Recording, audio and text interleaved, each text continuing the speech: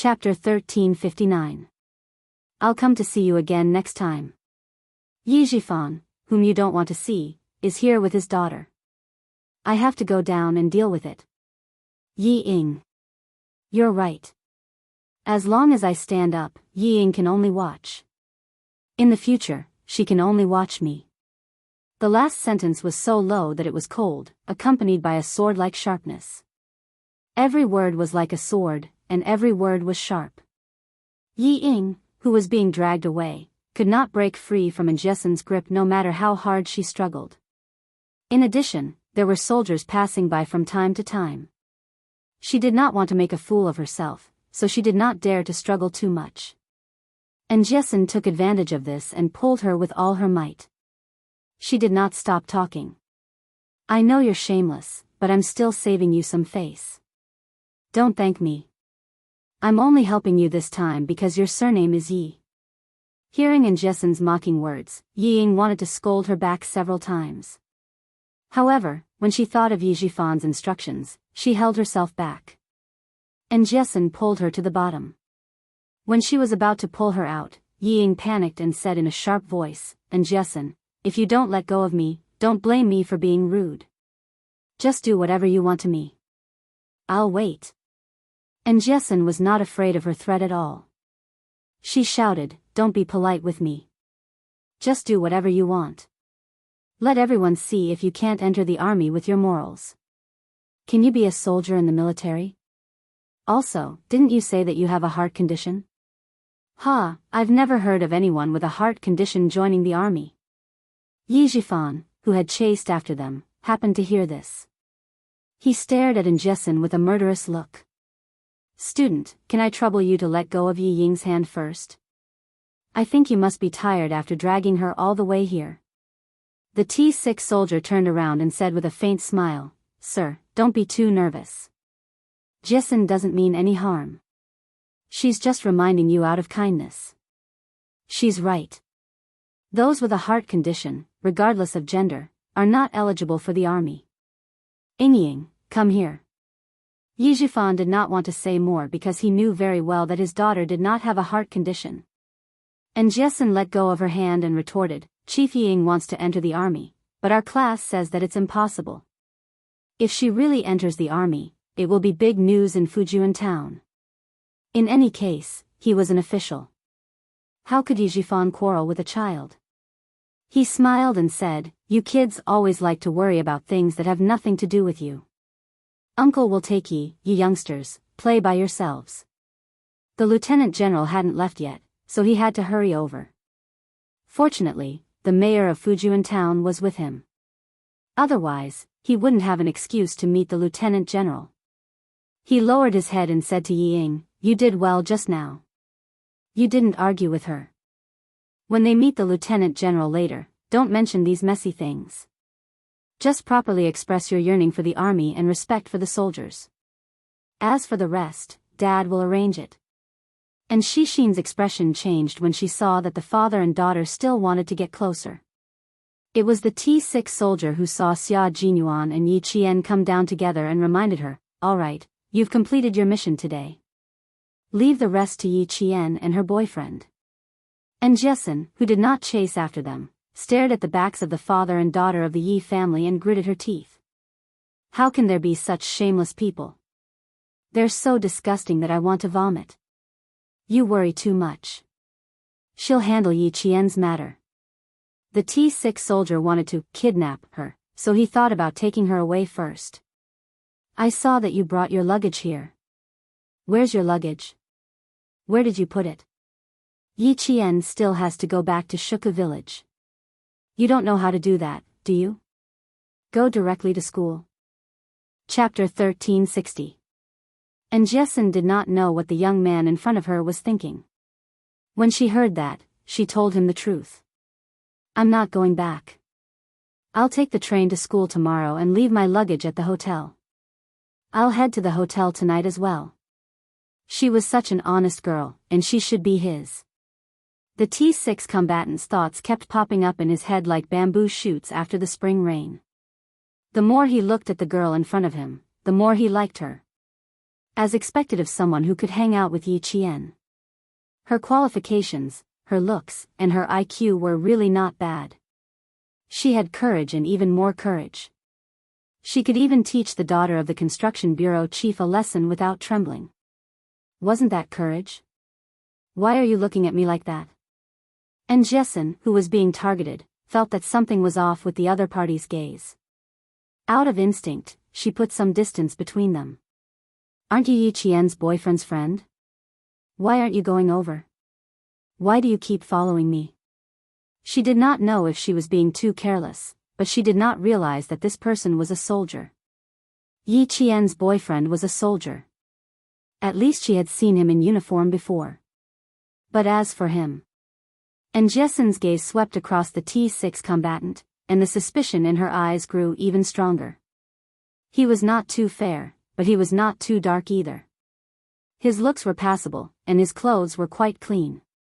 It was just that he was too clean. He did not look as strong as the soldiers she had seen before. He couldn't be a fake soldier, could he? And Jessen was making some wild guesses. Although the T6 combatant could not guess what she was thinking, from her expression, his intuition told him that it was definitely not a good idea.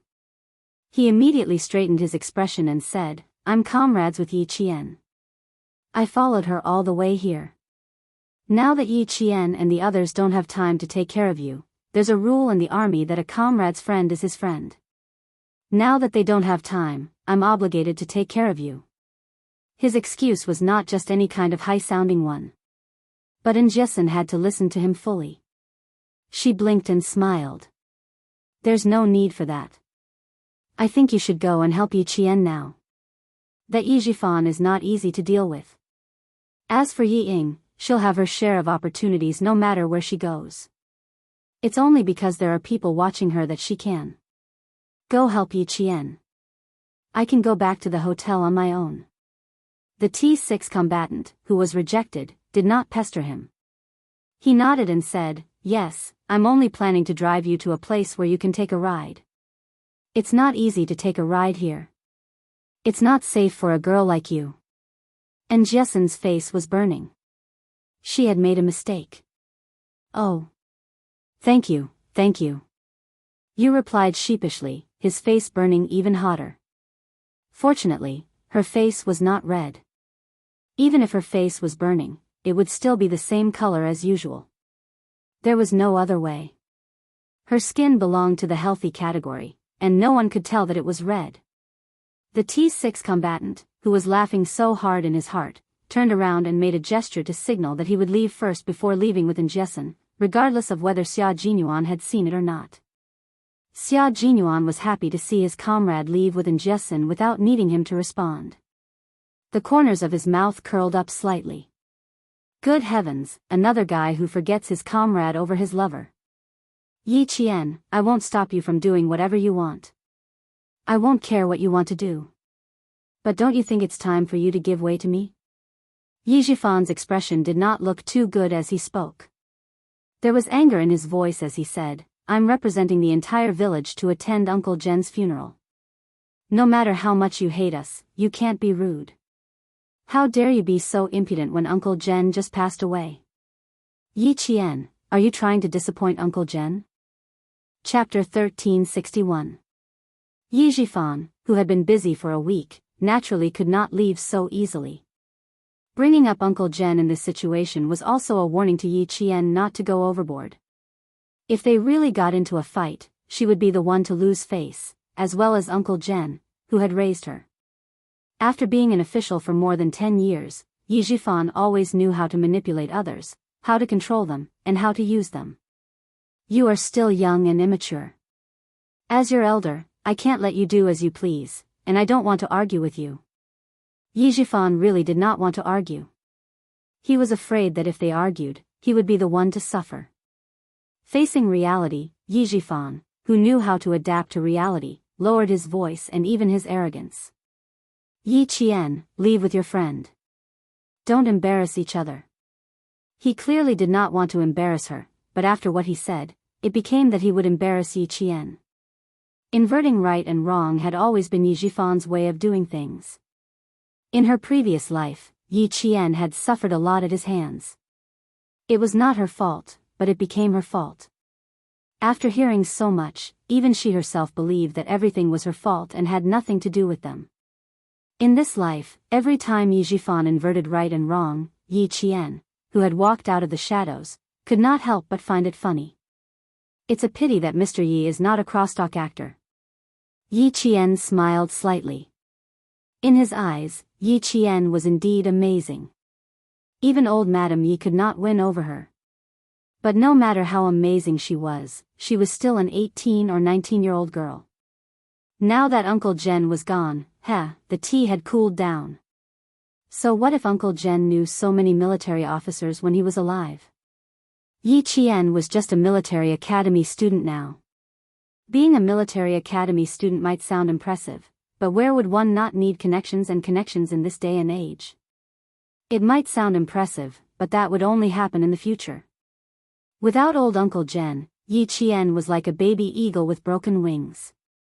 It would take a long time for him to fly. I just left, and you're already in the mood to kick up a fuss with me. Yi Qian, the soldiers in the army haven't left yet. If you're a sensible person, let me give you a piece of advice. Be sensible and stay out of other people's business. After he finished speaking, he looked at Xia Jinyuan. This young man had been by Yi Qian's side since the beginning. He had handsome features, thin lips, and handsome eyes. There was a hint of a smile between his brows, which made him look like someone not to be trifled with. Who was this person? What was his identity? Yi Qian hurriedly chased after him and stopped him from talking to him. Was it because he was afraid of the young man? Yi Jifan's eyes gradually darkened. If Yi Qian was afraid of the young man, then his military rank must be higher than hers, and his position must be higher as well. The rank of captain was the highest among lieutenants.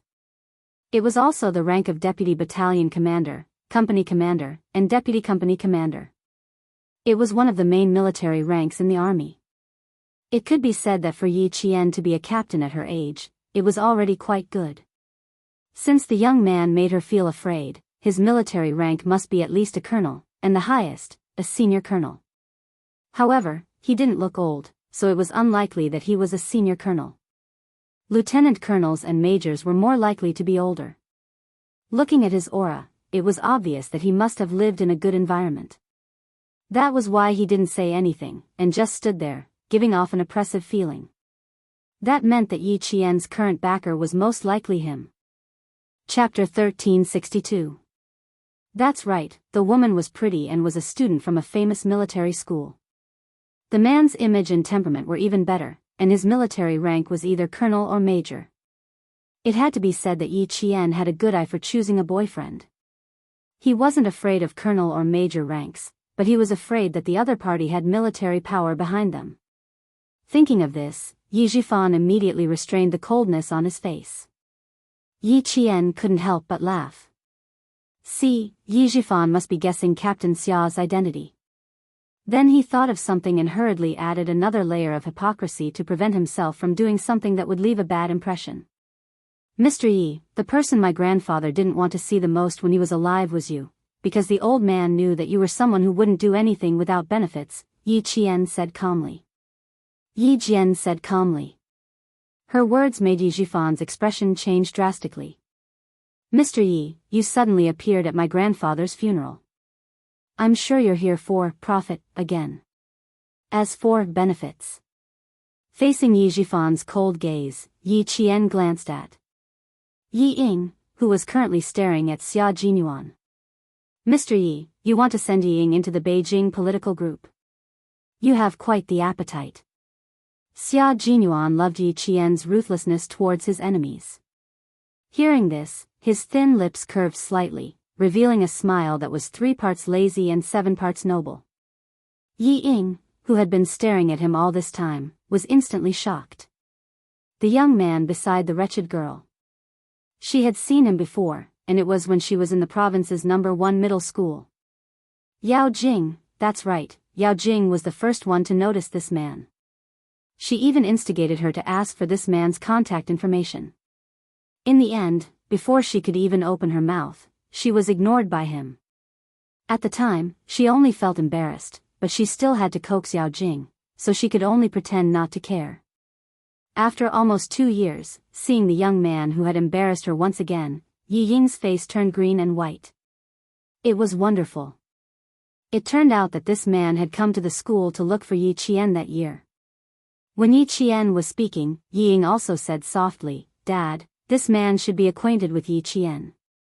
I met him in my 2nd year of high school." Yi Ying always remembered the people who had embarrassed her. He came to the provincial first high school to look for Yi Qian. If I remember correctly, it must be him. You've seen him? Yi Zhifan, who was listening from both sides, had a slight change in his gaze. He asked his daughter first, "When you saw him, was he in his military uniform or casual clothes?" "Casual wear." Yi Ying glanced at Xia Jinyuan and whispered, "I only saw him once and never saw him again." "Dad, I'm afraid their relationship isn't that simple. He didn't wear a military uniform. Even his uncle's funeral didn't wear a military uniform. Could it be that he had guessed wrongly and the other party wasn't a soldier at all, but a son of a wealthy family? No, that's not right. The average son of a wealthy family didn't have the aura he had. It was an indescribable aura. He only felt that the other party's identity was definitely not simple. He accompanied Yi Qian to send off Uncle Zhen, stood beside Yi Qian during the memorial service, and accompanied him all the way to the funeral. The relationship between the two of them might have been approved by Uncle General Couple? Relative? Or someone else? Yi Zhifan clenched his fists. This man must have a background. His background must be extraordinary. Investigate, he had to investigate. He would only be relieved when he found out. "Yi Qian, I'm your uncle. You don't know how to respect your elders in front of your friend. Aren't you afraid that he'll make fun of you? Aren't you worried that your friend's family won't accept you?" He had to investigate, but he had to test the waters first. Chapter 1363. Yi Zhifan narrowed his eyes and looked at the young man who made him nervous. He sighed and said, "My niece has been used to being wild since she was young. I didn't expect that she would be able to find a young man like you. If she does anything wrong, I hope that you and your family will not blame her for being an orphan since she was young. Please teach her to change slowly." Rich, powerful families would never tolerate their daughter-in-law being an ignorant woman who didn't know how to respect her elders. If the younger generation insisted on marrying her, they would definitely send someone to teach Yi Qian the most basic etiquette even if they agreed. No matter what era it was, the rich and powerful families would always pay attention to the rules. Let's see how the other party will respond. Although it was just 2 sentences, every word was full of traps and deep meaning. Xia Jinyuan raised his eyebrows and said slowly, "You're being nosy. Mr. Yi, why don't you take care of your daughter first? Mr. Yi, your daughter really doesn't know how to be polite by staring at me." "That's true. I don't think that someone like Mr. Yi who likes to casually recognize his relatives will be able to raise any good children." Unlike Yi Qian, although his words are a little harsh, they are all true. He is a little straightforward, but he is very sincere. He also follows the rules and knows how to follow the wishes of his elders. He prevents people whom he doesn't like from appearing. Compared to Mr. Yi, Yi Qian knows the rules too well. Yi Zhifan originally wanted to test Yi Qian, but who knew that he would be ridiculed by the other party? His eyes flashed with a hint of ruthlessness. He immediately faced Yi Qian again and said, "Yi Qian, I'll walk my path and you'll walk your path. Don't overstep your boundaries." Mr. Yi said it well. "You walk your path and I'll walk my path. Please leave immediately from my grandfather's funeral." Yi Qian pointed in the direction of the cemetery exit with a ruthless look in his eyes. His voice was as cold as the first snowfall, carrying with it the chill of winter. "Yi Ying wanting to join the capital political group has nothing to do with me, but you want to curry favor at my grandfather's funeral. Mr. Yi, do you think I'm easy to bully?" Her vicious aura had always been heavy, and now that she was out of the battlefield, she carried a bloodthirsty murderous aura.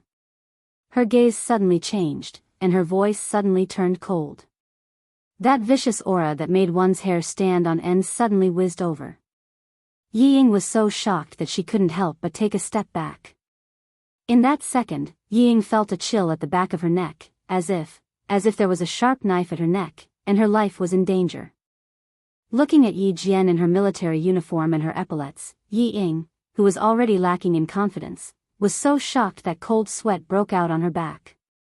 She was afraid, but she was also deeply unwilling to accept the result. He was unwilling to accept this. The wretched girl who was inferior to her in every aspect had become a soldier with a military rank, while she still had nothing. He still had nothing. It's all her fault, it's all her fault. She forced her to get a fake certificate from the hospital, forced her to make a fool of herself during the military training, and even caused her to lose the right to take the college entrance exam. It's all her fault. It's all her fault. Hate, hate, too much hate. She hated that she couldn't kill her. Kill her. Her unwillingness to accept this, her deep jealousy and hatred twisted Yi Ying's entire heart. Other than her face, which still had some redeeming qualities, she no longer had any charisma. She also couldn't find the confidence and arrogance she had in her previous life, as well as the arrogance she had in front of Yi Qian. In this life, Yi Ying only knew that she was unwilling to accept this, but she didn't know how to reflect on herself. It could be said that in this life, she was already pretty much ruined. 19-year-old Yi Ying, don't be too anxious. There's more to come. Chapter 1364. Facing her gaze, Yi Qian only glanced at her coldly and didn't look at her anymore. In her previous life, Yi Ying had lived a carefree life without her in the way. In this life, Yi Ying would definitely live a more tiring and bitter life than her previous life. Because of Yi Qian's existence. Yi Zhifan, who was also shocked, pressed his lips together tightly. His gaze quickly swept past Xia Jinyuan, who was smiling silently beside him. He secretly took a few deep breaths to suppress the anger in his heart. He couldn't argue. He couldn't argue with Yi Qian, especially when there was a young man of unknown origin beside her. No matter how angry he was, he had to endure it. I'm the representative of all the villagers in the village. Yi Qian, you're a military academy student. Don't lose your basic manners. Yi Zhifan pressed his lips together and said coldly, you don't have the right to tell me where to go. Representative of the entire village? The village chief, Uncle Defu, knows how much Uncle Zhen hates you. When I was chased out by Sun Dongqing, Uncle Zhen said that you had to send me back the same way I sent you back. If it wasn't for Uncle Defu's persuasion, you might not even have been able to enter the village. Yi Qian really didn't want to disappoint the elderly at Uncle Zhen's funeral, but if he wasn't afraid of causing trouble, then she wouldn't be polite either. Her jet-black eyes were filled with a bone-chilling coldness. Her eyelids were slightly lowered. Even though she wasn't as tall as him, it made him feel that the girl he thought was useless in the past was looking down at him from above. It was as if she was laughing at everything he had done. Her chin was slightly raised, and her cold demeanor was filled with unconcealable arrogance. She was no longer the child who was so timid that her legs trembled when she saw him. Yi Zhifan's face became even more tense. Today is my grandfather's funeral. The old man left happily, but you came. Mr. Yi, you'd better walk out of here obediently right now. Otherwise, you can only leave in disgrace. Threaten? Who wouldn't know how to do that? Yi Qian's eyes were cold as he said with a thin smile, he's the director of the Provincial Construction Bureau after all. It's embarrassing to ask him to leave like this. Yi Ying was so angry that she was trembling. You still know that her father is the director. My father is the bureau chief. He's the most suitable person to entertain the guests. Instead of thanking him, you chased him away. Yi Qian, don't go overboard. Yi Ying rushed out, the unwillingness and jealousy in her heart could be seen clearly through her bloodshot eyes. My dad only stepped in because you're his niece. Otherwise, you're just a military academy student with nothing. How capable can you be? It's all because of my dad. Xia Jinyuan had never liked to see Yi Ying. Hearing what she said, he just smiled faintly. Yi Zhifan clenched his jaw. His natural and emotionless air of nobility made Yi Zhifan clench his teeth. Your dad. Yi Qian's smile deepened. In order to get you into the Beijing political group, your dad did a lot of things that didn't fit his status. I'm not very capable, but I'm still capable of asking you and your father to leave. He smiled slightly, but the pressure made Yi Ying feel suffocated. You don't have the right to speak in front of me. Step back. Yi Qian's eyes suddenly darkened, and the smile on his face disappeared. When he looked at Yi Ying, there was coldness in his eyes. Don't try to get into the army through connections. Don't dirty the camp. Chapter 1365. Cold, disdainful. How dare she look at me like that? Yi Ying was on the verge of losing control of her emotions. If Yi Zhifan hadn't pulled her back in time, she would have pounced on Yi Qian in the next second. Ying, bear with it for a while and calm down.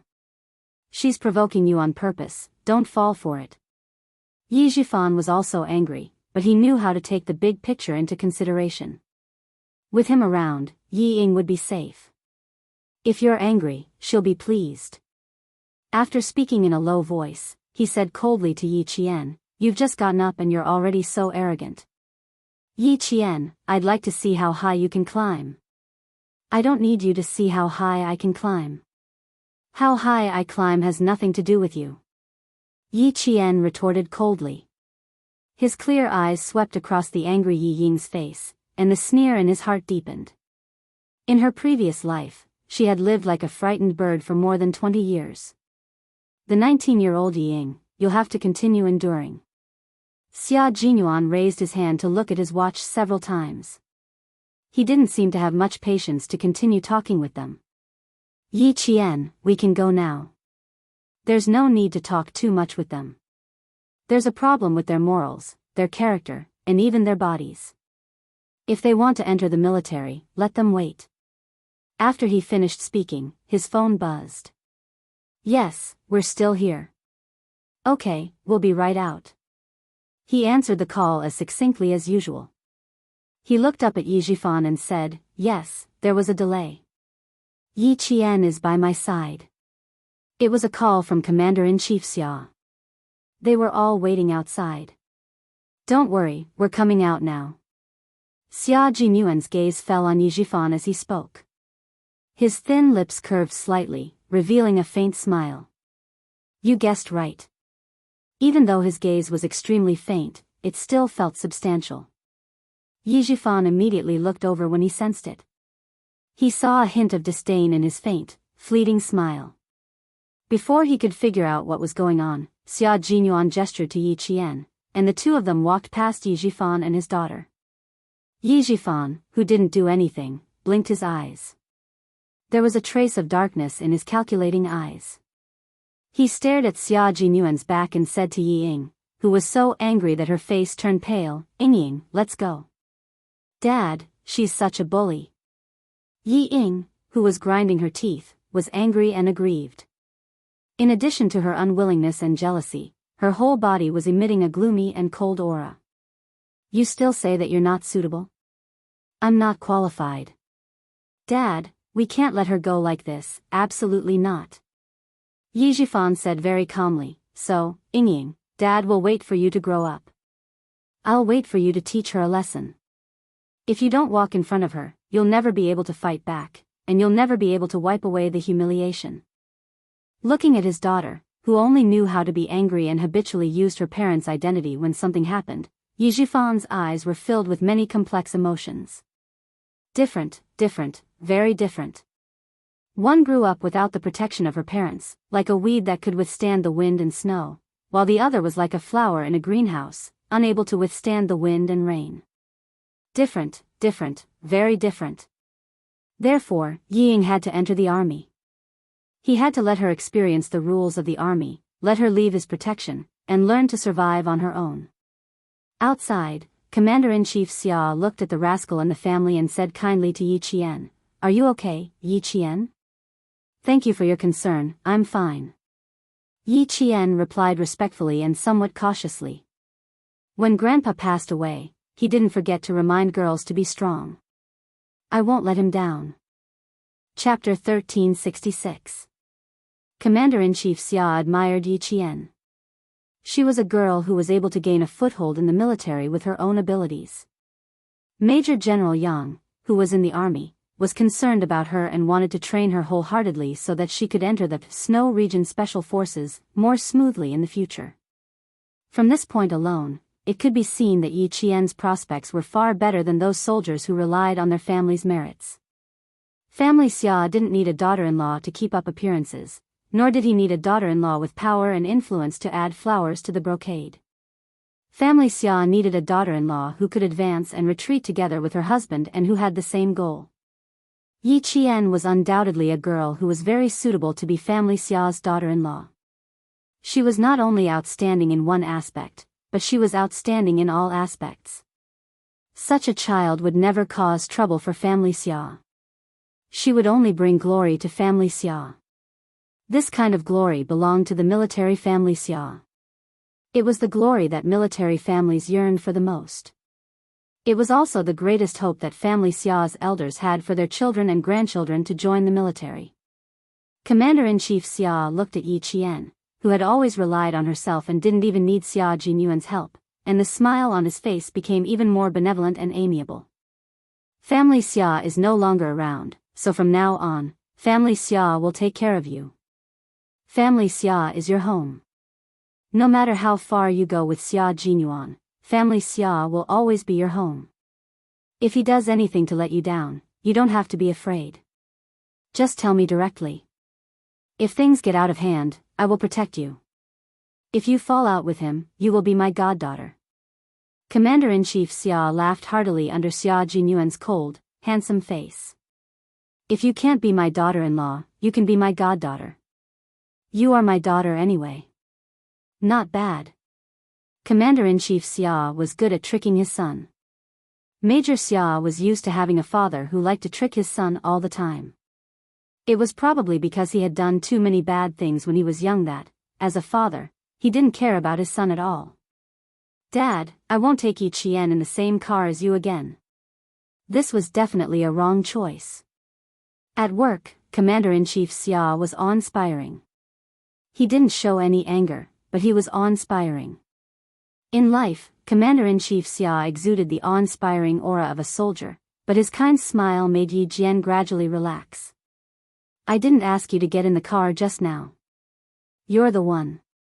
Seeing his sons, Yi Qian. He'd Yi Qian, but Master Xia's. Two was. After he finished speaking, he said to Yi Qian, who was smiling with pursed lips, you must remember what I said last time. Don't forget it. Look at him. He needs to be taught a lesson, but he's also very good at playing along. You can't be too polite to him. Our chairman said that political power comes from the barrel of a gun. It's the same when used in a family. You have to control him well. Only then will he be honest. Commander-in-Chief Xia wasn't just saying that. He was thinking the same thing. It couldn't be helped. Xia Jinyuan's foolishness when he was young had left a shadow in his heart. When Xia Jinyuan was 8 or 9 years old, he had been thinking about finding a capable daughter-in-law in the future to control his son who gave him a headache. Otherwise, he was afraid that he would have to worry about it when he was old. Now, not only did he not have to worry about it, but he was also quite proud of it. But Commander-in-Chief Xia's obsession with finding a capable daughter-in-law to control Xia Jinyuan was too deep. Chapter 1367. Now that his son was successful, he wanted to find a better daughter-in-law. As for the reason, it was due to the pitiful love of parents. Even though Commander Xia was the commander-in-chief of the military, he was still a parent and worried about his children. Xia Jinyuan's job was the most dangerous in the world. He had to cross the line of life and death, break through the smoke of war, and one day he might die without even seeing his son's corpse. It was very unfair for a woman to be in a relationship with such a man. When one was tired, bitter, and happy, the man might not be by one's side. It was just like his relationship with his ex-wife. From the time she was pregnant to the time she gave birth to Xia Jinyuan, he did not accompany her for a prenatal checkup, nor did he go shopping with her. He did not even know when she gave birth, and his marriage with his ex-wife came to an end. Because of this, Commander-in-Chief Xia wanted a daughter-in-law who had the same interests, goals, and direction as his son. Commander-in-Chief Xia saw Yi Qian pursing his lips and smiling, his dark eyes full of determination. He laughed and said, "Xiao Yi, don't laugh. I really think so. As his father, I know very well that Xia Jinyuan is dishonest. I am the third child in the family. Your eldest uncle is 6 years old, your second uncle is 4 years old, your youngest uncle is 3 years old, and your youngest uncle is 3 years old. I also have a youngest aunt who is 54 years old this year. Although I am the third child in the family, Xia Jinyuan is the youngest in the family. He has been spoiled by the elders. He has a bad temper and likes to cause trouble. Others do good deeds without leaving a name, but he does bad deeds without leaving a name. He is very intelligent and has a lot of ideas. Don't be fooled by his current appearance. You have to understand him deeply to be able to fight in all aspects. Uncle will leave him to you. Discipline him well in the bad areas, and continue to develop the good areas and bring them to greater heights. In short, I only have one thing to say. If he is dishonest, you don't have to beat or scold him. You can get a marriage certificate and a divorce certificate at the Civil Affairs Bureau. As for you, you will still be my daughter." The veins on Xia Jinyuan's forehead bulged. "Dad, don't worry. You're the one who can get a marriage certificate and a divorce certificate in the Civil Affairs Bureau. You are you, and I am me. When you pass away, Yi Qian and I will bring our sons, daughters, granddaughters, and grandchildren to kowtow and burn incense to you." Suddenly, Yi Qian realized where Xia Jinyuan's bad taste came from. It was most likely inherited from Commander-in-Chief Xia. One cheated his son, and the other cheated his father. These were father and son. Commander-in-Chief Xia was not angry.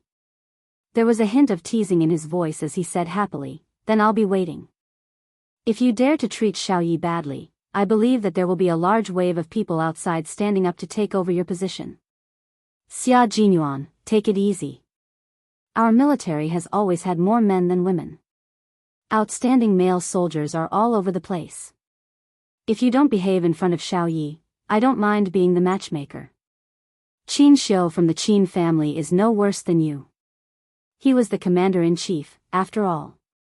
Xia Jinyuan wasn't someone to be trifled with. When he heard this, he raised his eyebrows and smiled at Yi Qian. "Little fox, did you see that? When we have children in the future, we can't let him raise them. I'm afraid they will turn against each other and become enemies." Yi Qian thought to himself, "There is an example right in front of me." Chapter 1368. It's the ancestors' rule to not have children. The smile on Commander-in-Chief Xia's face deepened. Obviously, he really liked this topic. He was already 59 years old, so he was old enough to have grandchildren. The atmosphere in the car was very good. Occasionally, a guard would laugh and say something. This allowed Yi Qian to see the amiable side of Commander-in-Chief Xia's life and felt a sense of closeness. Xia Jinyuan saw that her eyebrows were relaxed and she had a comfortable smile on her face. Only then did he sigh softly in his heart. It was fine as long as she was happy. He was just afraid that she would be secretly sad and hurt her own body. "Tomorrow, we'll send Uncle Chen back to Shuka village. The day after tomorrow, we'll go back to Anyang City to report to school. What do you think?" Amidst the laughter, Xia Jinyuan asked Yi Qian, "Uncle Chen intends to go back to Shuka village to live with the village chief. In addition, with the army around, he won't be too lonely. After Uncle Jen retired from the army, he always went to the army camp deep in the mountains. The old man lived a fulfilling life. Principal Chen also hoped that he could do the same for himself." Yi Qian nodded gently. "Uncle Chen told me before that he wants to retire in Shuka village. My house is close to the army camp. If Principal Chen wants to go to the army camp, he can go there anytime. He can also guide the soldiers and have someone to rely on. Uncle Chen and Grandpa Jen did not have children to accompany them.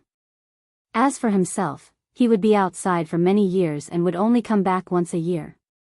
There was no way he could repay their kindness in raising him. Yi Qian couldn't help but purse his lips slightly. Commander-in-Chief Xia saw this and sighed.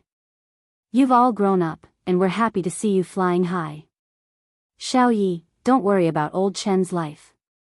He'll live a good life. At a glance, he could see Yi Qian's worries. Uncle Chen is not an ordinary person. He was able to raise you single-handedly.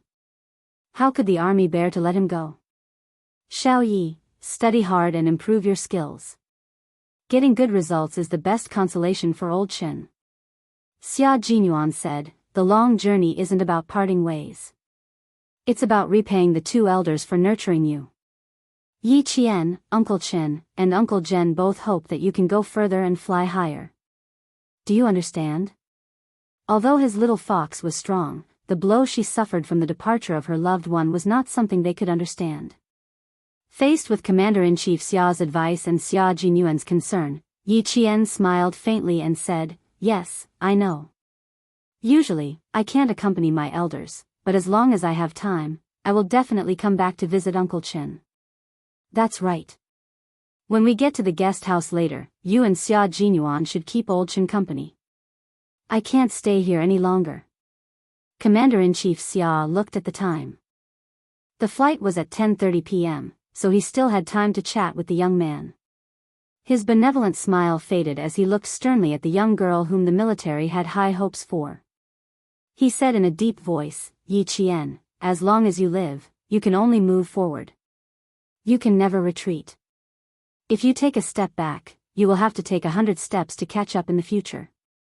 Time will not wait for you, and those who surpass you will not wait for you either. You don't want to chase after others, so you have to keep moving forward. This is my hope for you and Xia Jinyuan. It's also my hope for you. I hope that you can adjust your mentality as soon as possible and devote yourself wholeheartedly to your new life and start your new journey. The advice from the Commander-in-Chief of the military was also the concern of an elder for the younger generation. In this lifetime, Yi Qian was no longer alone. Chapter 1369. It was 7:10 p.m. in the summer night, and the sky was still slightly white. The sky was dotted with stars, and the crescent moon shone down. The trees cast their shadows and swayed with the rustling of the night wind. The car was driving on the tree-lined avenue leading to the military guest house. Under the bright car lights, they could see soldiers in military uniforms coming and going on both sides. The guard stepped on the brakes and said to Commander-in-Chief Xia, Commander-in-Chief, there is someone in front. According to the guard's judgment, there was a 90% chance that the person was looking for the Commander-in-Chief. The mayor of Fujian town was talking to Yi Jifan, we are all staying here. We took the road and came here. We will definitely come back earlier than the Lieutenant General. Director Yi, you have an urgent matter here. We can't delay your urgent matter. It was another official who was being used by Yi Jifan. Thank you for your hard work today. Don't worry about the town's financial approval. I will inform the city and let Fujian town get the approval in advance. After all, this is my hometown. Yi Jifan thanked him and said earnestly. What he said was what the mayor was thinking, I only have one requirement for local officials. Do things for the people, be realistic, and not be greedy. The mayor of Fujian town nodded repeatedly and almost patted his chest to guarantee, Director Yi, don't worry. We will always remember the honest style you left behind. We will never dare to cross the line. You can investigate. You can even ask the Commission for Discipline Inspection to investigate. I can pat my chest and guarantee that I did not do anything bad to the people. In the car, Yi Qian glanced coldly at the front and said to Commander-in-Chief Xia, Commander-in-Chief, I will walk over with Captain Xia. He really didn't give up on his evil intentions. He even came to block people's way. Commander-in-Chief Xia smiled and said, no need. Guard, drive over. He wanted to see if the director of the construction bureau had the guts to block his car. I will ask them to come down. The guard obeyed the commander-in-chief's order and called over the other guards who arrived in the afternoon. Yi Qian was a little anxious. Commander-in-chief, Yi Zhifan will not give up easily. I am afraid that he will blame you if you go over. Little fox. Xia Jinyuan smiled and said, if he dares to come here, there will be a letter from the military in the office of the Southern Provincial Office the next day. Just follow me out of the car later. Don't worry too much. This wasn't even a small matter. It wasn't a problem at all. Yi Qian bit her lower lip. She had never wanted to trouble Xia Jinyuan because of her, but in the end, Yi Zhifan went straight to Commander-in-Chief Xia. The other 3 guards walked out of the guest house with serious military expressions. Their appearance made Yi Zhifan happy. They looked a little like the guards who stood beside the lieutenant general during the day. When the car's headlights shone over, Yi Zhifan couldn't help but squint his eyes. He saw a black car slowly approaching. When it got closer, he saw that the driver was the guard from the day. Yi Zhifan couldn't help but smile. Needless to say, the person sitting inside must be the lieutenant general. The car didn't turn off the engine. Xia Jinyuan opened the door first. Yi Zhifan hurried down the steps. The car didn't even turn off the engine. It was clear that the car was going to stop for a while and leave immediately. He had to hurry. But before he got close, the 3 guards immediately came out. 2 of them stopped Yi Zhifan and said seriously, don't come near. Sorry, I want to follow the lieutenant general. Yi Zhifan explained in a low voice. Before he could finish, he saw Yi Qian get out of the back door of the car. He suddenly stopped talking and looked at Yi Qian sternly. Chapter 1370. Yi Qian. Why was she in the same car as the lieutenant general? Why did the lieutenant general allow a military academy student to get in the car? What exactly happened in the middle of the journey? Yi Zhifan's heart was in turmoil. She was actually in the same car as the lieutenant general, and they were even sitting in the back together. What did it mean for a military academy student to be received by a lieutenant general, and to be able to sit in the same car as the lieutenant general? What would it mean if, one day, he suddenly sat in the same car as the head of the southern province and got out of the car while talking and laughing? It meant that he liked her. It meant that there was hope for him. It meant that Yi Qian had a backer in the army. It meant that as long as she didn't make any mistakes, she would have a meteoric rise. Old Uncle Jen. What a silent old Uncle Jen who had connections that would allow him to reach the heavens. He was really blind, really blind. He must be blind. He pushed Yi Qian, who needed to be nurtured, to the side of a veteran with connections. Not only was he blind, but his brain was also flooded with water. A cool breeze blew over with a hint of summer heat. Yi Zhifan, whose mouth was full of bitterness, shuddered violently. He was blind, he was blind. In this way, Yi Qian was able to rely on the lieutenant general, a capable and powerful lieutenant general. No wonder he was able to wear the military uniform in advance, no wonder he was able to reach the rank of captain. So that's how it was, that's how it was. Yi Qian got out of the car with one hand on the car door. Her voice was slightly restrained as she politely said goodbye, goodbye, Commander-in-Chief. Commander-in-Chief Xia waved at her and smiled warmly. Little Yi, you can call me uncle when it's not working. Take care of yourself. Next time you come to the capital, give me a call in advance. He had completely accepted Yi Qian as his daughter-in-law. You can go now. Xia Jinyuan urged. It was rare to have a father who cheated his son like this. Yi Zhifan, who was blocked by the guards, was a few meters away from the car. He couldn't hear what they were talking about, but from Yi Qian's smile, he could tell that they were having a good conversation. Also, what was the identity of the young man he saw during the day?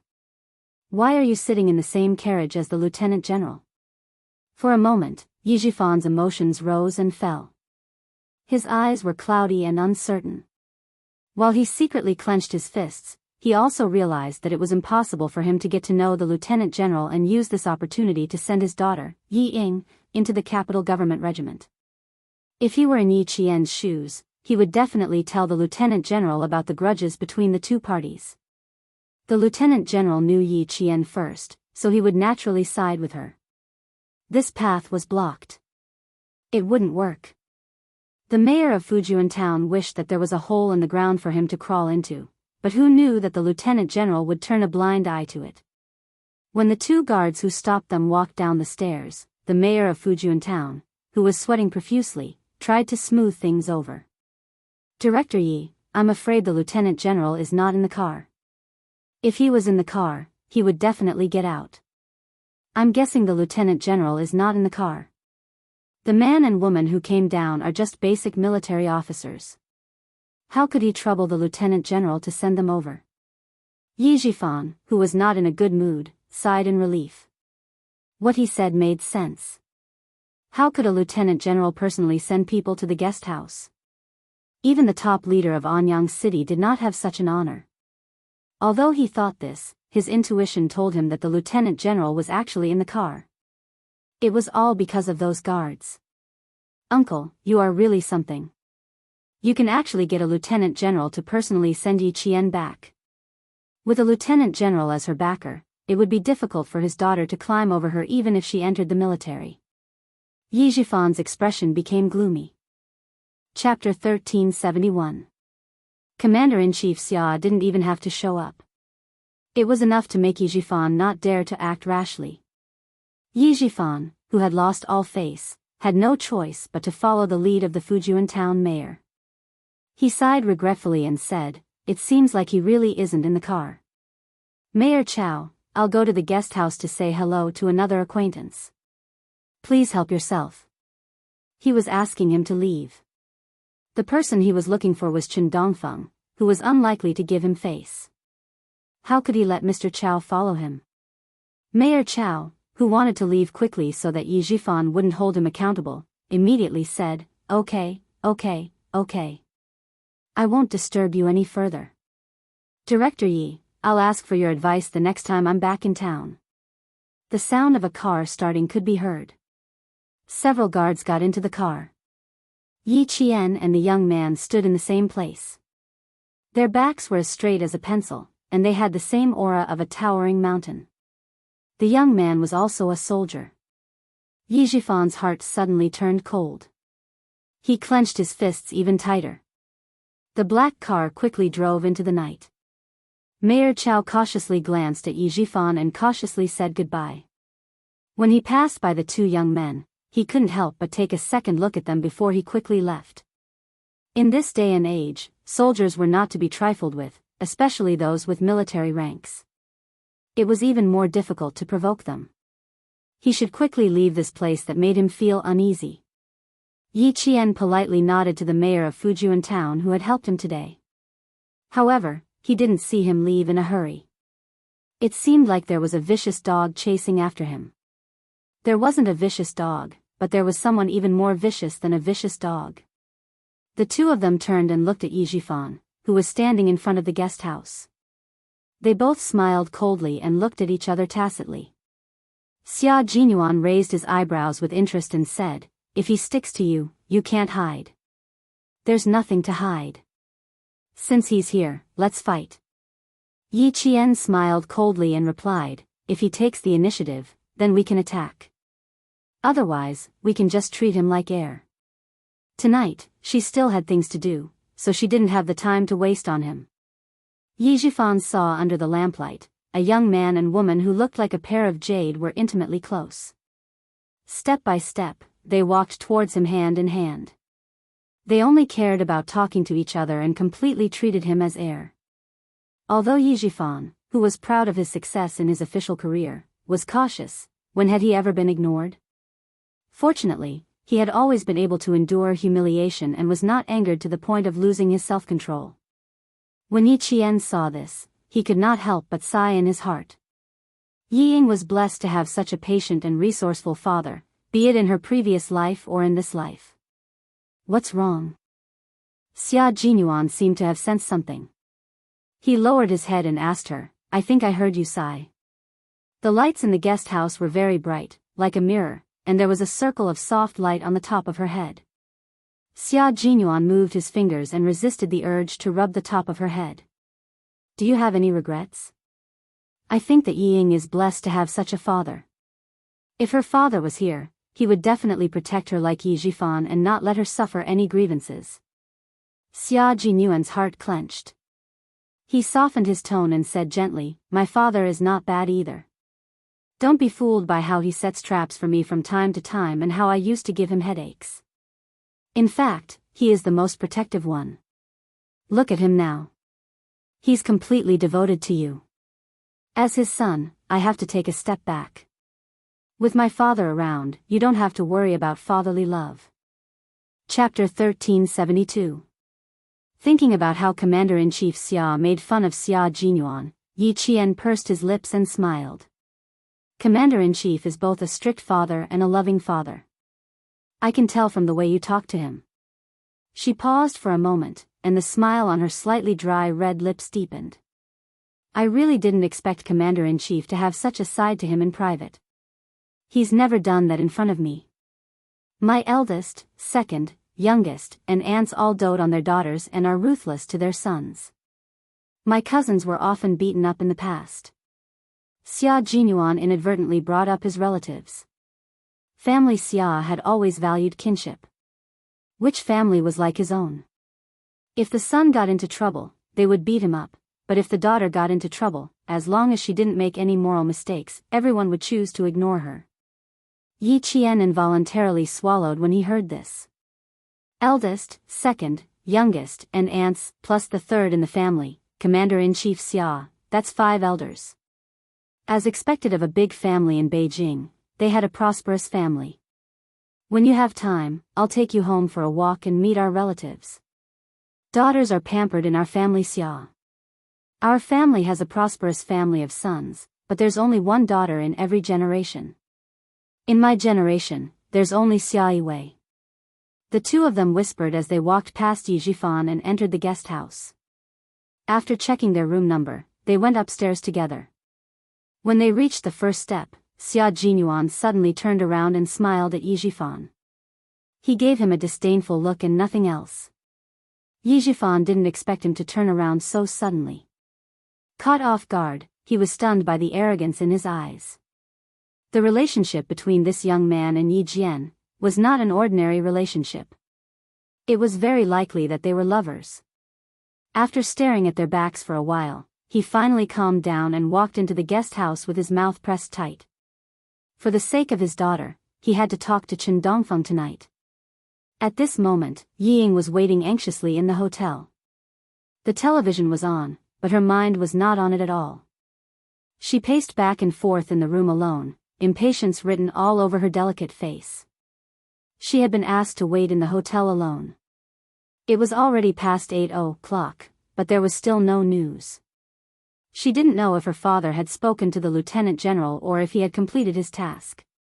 With the end of the summer vacation, our province's Canaan University will welcome the first day of new students. The provincial satellite channel broadcasted the news of new students entering the university. Yi Ying's eyes suddenly darkened as she sat by the bed and stared at the television.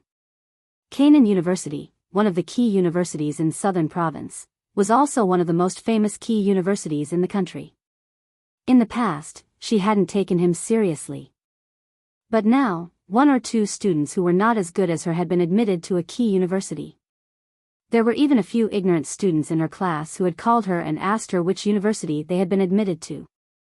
They even pretended to comfort her by saying that they would take the exam next year. Bah! They were here to laugh at him. Just you wait, all of you wait. One day, I will make you all listen to me obediently. Yi Ying clenched her teeth and said with a face full of resentment. Her almond eyes were so gloomy that it seemed as if water would drip out. Wait until she entered the Beijing political group, wait until she climbed very, very high, then she would definitely make them pay attention to her. Yi Ying, whose mind was becoming more and more twisted, did not know that her legs had already sunk deeper and deeper into the swamp. Yi Ying waited until 9:30 at night. She opened the hotel room door several times, but did not see the familiar figure return. Time passed little by little, and Yi Ying's heart sank little by little. Chapter 1373. Dad said that as long as there was good news, he should call me immediately. Since there was no news, it meant that there was no good news. Yi Zhifan indeed did not have any good news. He did not know which room Principal Chen was in. After getting a room with his certificate as the director of the construction bureau, he walked back and forth. Fortunately, Yi Qian remembered that they were on the 3rd floor when they went upstairs. Otherwise, they would not have been able to find Principal Chen. Old Chen, I don't have any other request. I just hope that you can introduce me to the people in the army. This is just a piece of cake for you. Yi Zhifan, who finally found someone, sighed again and again. He even pointed out his shortcomings in the past and sincerely apologized. I did not take care of the school in the past. But Old Chen, tell me honestly, I did not make things difficult for the school. Now, I don't want anything else. I just want my daughter to enter the army.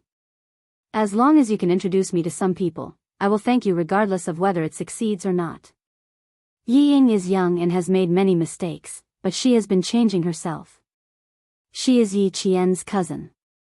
She has half the same blood as Yi Qian. Based on this, she will not be worse than Yi Qian, let alone bring shame to Yi Qian. Principal Chen listened with an indifferent expression until Yi Zhifan's mouth was dry. Principal Chen chuckled and said, Director Yi, you think too highly of me. I am just a retired principal. What can I do? You have found the wrong person. Also, I can guess why Director Yi wants to send your daughter to the army. As for what you said about your daughter having half the same blood as Yi Qian and not being worse than Yi Qian, Director Yi, don't you think it's ridiculous when you said that? Do you think my uncle and I helped Yi Qian get to where he is today? Director Yi, you have underestimated her. It's getting late. Director Yi, please. I need to rest. After listening to nearly 10 minutes of nonsense, Principal Chen understood that Yi Zhifan was very determined to send Yi Ying into the army. With a cold look in his eyes, Principal Chen directly sent him off. Yi Ying was a troublemaker. She was no worse than Yi Qian. Yi Zhifan sure is shameless. Yi Zhifan smiled and apologized, but in the end, he didn't get anything. Only by being more patient could he suppress the anger in his heart. Old Chen, think about it. Mr. Yi, aren't you asking for too much? A clear and cold voice suddenly came from the front. The coldness in the voice made Yi Zhifan's heart jump. He couldn't help but look over. It was Yi Qian. She had come over. Yi Qian, who had finished talking with the 2 school leaders, accidentally heard the sound in the corridor. She paused for a moment and heard Yi Zhifan's words. She found it funny, but at the same time, her heart was filled with anger. Step by step, she walked closer and stood in front of him. She stared at him sharply. A priceless jade pendant is in your hands. Do you want me to take it back? The moment she spoke, Yi Zhifan's pupils contracted. Hearing her mention the jade pendant again after 4 years, no matter how calm he was, he couldn't help but reveal a trace of panic. What jade pendant did I take from you? What nonsense are you talking about? What jade pendant? Do you need me to tell you what it looks like? Do you think I can't recognize Yi Ying just because she's wearing a fake one? Mr. Yi, I didn't mention it because I didn't want it. Yi Qian sneered softly. Her expression became colder. Just because I didn't mention it doesn't mean I forgot. Also, Uncle Chen knows about my relationship with Yi Ying. Do you think this is a secret that only you know? Chapter 1374. Hearing this, Yi Zhifan's eyes turned cold. He suddenly raised his head and stared at Yi Qian. He stared closely and carefully. After a long time, Yi Zhifan said calmly, I don't know what you're talking about. Mr. Yi is indeed a smart person. Yi Qian raised her eyebrows. Her clear eyes were cold. She looked at him with a faint smile. A smart person would know what I'm talking about. I can understand why Mr. Yi would want to hide a jade pendant that was expensive more than 10 years ago. She even knew that he had secretly appraised it more than 10 years ago. Yi Zhifan clenched his jaw and stared expressionlessly at Yi Qian. He knew everything but didn't say anything. You don't have anything for me to hide. I don't need to hide anything from you. Her uncle had already passed away. Who else knew about the jade pendant? If he didn't admit it, what else could she do? Yi Qian couldn't help but laugh at Yi Jifan's insistence on denying it. She could guess what he was thinking. She could tell from the slight changes in his expression. How could I not recognize my mother's belongings? Ever since I mentioned it that year, you immediately made a replica for Yi Ying to wear. Weren't you afraid that if I mentioned it again, you'd give me a replica? I've said that Mr. Yi is a smart person. It's a pity that Mr. Yi only thinks of himself as a smart person and treats others as stupid. The jade pendant is in your hands. It's not something you can hide as you wish. It's because... She suddenly stopped talking. He heard Yi Jifan's dark eyes staring at the girl who was becoming more and more unfamiliar to him. She wanted him to take the initiative to ask her. Because of what? He needed to know what she was thinking. He had to ask her. Yi Jifan's eyes were not only cold, but so was his deep voice. It was like a stone covered in thick ice. He asked her in a cold and hard voice. Yi Jifan wasn't angry enough to leave after being forced to this point. If Yi Ying didn't hold him back, his career would have been much smoother. Yi Jian was in awe of him. Xia Jinyuan, who was watching from the side, rubbed his forehead and smiled lovingly. The little fox's heart was really big. She even admired an old enemy. It's up to me whether I want to take it back or not. Remember my words, Mr. Yi. After Yi Qian finished speaking with a faint smile, he watched with interest as Yi Jifan's expression changed abruptly. It was truly satisfying. Since he came over in the middle of the night to cause trouble for her, she had to give him a piece of her mind. Yi Jifan's expression darkened. He stared at the girl who was still smiling so easily. After a long time, he said coldly, Yi Qian, you don't have the ability to threaten me. With that, he walked away. Yi Qian hadn't forgotten about the jade pendant, but she didn't want it. Why didn't he want it even though he knew that it was priceless? Even Chen Dongfeng knew about Yi Qian's background. Did she know that she wasn't his elder brother's biological daughter? Speaking of the jade pendant, Yi Qian had indeed caused trouble for him, and it wasn't just any trouble. It made Yi Jifan feel uneasy. After a few days of fruitless work, he left with heavy footsteps. Not only did he not solve his problem, but he also brought back a bunch of problems that gave him a headache. He had to investigate thoroughly. When he got back. Mr. Yi, there are some people you can't touch just because you want to. For example, Yi Qian. No matter how high your rank is, you can't touch her. An even colder voice drifted over. It was filled with indifference and laziness. If you touch someone you shouldn't touch, no matter how powerful the people behind Mr. Yi are, they won't be able to protect you. Chapter 1375. This was the young man's voice. Just by listening to him speak, one could feel his elegance. Yi Jifan only felt a chill run down his spine. Every step he took felt like he was stepping on the tip of a knife. It was so sharp that it was difficult for him to walk. He could hear the confidence in the young man's voice. He was definitely not trying to scare him. He really could do what he said. Who would have thought that Yi Qian would become someone he couldn't touch? No matter how high he got promoted, he still couldn't touch him. Ironic, too ironic. Once upon a time, a little girl who was so weak that he could decide her life or death with just a lift of his finger had become someone he couldn't touch in just 5 years. Too ironic. Yi Jifan walked very slowly as he thought to himself. He smiled coldly. He wanted the jade pendant. He also wanted to get rid of this person. Let's see if he could touch her.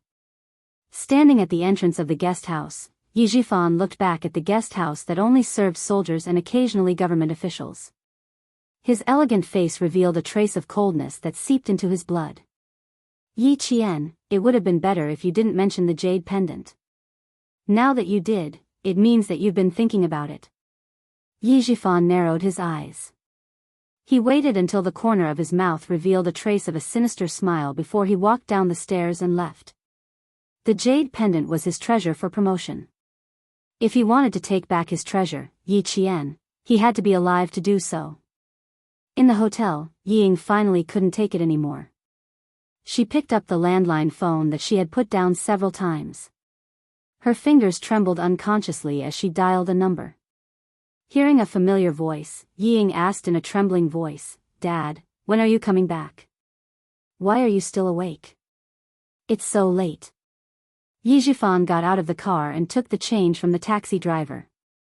He said, "Thank you," in a low voice before getting out of the car. "I'm at the entrance of the hotel. If you have anything to say, say it tomorrow morning."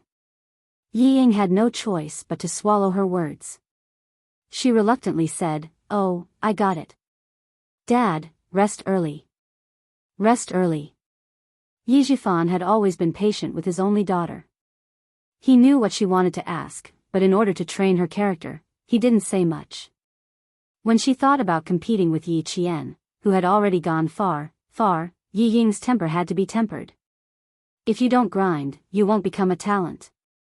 With his phone in hand, Yi Zhifan gracefully nodded and thanked the hotel staff who opened the door for him. His steps were straight and steady as he walked towards the hotel elevator. He was in his early 40s, which was the golden age of a man. He had a successful career and a graceful demeanor. In addition, he had been an official for more than 10 years, so he had a calm charm and the dignity of an official. Along the way, several staff members and female guests could not help but look at him a few more times. Why did Ying remind Sun Dongqing to take care of herself? Why did she insist on signing her up for class and flower arrangement classes? It was because she realized the gap between her parents. She was afraid that one day, she would hear that her father had an affair. Fortunately, Yi Zhifan was not a womanizer. Sun Dongqing had been with him when he was young. After being tortured by old Madame Yi, no matter how ambitious he was, he had never thought of changing his wife who was wholeheartedly loyal to him. Yi Ying had been leaning against the door the whole time. When she heard the door close next door, she bit her lower lip and angrily lay on the bed with tears in her eyes. How could she fall asleep tonight if he didn't tell her anything? The more she thought about it, the more wrong she felt. Tears flowed down her face. Yi Ying didn't know how long she cried before she fell asleep in a daze. Chapter 1376. The hour hand pointed to 12. Yi Zhifan, who had smoked half a pack of cigarettes, put out the cigarette but in the glass ashtray with one hand. His gaze fell on the phone on the coffee table. He put out the cigarette butt and picked up the phone. He wasn't the only one who wanted to get rid of Yi Qian. There was another person who really had a grudge against Yi Qian's family, Sun Yaozu. The night flowed. The neon lights on the streets flickered with colorful lights, illuminating the tired faces and hurried footsteps of the people returning home at night. There were also people who stumbled out of the bars, swaying and drinking as they walked. Their actions outlined a corner of the city's life. At this time, Yi Qian had already fallen asleep. She didn't sleep very deeply. Her brows furrowed from time to time, faintly revealing her sadness. A tear slowly flowed from the corner of her eye and disappeared as she turned over. When the sky was still a little gray, Xia Jinyuan drove out of the hotel. Yi Qian and Principal Chen sat in the back of the car. "You two are really troublesome." Principal Chen looked helplessly at the two people who came early in the morning to block his door, afraid that he would take the car back alone. Although he criticized them, his expression was gratified. He sighed and said, "You send me back, but you have to rush back tomorrow. It's not easy to get a few days off. You should rest well." Yi Qian handed the breakfast he had prepared in advance to Principal Chen and smiled. "We're young so we don't get tired. You're the one who's really tired these days. Also, I also want to go home. Don't chase me out of the car." "Uncle Chen, she's wanted to go home for a long time. When she goes to school, I'm afraid she won't be able to come back even once in a year or two. It's also possible that she won't be able to come back until 4 years later." Xia Jinyuan leaked the information to let Principal Chen know what to expect. They were both soldiers, so Principal Chen knew it was serious. Even his expression was serious. He immediately said to Yi Qian, "Don't worry about home. You can train outside without worry. The army has already arranged everything for me in the future. In the future, I will spend most of my time in the army and will only be able to go home once in a while." With the start of the 99th National Day celebration, our country became the focus of the world's attention. The weapons that needed to be transported from the south to the north were also secretly transported. As a transit station, the Fujian Town Army had entered a special state of alert in January of this year. Principal Chen, who had been serving the army for a long time, also had a choice when he returned. Of course, it would be much easier. Yi Qian didn't know what the army had arranged for him. When he heard this, he immediately felt relieved. It's even better that you're in the army. Regiment Commander Lu, Political Commissar Yan, and the rest are all there. There are also many new recruits. Uncle Chen, I'm afraid you won't have much free time in the future. She spoke with a smile the entire time, and the sadness from yesterday seemed to have disappeared from her face. Xia Jinyuan glanced at her from the rearview mirror and couldn't help but smile. Little Fox knew how to turn sadness into strength and longing into eternity. She would always remember her uncle's voice and face in her heart, and she would always show concern for her loved ones. This kind of little fox was very good. Special Forces soldiers were humans too. They had emotions and desires, but the difference was that they had to control their emotions. You could be sad, but you had to always remember that you were still holding a gun in your hand. You could be happy, but you had to always remember that you were a Special Forces soldier who couldn't show your emotions. Yi Qian was happy and sad, but he had learned to control it. This was really good. It was very reassuring. It was only past 10 o'clock when they returned to the village. As usual, Xia Jinyuan sent Yi Qian and Principal Chen to the village entrance before he drove to the army base in the mountains. Chapter 1377. There was no other reason other than that Principal Chen didn't want the villagers to know that Yi Qian had a boyfriend. Although it was a different era, Shuku village was still an old-fashioned village. It was fine to get married at the age of 18 or 19, but it was definitely wrong to get into a relationship while studying. In order to prevent bad rumors from spreading, our Major Xia's identity had to be kept a secret. Xia Jinyuan didn't have any objections to this. He didn't want Yi Qian to be disturbed by rumors. After entering the village, Yi Qian saw familiar villagers working in the fields. He greeted them with a smile, "Uncle Hai, it's getting hot." A villager who was bending over to pluck water plants in the fields heard his voice and immediately straightened up. He said in disbelief, "Little Yi, old Shin, hey, why are you guys back so soon? Old uncle just passed away yesterday. Why are you guys back so soon?" "Yes, we're back. Uncle Hai, you go ahead." Yi Qian knew why they were surprised. Funerals in the village usually took a few days, but Grandpa Zhen only took a day from his death to his burial. It was normal for Uncle Hai to be surprised. Uncle Hai was the villager Yi Qian met on the first day after his rebirth. He even stood up for Yi Qian and scolded Sun Dongqing. With muddy hands, he carefully looked at Yi Qian's face and said, "I'll come to your house to enjoy the cool air. Your house is very cool."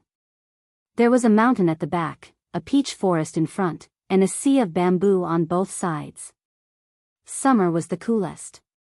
After chatting with Uncle Hai for a while, Yi Qian met a few other villagers who had finished their work and were preparing to go home. They chatted as they walked, and when they found out that old Uncle Zhen had passed away peacefully, their conversation became much more relaxed. "Old uncle, you're so lucky. You suffered when you were young, but now you're living a good life. The military took care of you when you were alive, and you and the people in the military sent you off when you were dying. That's good, that's good. Yes, little Yi, you're doing well now." Old uncle was smiling when he left. It's clear that he has nothing to worry about and left peacefully. "You're the only military academy student in our town," another villager said with some pride. "You're the only military academy student in our town.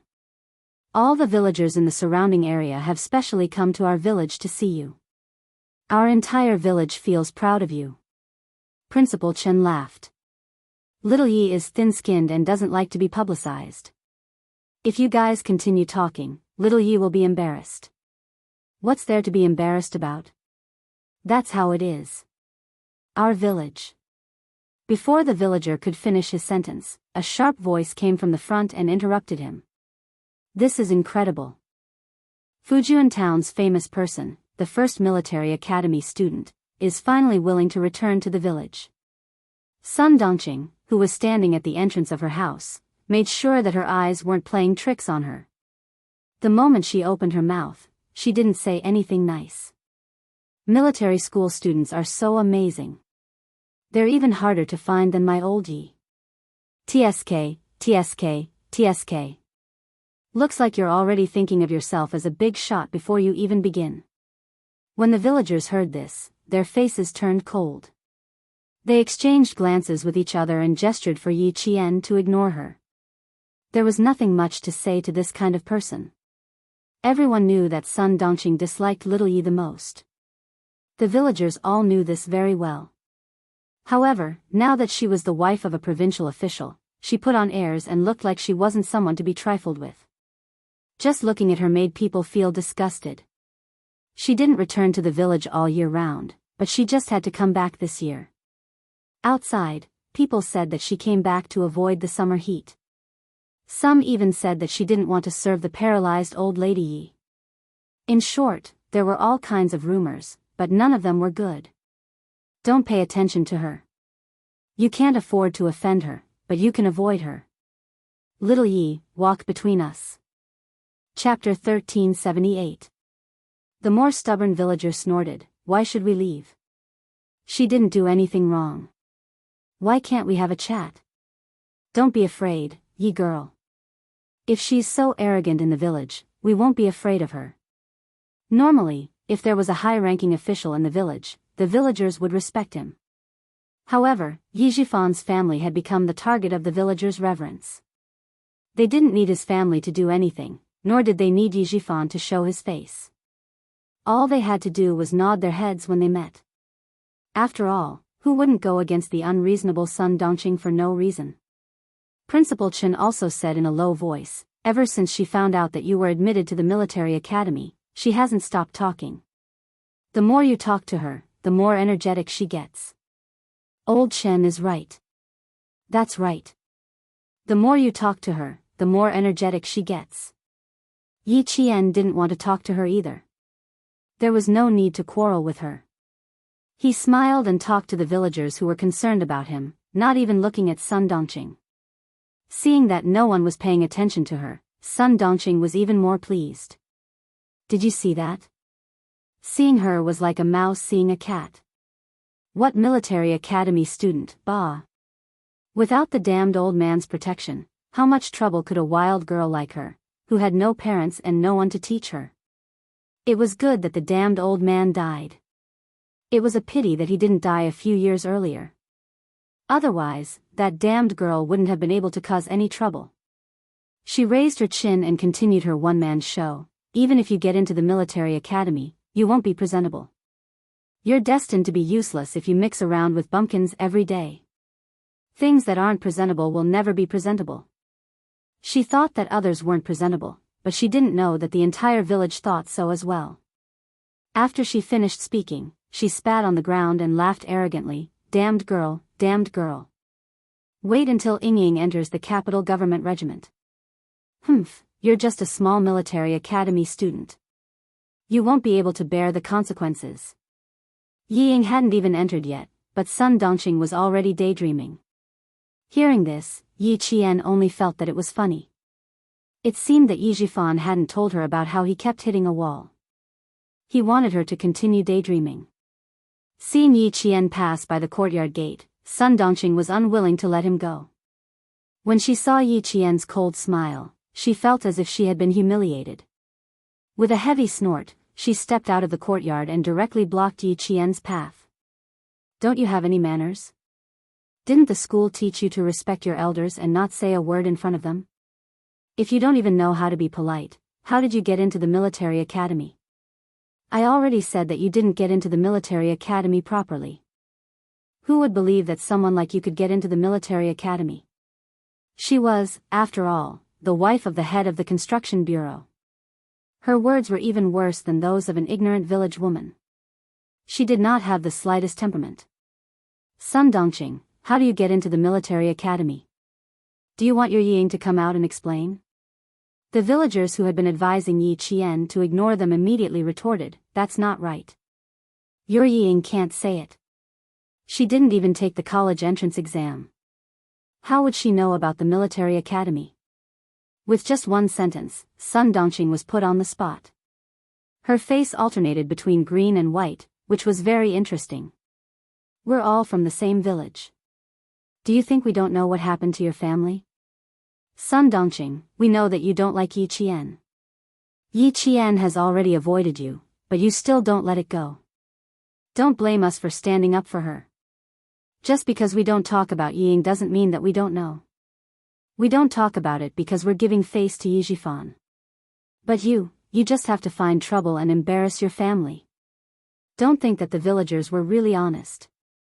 They had gone overboard and each person said a sentence. It was enough to make Sun Dongqing angry for a while.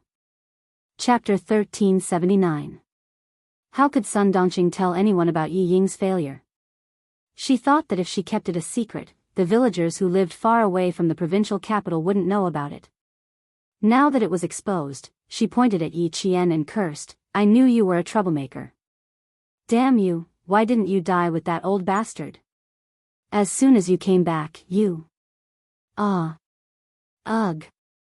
Yi Qian didn't give her a chance to finish her sentence. She could tolerate it if someone insulted her, but she couldn't tolerate it if someone insulted Grandfather Zhen, who was respected by the entire army. No one saw how she moved. She was smiling just a moment ago, but now she was strangling Sun Dongqing's neck with one hand. Her expression was so cold that the men couldn't help but shiver. Sun Dongqing was the one who was most shocked. She did not even know how her neck was strangled by Yi Jian. Her eyes widened in shock as she clung tightly to Yi Jian's hands. Let go, oh, let go, let go, let go. She couldn't even make a sound as she was forced against the wall by Yi Qian. Her back was pressed against the scorching wall. Sun Dongqing saw the hostility in Yi Qian's eyes. She struggled even harder in fear and panic. Who do you think you are? Yi Jian looked at her coldly. Every word that came out of her mouth seemed to be stained with blood. Her hostility was so heavy that it was like rusty iron. I didn't quarrel with you because you're nothing in my eyes. You're nothing, and you think you're worthy of talking to me? You're asking for death. Yi Qian wanted to kill her, but he was still able to control himself. Otherwise, he would have broken her neck with one move. The words, courting death, exploded above Sun Dongqing's head like a clap of thunder, causing her legs to tremble uncontrollably. She let out a muffled, woo-woo, sound from her throat, and even tears began to flow out of her eyes. The villagers were all shocked by Yi Qian's coldness. They didn't even have time to react. As for Principal Chen, he didn't want to move. Since she dared to scold his uncle, she deserved to be taught a lesson. Little Yi knew what she had to do. Yi Qian tightened his grip, and Sun Dongqing started to find it more and more difficult to breathe. Without a source of oxygen, she didn't even have the strength to struggle. Her hands eventually became powerless as she hammered Yi Qian's right arm. Her eyes faintly rolled upward. Yi Qian wanted to kill her. She would really kill her. Sun Dongqing, who had never been so close to death and had never experienced what it felt like to die from suffocation, was scared. She was so scared that despair showed on her face. She wanted to ask the villagers for help, but she realized that none of them were looking at her. They were all looking at Yi Qian. No one helped her, no one stood up to stop her. It was as if they all wanted her to be strangled to death. Despair overwhelmed her, and a stream of warm water flowed down from between her legs. Little Yi, let go. The expressionless Principal Chen loosened his grip. She knows fear.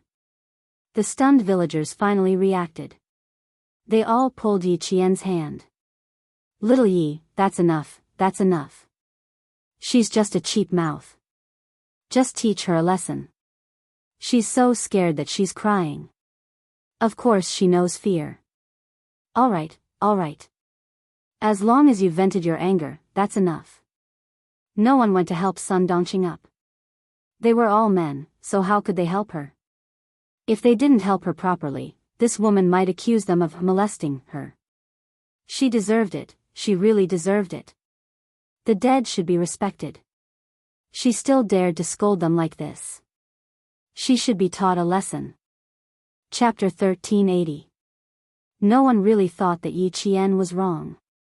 Just like what Sun Dongqing said just now, if he had a son or a daughter at home, he would have already taken a weapon and smashed the door.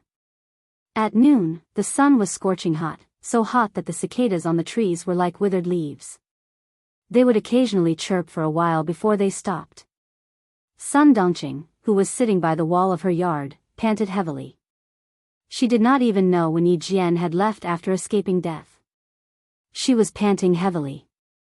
After being exposed to the sun for at least 10 minutes, Sun Dongqing, whose face was still pale, finally stood up with trembling legs. Before she could stand up straight, she fell back down and sat on the spot where she had spilled the yellow soup. She didn't care about being angry anymore, she just wanted to hurry back to her house and lock the door. Scared, she was scared, really scared. Yi Qian wanted to kill her, he really would have killed her just now. If it wasn't for Chen Dongfeng stopping him, she wouldn't have been able to get up and lie on the ground now.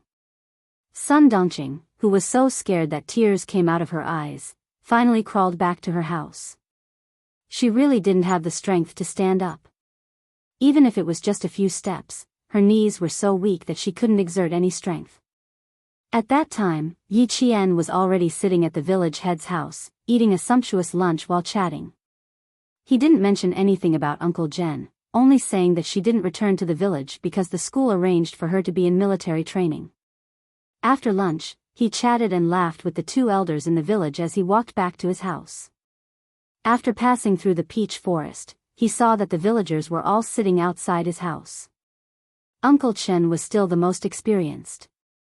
After lunch, he hurried back.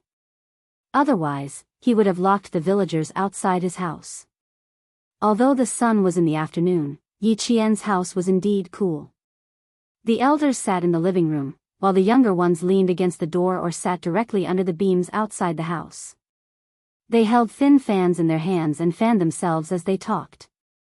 The villagers of Shuku village all knew about Uncle Zhen's death and that he was buried in the cemetery of martyrs. The elderly couldn't help but wipe away their tears and sigh as they talked. They didn't forget to comfort Yi Qian. The village chief, Zhang Difu, was the most authoritative person in the village. Looking at the only military academy student in town, as the village chief, he was also worried that the departure of his uncle would affect her studies. Furthermore, Uncle Zhen had mentioned before that if he was not around, the village would still need to take care of Yi Qian. After waiting for the elders in the village to finish speaking, he turned to Yi Qian and said earnestly, "When people are born, they will grow old. No one can control it. Old uncle died of old age. Good people have good karma. Little Yi, you don't have to be too sad. Uncle doesn't want to see you crying all day. The village chief is right. Little Yi, you're a military academy student. You're going to be a soldier. They always say on TV that blood is shed but not shed tears. You can't cry so easily." They also brought up Yi Qian's admission into the military academy. Uncle Zhen passed away peacefully, reminding Yi Qian to take good care of herself when she was alone outside. If she lacked anything, she should give the village a call and other similar concerns. Yi Qian answered them all politely and respectfully. The villagers who listened to her liked her even more. Look at little Yi. She was so much better than Yi Ying.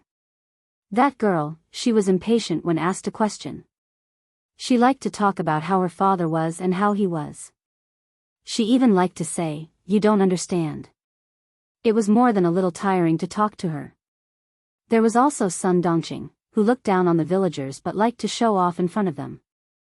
Now, the villagers of Shuku village had a very bad impression of Yi Ying. Compared to Yi Qian, there was no comparison.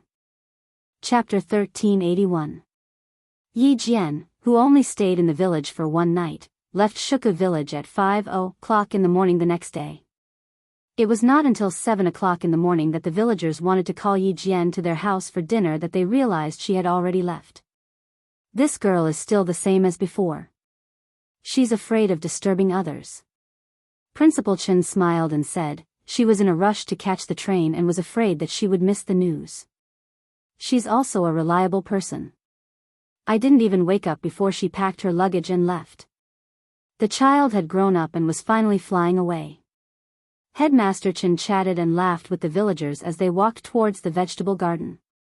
Little Yi had gone to school, so he tidied up the vegetable garden. He had to report to the army the day after tomorrow. Yi Qian wasn't the only one who left early in the morning. Sun Dongqing also left. Before I left, I repeatedly reminded you that if Yi Qian comes back, don't go head-to-head with her. Yi Zhifan, who had driven home early in the morning, scolded Sun Dongqing in a low voice after receiving a call from his wife. Look at you. She didn't even enter the house before you blocked her way. You even dared to scold Uncle General Sun Dongqing. Are you out of your mind? Yi Zhifan didn't even enter the house. He immediately drove away after picking up Sun Dongqing. He couldn't afford to lose face like that. Sun Dongqing, who hadn't slept the entire night, was still battered and exhausted. Her hair was uncombed and her face was swollen. She covered her neck with dole marks and retorted, Yi Zhifan, do you still have a conscience? I was almost killed by a silly girl. Instead of standing up for me, you scolded me. Are you a fucking man? Yi Qian had been ruthless yesterday, so her voice was hoarse when she spoke. Silly girl, Sun Dongqing, she wanted to kill you. Do you still think she's a silly girl? Yi Zhifan really didn't want to bother with this stupid girl of his. She kept finding trouble for him all day long and never stopped. That's right. Yi Qian really wanted to kill her yesterday. Sun Dongqing felt a chill on her neck and hurriedly covered it with her hands. She looked a little scared. Yi Zhifan became angrier when he saw this. She couldn't win against Yi Qian in terms of scolding and fighting, yet she dared to provoke him. Zhang Difu had called last night and said that the villagers of Shuku village would not dare to have anything to do with Director Yi in the future. They were afraid that Sun Dongqing would bully them to their ancestral grave. These words were extremely heavy. He was, after all, an official from Shuku village. If even the local people didn't recognize him, what kind of good reputation would he have if word got out? Who knew what kind of trouble they would stir up if they let their political opponents seize the opportunity? His career was going to be affected. Yi Zhifan's eyes flashed with anger, and his voice became more ferocious. Do you think you can take advantage of her by scolding her? Sun Dongqing, do you want to send me out for investigation and have the provincial government dismiss me? Only then will you be satisfied. It would have been fine if you had the upper hand, but in the end, you were almost killed by her. I say, why didn't I really kill you? Yi Zhifan was also very angry. He was still thinking of ways to get closer to the military officers who attended old Uncle Jen's funeral yesterday, but she blocked all his paths with one sentence. Once Yi Qian and Chen Dongfeng told platoon leader Lu and political commissar Yan about this, sending their daughter to the Beijing political regiment. There was no hope for her to even enter the local army. Her husband didn't help her and even cursed her for not being killed. Sun Dongqing had always been able to hold her head high in front of Yi Zhifan. When she heard what he said, it was like an erupting volcano. She immediately cursed in a hoarse voice in the car. Good, good. You finally spoke the truth. Chapter 1382. You want to kill me? Fine, kill me now. Yi Qian doesn't have to do it himself. I'll invite you to do it. Please kill me. Yi Zhifan was so angry that his temples were bulging. He stopped the car by the roadside and shouted, if I could kill you, I would fucking kill you right now, you idiot who ruined our daughter's future. What do you mean? As long as Yi Ying was involved, Sun Dongqing immediately grasped the main point. She stopped making a fuss and stared at her husband with disheveled hair. What do you mean? What does me scolding Yi Qian have to do with Yingying's future? Yi Zhifan, who had been having a hard time in the past few days, rolled down the car window in annoyance. He lit a cigarette for himself and took a deep puff. Yi Jian attended Uncle Zhen's funeral wearing a military uniform and a military rank. Isn't she a military academy student? What's so great about wearing a military uniform? Before her husband could finish, Sun Dongqing pouted and said, Our Yingying can wear a military uniform even if she joins the Beijing government regiment. Last night's lesson was still effective. Subconsciously, Sun Dongqing didn't dare to call her wretched girl anymore. So what if I scolded her? She deserved it. Sun Dongqing didn't know what trouble she had caused for Yi Zhifan. When she mentioned Yi Qian, she didn't even realize that her anger had weakened. Stop trying to scare me. Yi Zhifan saw that she still hadn't reacted. He was so angry that he sneered. I'm trying to scare you? Sun Dongqing, let me tell you. Yi Qian is now a military officer with a military rank. She's not a military academy student. 2 days ago, she met the soldiers as Uncle Zhen's granddaughter. Do you know who these soldiers are? The leaders of the military academy came. The leaders of the military district came. There was even a lieutenant general. They all came. They all came to attend Uncle Zhen's funeral. All of them knew Yi Qian. Yi Qian knew all of them. By the end of his speech, Yi Zhifan was practically roaring. He was roaring so much that his saliva was splattering everywhere. Sun Dongqing was still a little confused. She twisted her body uneasily, as she thought about it, she finally grasped the main point. Her face changed dramatically, and then her lips trembled until her face turned pale. Yi Qian knows them? Are you sure? Her daughter was going to enter the capital's political corps. If Yi Qian really knew so many military officers, Sun Dongqing felt her hands and feet turn cold early in the morning. Even her heart turned cold. No, impossible. How could it be? She's an orphan. No, impossible. Uncle Zhen is just an old man. How is it possible? How is it possible that so many military officers will attend his funeral? Yi Zhifan, don't scare me. Scared? Are you scared now? Yi Zhifan glared at her with murderous eyes. He clenched his teeth and sneered, Are you scared? Are you scared now? I also want to tell you that the lieutenant general personally escorted Yi Qian back to the guest house that night. It doesn't matter if she doesn't know the other military officers, as long as she knows the lieutenant general. I've been trying my best to get in touch with the military, but you ruined all my efforts by calling him an old man. Sun Dongqing, who are you to scold? How dare you scold Uncle Zhen? Don't you know that the dead should be respected? If you dare to scold someone like that in the village, everyone with children will come to your house and raid it. If you're stupid, can you not drag me and my daughter into it? Yi Qian only needs to report what happened yesterday to the military officers he knows. My daughter wants to enter the capital's political corps. I'm telling you, don't even think about entering the local military. Chapter 1383. Sun Dongqing was dumbfounded. I don't know. I thought that Yi Qian would return to normal after old man Zhen died. I don't know. You didn't say anything. How would I know when I was in the village? She stuttered and couldn't finish her sentence. She was so flustered that she didn't know what to say. You didn't tell me a single thing. How would I know that she could be so powerful? I would know who she was and who she was and who she was. If I went and saw the scene, I wouldn't dare to say anything. The more Sun Dongqing spoke, the more anxious she became. She turned around and stamped her feet. She was like an ant on a hot pan. Yi Zhifan finished his cigarette and glanced coldly at the anxious Sun Dongqing. He opened the car door and got into the car with a gloomy face. Do you think you can come up with a solution just because you're anxious? Get in. Okay. Sun Dongqing didn't dare to argue anymore.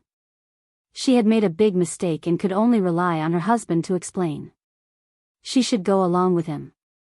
The most important thing now was to settle her daughter's matter. I've thought about it. You should go and apologize to Yi Qian first, then go to the cemetery and offer a wreath to old uncle. Yi Zhifan couldn't think of a better solution. He could only apologize to Yi Qian and ask her not to tell anyone. Other than that, he couldn't think of any other solution. You want me to apologize? Sun Dongqing's face fell.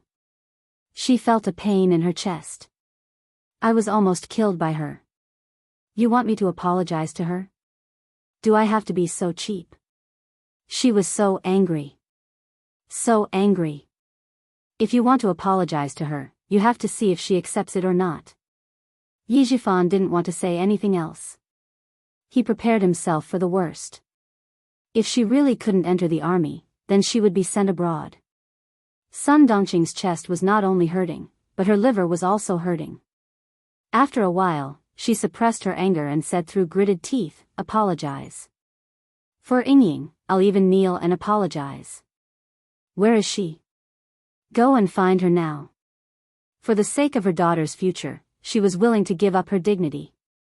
As long as her daughter was successful, she would teach Yi Qian a lesson one day.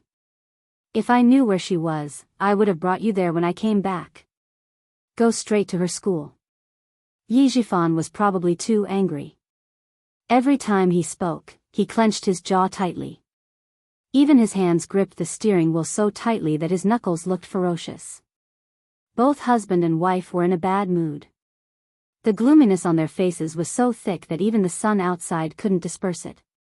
Yi Qian, who was driving, did not expect that Yi Zhifan and his wife would go to the school to look for Yi Ying because of her.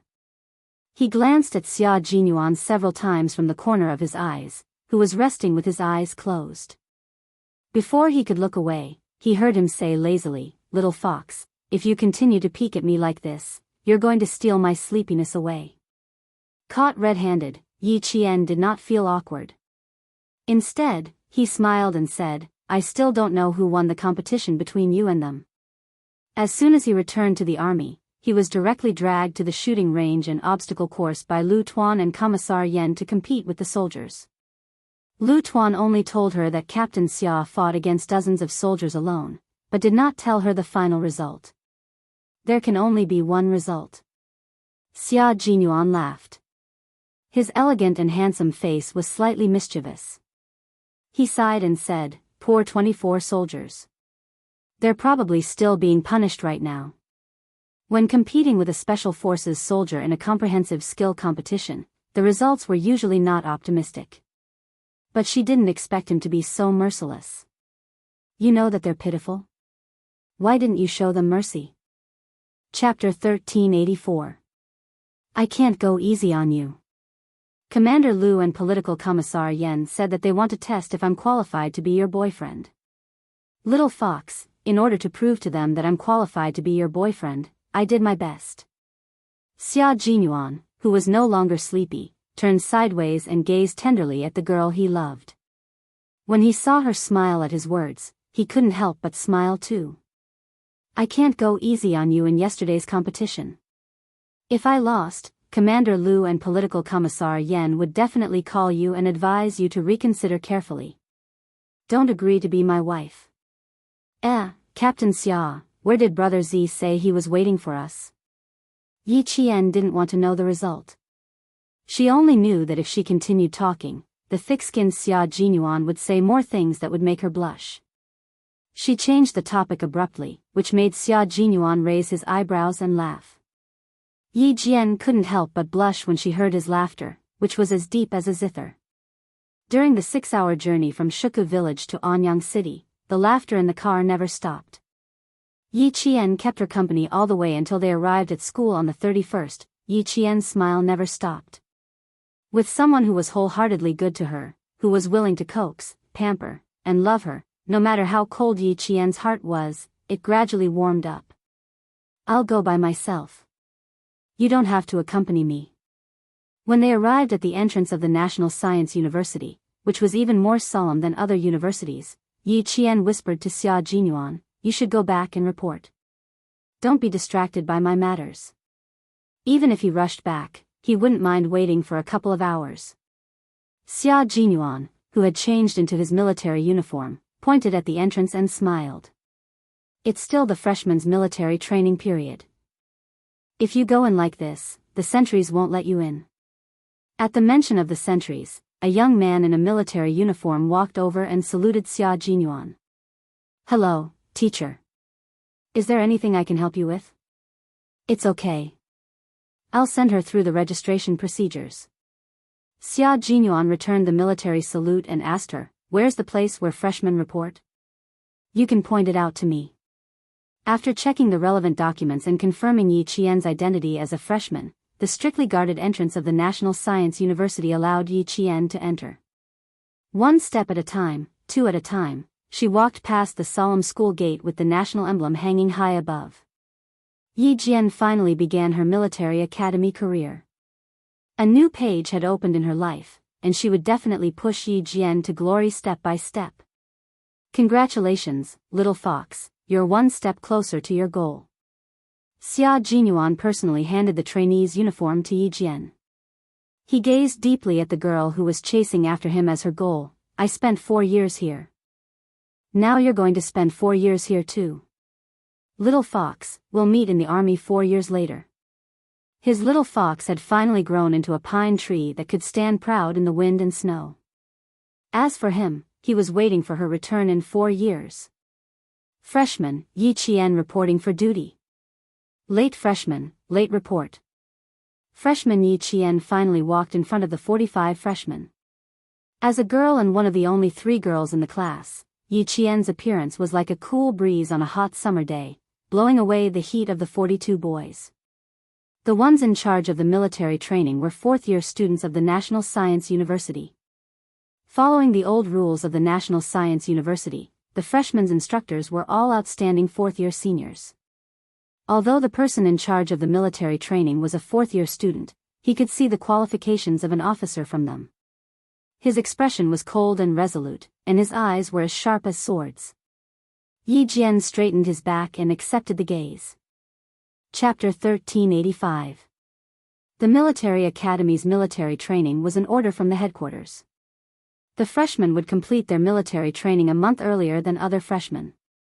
The freshmen had to follow the rules on the notice and end their summer vacation a month earlier to complete the military training, which was much more intense than other freshmen. Freshmen did not have any conditions to avoid the military training, because only by going through the cruel and strict military training could they wear the glorious military uniform and become a member of the military academy. The freshmen would have to go through everything from formation, housekeeping, discipline, general knowledge, basic tactics, light weapons usage, knowledge of the different branches of the military, and so on during their military training. All freshmen were required to complete their transformation from local youths to qualified soldiers as soon as possible, to adapt to military life in advance, to abide by all rules and regulations, and to obey orders unconditionally. All freshmen obeyed strictly, even if they were so tired that they could only crawl back to their dorms on the first day. They would grit their teeth and continue to persevere on the second day. Some people could not take it anymore and proposed to drop out in a fit of anger. That day, they were summoned by the political instructor for a talk, but the next day, they could be seen on the training field again. Since you chose to apply for the military academy, you should know that this is not a place where you can come and go as you please. No one wants to be special, and no one can escape the orders of the headquarters. No matter how good your college entrance exam results are, you will not be special here. Persevere is your only choice. No one wanted to be special, no one could escape from military training. Then, this freshman Yi Qian who had suddenly appeared before them, why didn't she come to participate in the military training earlier? Being stared at by the senior year seniors and all 45 students in the class, Yi Qian maintained the standard standing posture with her stomach tucked in and chest puffed out, accepting the baptism of their gazes. Only the higher-ups of the military academy knew that Yi Qian had gone to the island to complete the frogman training. The senior year monitor in charge of the military training did not have the right to know, so when Yi Qian suddenly appeared, he was stunned for 3 seconds. In a breath, he immediately reacted and said, "Fall in." He was not sure what the situation was, but the freshman Yi Qian could still complete the registration without participating in the military training, and even receive the training uniform to participate in the final day of the military training assessment. It could be seen that she had already submitted the relevant documents to the military division to be exempted from the military training, and with the approval of the military division and the school, she was exempted from the military training. Since she had rushed to the final physical fitness test, then she would have to complete the test like all the other freshmen. The student monitor only took 3 seconds to figure out the crux of the matter. Without any questions, he immediately allowed Yi Qian to return to the team. 8 pull-ups on the horizontal bar. You have completed 3 exercises on the horizontal bar. 7 pull-ups on the horizontal bar. You have completed 3 exercises on the horizontal bar. The afternoon was the comprehensive military training physical fitness test, which was also to check the freshmen's physical fitness results for the past month. The instructor announced the subjects that needed to be tested in the afternoon one by one: 1500 m lightweight, fully armed running test, 800 m running test, and sit-up test. All test subjects will be scored according to the physical fitness test scoring standards. Each test will be scored on a 100-point system. After the student monitor finished explaining the physical fitness test, a smile suddenly appeared on his serious face. Junior brothers and sisters, I wish you all the best in advance for passing the test and getting your own set of military uniforms. His gaze gradually shifted to Yi Qian, who was standing in the first row. Freshman Yi Qian, are you ready? Ready for the test at any time. Yi Qian replied calmly. This was her journey, so how could she not be prepared? Chapter 1386. Looking at the girl standing straight in front of them and listening to her confident and calm answer, the male students in the class who were physically superior were inexplicably nervous. A few words flashed across their minds: a strong opponent has arrived. The class monitor, who had switched his identity to senior brother, nodded and smiled. Not bad, very confident. What we need is confidence. Also, I have something to tell you. Students with good physical fitness will enjoy a lot of benefits in the future. As long as your results are excellent this month, you can arrange your training time for the next month. Pointing at himself, the senior brother boasted immodestly, for example, I can arrange my own training time for 4 months a year. Every time I go back to the dorm and see them tired like a cow, I go to the lab refreshed. So proud. In other words, the senior brother class monitor in front of them was not only a top student, he was also a top student in physical fitness. In the military academy, physical fitness and studies are equally important. They are both called second lives by us military academy students. Sometimes, they are even more important than studies. Especially the physical fitness assessment that has a mini-exam every week and a major exam every month. You guys have to be mentally prepared. Many weak students who only study in high school for the sake of getting into a good school have no choice but to sacrifice their free time and weekend time for extra physical training once they can't pass the test. Junior brothers and sisters, do your best. This assessment will affect your physical fitness arrangements for the next month. Those with good results can stay in the library, the lab, and do research. Those with bad results can continue to enjoy the sunshine of the city. Victory seemed to be right in front of them.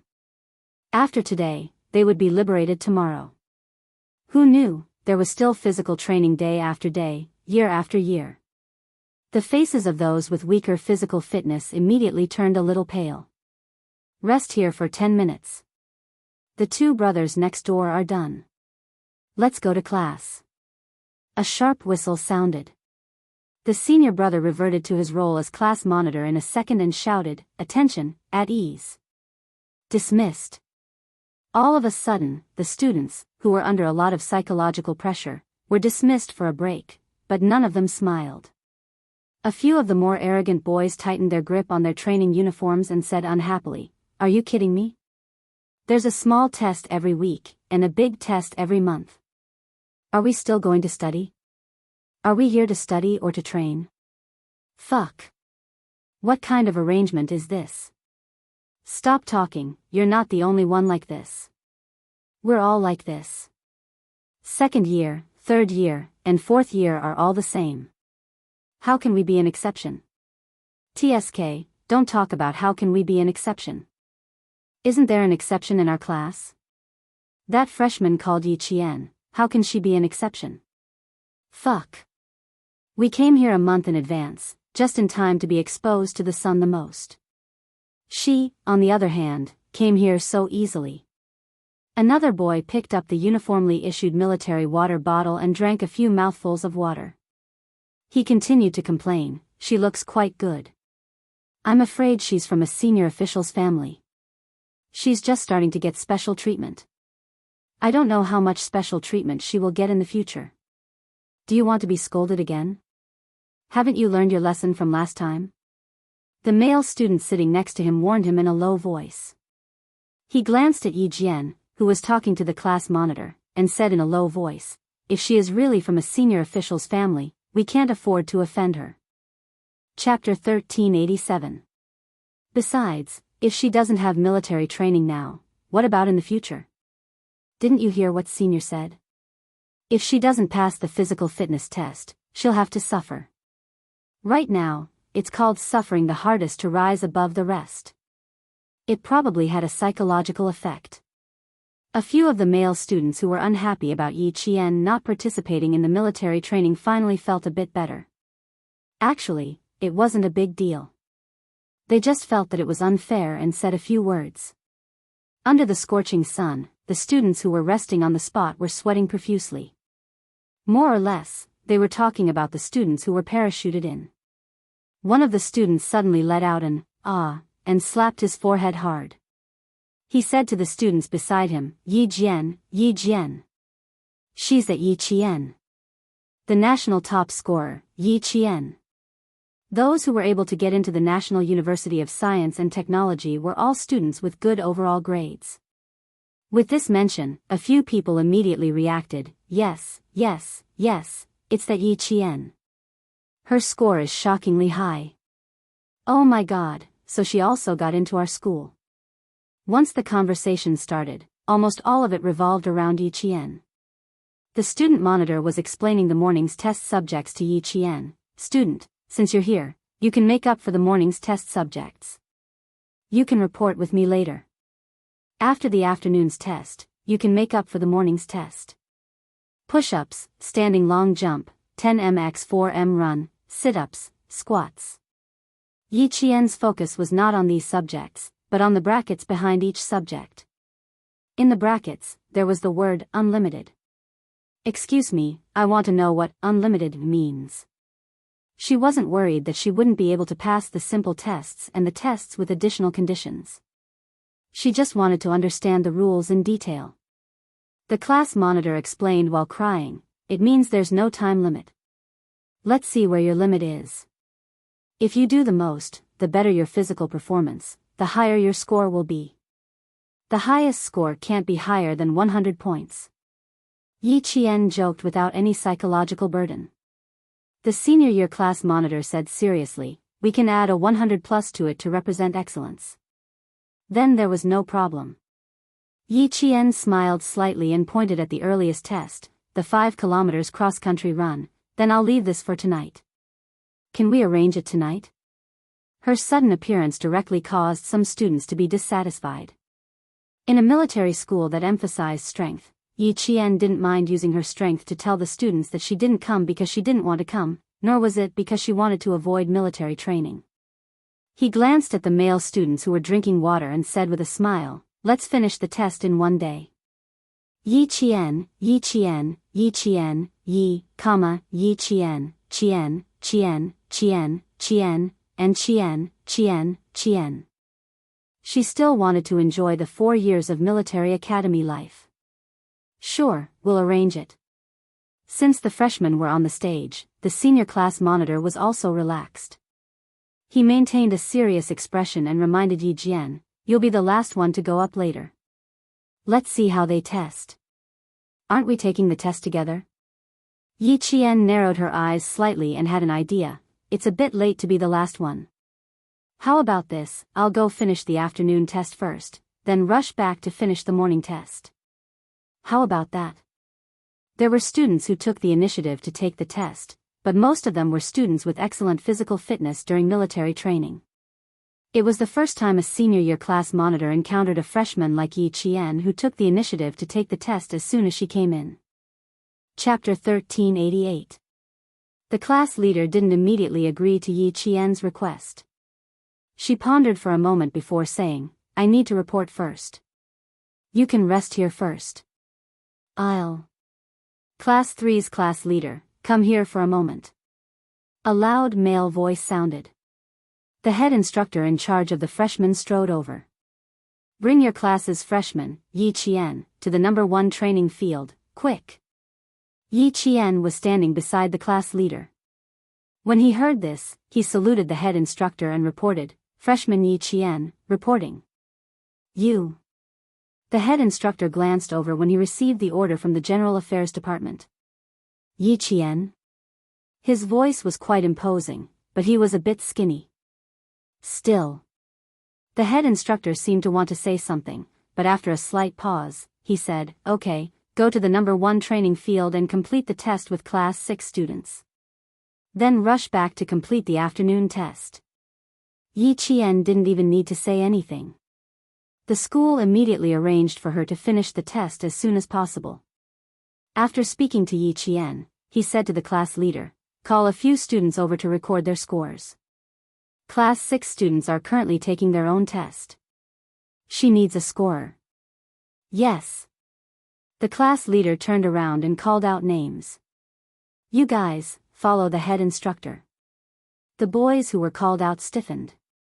They were just saying that the freshmen didn't come to military training because the governor's family was giving them special treatment. In the end, they were taken away by the head instructor. When they stood up, their faces were a bit gloomy.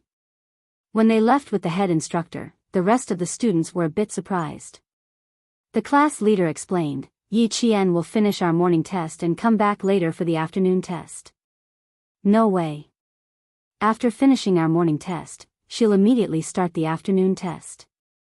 I only knew her grades were good, but I didn't know she could do this. She still has to take the test regardless." The 4th-year class leader's expression changed instantly. His entire face turned cold. He shouted at the students who still had 5 minutes of rest time, "You guys are still discussing other people's grades. Looks like you guys are quite energetic. Everyone, stand up." None of the students dared to say a word. They all got up and stood up. "Since you guys are so energetic, stand at attention for half an hour." He didn't do anything else but make them stand in a military posture. Senior brother class monitor was really ruthless. "Don't move your hands. Keep your head straight. Keep your feet together. Open your eyes wide and look straight ahead." Standing in a military posture was also known as the military posture. It was the first lesson for every soldier when they stepped into the military camp. It was the same for the military academy students. It could be said that the military uniform was the mother of all military movements, and the meaning behind it was also quite deep. Yi Qian had been training for more than 5 years, so she had to stand at attention for at least 2 hours a day. Once she stood there, her military posture and appearance were miles ahead of the male students standing behind her. The male students couldn't tell the difference between her and them, but the chief instructor could tell at a glance.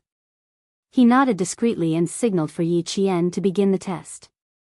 In the General Affairs office, Xia Jinyuan was talking to the former head teacher. "It's good to let her finish the test with the rest of the class today. The students nowadays are not as honest as we used to be.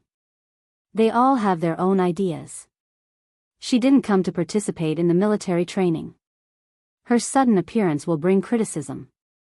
You once taught us that strength is always the most powerful form of resistance. Let her use her strength to resist the attacks of criticism." The head of General Affairs looked at the most outstanding student under him, who had graduated nearly 5 years ago. He laughed and said, "Oh, you're still the same as before. You haven't changed at all." "That's right. Back then, you used this method to repay the students who criticized you." Chapter 1389. The school leaders have told me about Yi Qian's situation, so they know how special she is. We were thinking of letting her report to class tomorrow, but we didn't consider whether the other students would have any opinions. That's good too. She can use her strength to resist the attacks of criticism. After the other students see it, they won't talk about it anymore. This was the effect Xia Jinyuan wanted. He didn't want Yi Qian to be criticized at the beginning of her 4-year military academy career. It was better for her to stand out and use her strength to stifle all the criticism. She wanted to let the other students know that it wasn't that she didn't want to participate in the military training, but that if she did, they would be under even more pressure. In the military academy, physical fitness was a student's second life. Strength spoke louder than words, and his little fox had no problems. He smiled and nodded. A new life, a new semester, needs a new beginning. No one is special, and no one can casually criticize their classmates. They are classmates in class, and they are comrades outside of school. Criticism and conflict, these are not good problems that should exist in military academy students. The seemingly elegant Xia Jinyuan was definitely ruthless in his management of the military. Otherwise, the members of the Snowfield Brigade wouldn't have accepted him as their commander so quickly. The General Affairs Director agreed with him. The topic shifted from Yi Jian to Xia Jinyuan. He pointed at Xia Jinyuan's unchanged military rank and said, "It's time for you to be promoted. Why are you still a major? At the very least, you should be a lieutenant colonel." "My military rank won't be promoted, but my salary will be," Xia Jinyuan replied humorously in a different way. "I'm pragmatic, and I'm more interested in a salary increase. I just want to save enough money to marry a wife." This answer was very Xia Jinyuan. The Director of General Affairs laughed even louder. "Oh, I've taught so many students, but you left the deepest impression on me. Last time, the Lieutenant General joked that Xia Jinyuan made me so angry that I had to be hospitalized many times in the 4 years he was in school. I said, if not 5 times, it was at least 3 times. I was mainly angry that I couldn't even teach a student a lesson." The General Affairs Director was both emotional and gratified at the mention of the interesting things that happened in the past. Time really flies. In the blink of an eye, all of you are walking towards your posts and becoming outstanding soldiers who are useful to the country. There are many influential people in your batch. Xia Jinyuan smiled. His cohort had many influential figures, but when it came to Little Fox's cohort, his thin lips curled up a little. Counting the influential figures, there was no need to wait until today. This was the era of the little fox. That was how he was so confident in himself. Looking at the time, it had already been half an hour since the new head instructor had left. He was certain that the little fox was using its strength to resist all criticism. "You guys, come over and take a look at her movements, speed control, and breathing adjustment. This is called a standard teaching template." The new student, Yi Qian, went up to the stage and completed 2 tests. The chief instructor's eyes were all on her. This girl was amazing. She raised both her feet and placed them on the round bar 30 centimeters above the ground. Her hands were on the ground as she quickly completed 50 push-ups. This kind of push-ups was much more difficult than placing both feet flat on the ground. Every time she raised her feet, she had to maintain a certain angle at the waist. When the new students first completed this exercise, the new students who were not flexible enough all cried out in pain. Their faces were flushed, and the veins on their foreheads were protruding. Moreover, the push-ups on the round bar were 1 start, 2 stop, and 3 release, instead of 1 start and 2 stop. It was even more difficult to complete them continuously. Chapter 1390.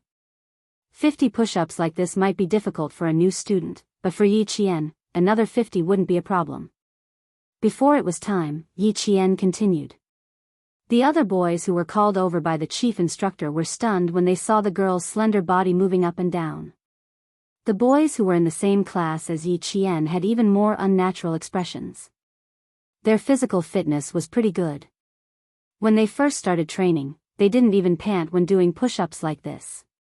"Aren't you guys embarrassed? Aren't you embarrassed? A guy can't even compare to a girl. Look at how tall she is, and how skinny she is. Then look at you guys. Aren't you embarrassed? The chief instructor criticized the other classes for not meeting the physical fitness standards. Why aren't you training? You're still saying you're here to study, not to work as laborers. Yi Qian, the top scorer of the National College entrance exam. She's here to study, just like you guys. She's also a high school student like you guys. If she can transform into a military student, how can you guys still have the face to find excuses for yourselves? Yi Jian, who belonged to the category of other people's children, became a model student for the teacher to educate other students on the first day of school. She didn't leave any objections to others and directly blocked several boys in her class with her strength, making them speechless. The top scorer of the National College entrance exam had good grades, good physical fitness, and was a girl. What about them? Their grades were good, but were they as good as Yi Qian's? They still had the face to say they were here to study, not to work as laborers. After Xia Jinyuan left, Yi Qian used 1.5 hours to complete all the tests in the morning. He adjusted his training uniform with a belt around his waist and stood in front of the chief instructor. Reporting, freshman Yi Qian's tests have been completed. Please give your instructions. The boys behind Yi Qian stood behind him in an orderly manner. Their expressions were even more serious than when they were training. They were shocked. These boys had good physical fitness, but to complete so many tests in 1.5 hours without resting in the middle, it was completely impossible. They didn't know how Yi Qian did it. He also vaguely understood that freshman Yi Qian was not special. Instead, he really had the qualifications to not participate in the rookie military training. Don't fall behind even if you lose skin and flesh. Don't cry even if you bleed. If you boys want to cry in the future, think of Yi Qian. Think about it. She's the same as you. How did she do it? What else do you have to say now? He had nothing to say. A few boys from the other classes obediently watched Yi Qian complete one test after another. Only then did the chief instructor show mercy and allow the boys who were blushing to leave. The boys in Yi Qian's class behaved themselves. They stood behind her with their heads held high and their chests puffed out as they waited for the chief instructor's instructions. There was no need to say anything more. She was definitely qualified. Very satisfied, the head instructor smiled and said, "Not bad. Go back and complete your afternoon test. We'll gather at 6:00 tonight to complete the cross-country test." Yes. Yi Qian, who had already transformed into a soldier, replied swiftly. He unconditionally obeyed orders and completed the orders of his superiors. Grandpa Zhen, Uncle Chen, Captain Xia, and all the soldiers in the military were all like this. She was no exception. The boys in the class wiped their palms with sweat. On their way back, they stole glances at Yi Qian from time to time. They wanted to say a few words but were hesitant. They didn't know if she had heard what they said earlier. Chapter 1391. Yi Qian's pace was very fast. After a few steps, she saw the 4 youthful faces behind her. She couldn't help but laugh. If you don't walk faster, I'm afraid you'll have to accompany me for the entire afternoon to finish the test. I asked the class monitor. I'll finish my morning test in 1.5 hours. When I get back, I'll be just in time for the 3rd class's test. It's about to start. If we walk faster, we'll be just in time for the assembly. On the field, the other classes were doing a 1,500-meter light run. 2 girls stood at the front. When they shouted, the entire class began to run. 1 lap, 2 laps, 3 laps. The girls who were shouting the slogan gradually fell behind. The boys who were running until their throats were dry also gradually widened the distance between them. The sun continued to radiate heat. Every student's training uniform was soaked in sweat. As they ran, they could see the sweat flying off their bodies. No one gave up. One by one, they ran to the ferocious face. They just wanted to persevere and win. The sun at 3:00 in the afternoon was no less powerful than at noon. The students who were running so hard that water could be squeezed out of their training uniforms felt as if their insides were about to be burned dry. The boys who ran more fiercely pulled down the collar of their training uniforms as they ran, revealing two distinct skin tones. The upper part of their necks was black, and the lower part was white. The boy who was closer to Yi Qian unintentionally glanced at her as he spoke. He immediately saw the sunburn on the back of her neck. The boy who first noticed it widened his eyes. He thought that he had seen wrongly. After taking a closer look, he confirmed that it was indeed a sunburn. He signaled the other three boys with his eyes to take a look. Yi Qian saw the small movements of the four boys. She raised her hand and touched the sunburn that had not healed. The consequences of being exposed to the sun will probably take half a month to recover. Are you training somewhere else? Finally, a boy asked. After that, he immediately introduced himself. I'm Qian Yanjun, Datong. I'm Wei Jiming, Shi Province's Shijia. I'm Hu Huan, Xi'an. I'm Gu Jinglin, Dalian. After the introductions, the unfamiliar feeling of distance seemed to shorten. Yi Qian said, I'm Yi Qian, from Nan Province. Nice to meet you. Hee, we all know you, the National College Entrance Examination top scorer. I've seen your name on the newspaper a long time ago, but I didn't know that you were actually classmates with us, and even in the same class. That's right. I really didn't expect that you would also want to apply for the military academy. They easily changed the topic until they reached the gathering point for Class 3. The four boys didn't ask Yi Qian if he was training somewhere else. Yi Qian didn't want to answer, but he didn't want to lie to his classmates either. The best way was to change the topic. The five of them returned to the team and listened to the class leader's instructions. One by one, they completed the third practice of the horizontal bar and passed the third practice of the parallel bar. The fourth practice of the single machine consisted of pull-ups, somersaulting onto the bar, and stepping over the bar with one foot. At the same time, one had to complete a certain number of pull-ups on the horizontal bar to qualify. The four students took turns to take the test, and the atmosphere became tense and serious. A month of military training was all for today's test. In the beginning, it didn't matter if he passed or not. Today, as long as his bones weren't broken, he had to grit his teeth and complete it. Yi Qian, go. The student in charge of keeping score and counting called out Yi Qian's name. In an instant, Yi Qian, who was holding the horizontal bar with one hand, became the focus of the class again. Chapter 1392. Qian Yanjun, who was standing at the back, whispered to the students next to him, just now, we were pulled over to record Yi Qian. She scared us to death. She even shocked the chief instructor the moment she went up. You guys don't know, but the four of us were so embarrassed that we wanted to collapse on the field. We were so embarrassed. That can't be. The four of you are at the top of the class. How can she be better than you guys? Hu Huan sighed. There's always someone better than you. There's always someone better than you. Yi Qian is like an outsider to me. One after another, the students still didn't believe them. Are you guys trying to scare me? Why would we scare you? Before I saw Yi Qian, I also thought that my stamina was pretty good. But after seeing her, I can't compare. She can easily complete 72 push-ups on the round bars.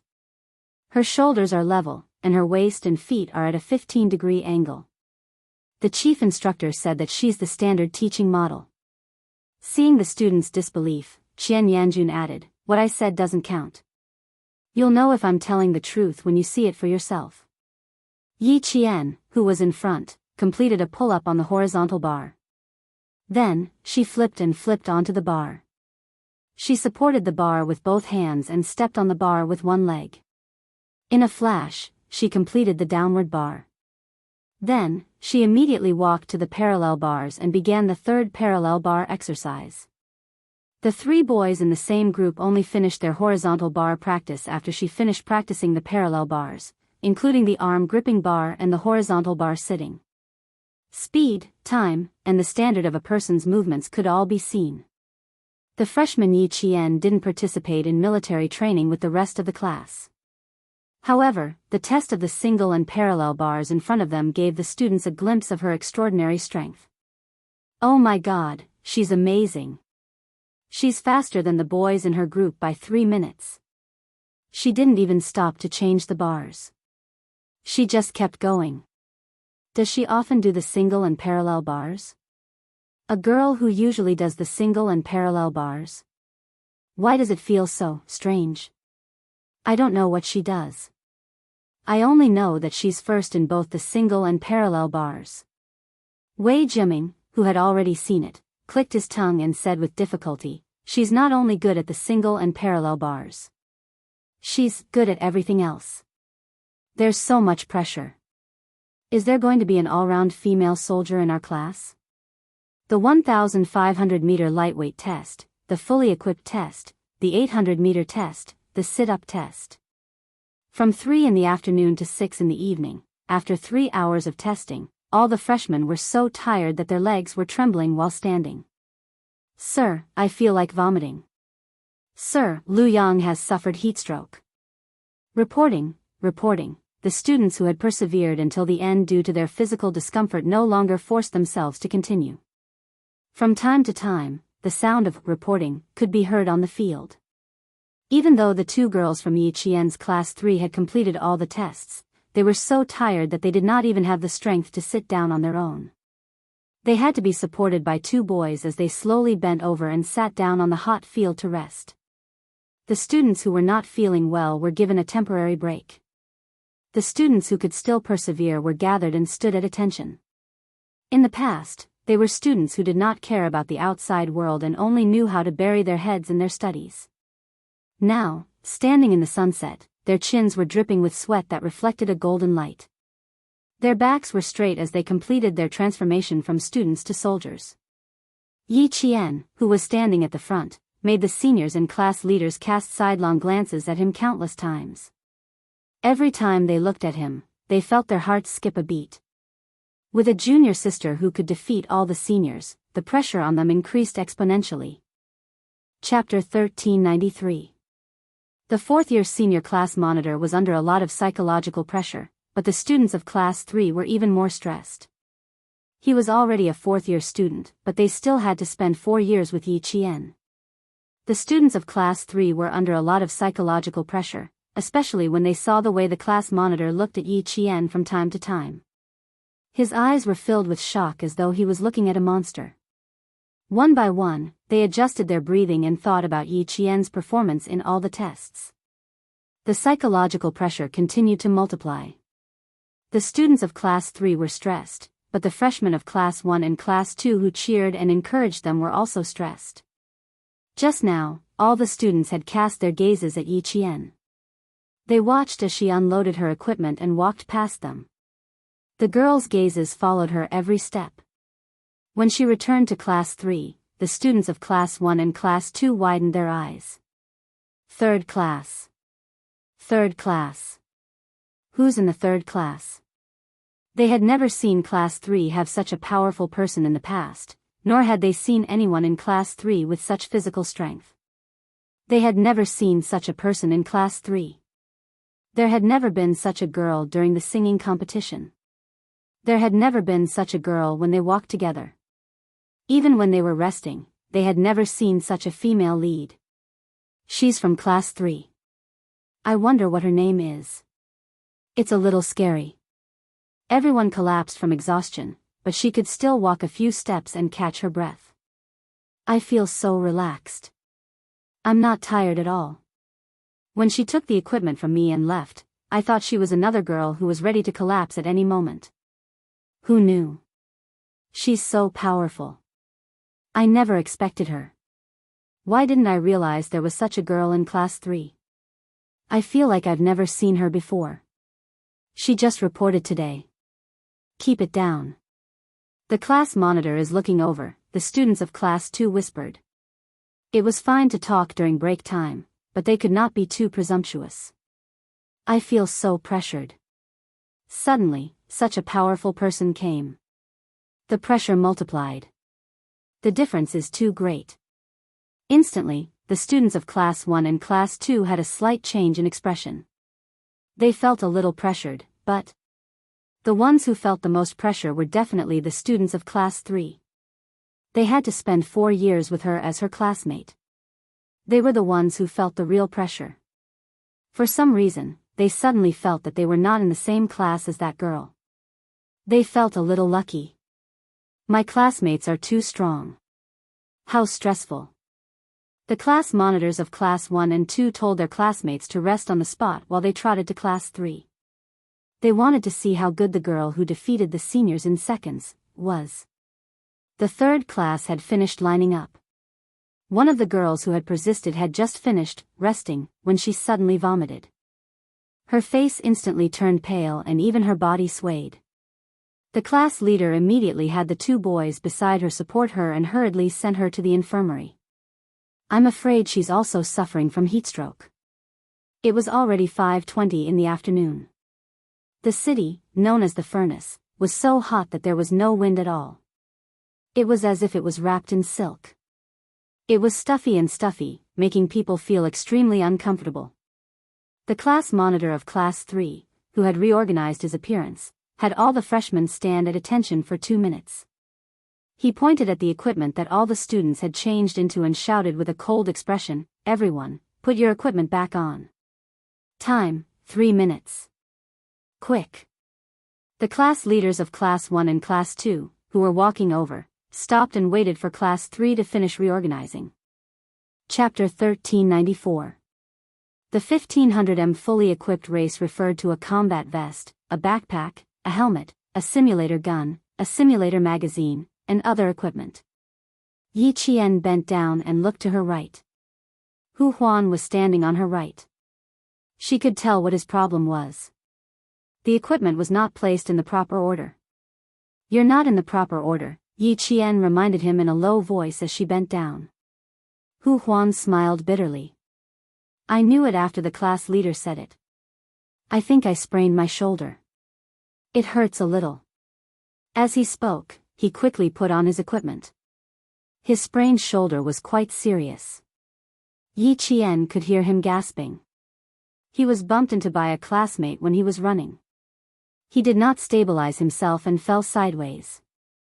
When he ran back to take off his equipment, he realized that it was difficult for him to even lift his arm.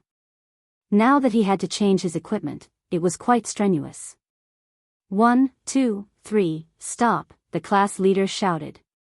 "Platoon leader, check if there's anyone in your team who hasn't put on their equipment. Hurry." Reporting, no one in Team 1. Reporting, no one in Team 2. All the students in Team 5 put on their equipment again. They could not help but feel a little nervous when they saw the class leader's stern and dark expression. "Do you know why I asked you to put on your equipment again? Do you?" The class leaders of the freshman military training were all strong seniors. They had a strong aura when they put on a cold face. The biting cold military aura shook the hearts of the freshmen in Class 3. "Order. When you were collecting your equipment, I reminded you to set the order. How many of you memorized it?" No one dared to say anything. Other than Yi Qian, no one dared to breathe too loudly. They listened obediently. "Go in 3 minutes. Take off your equipment. If someone is wrong, take the initiative to be punished. Begin."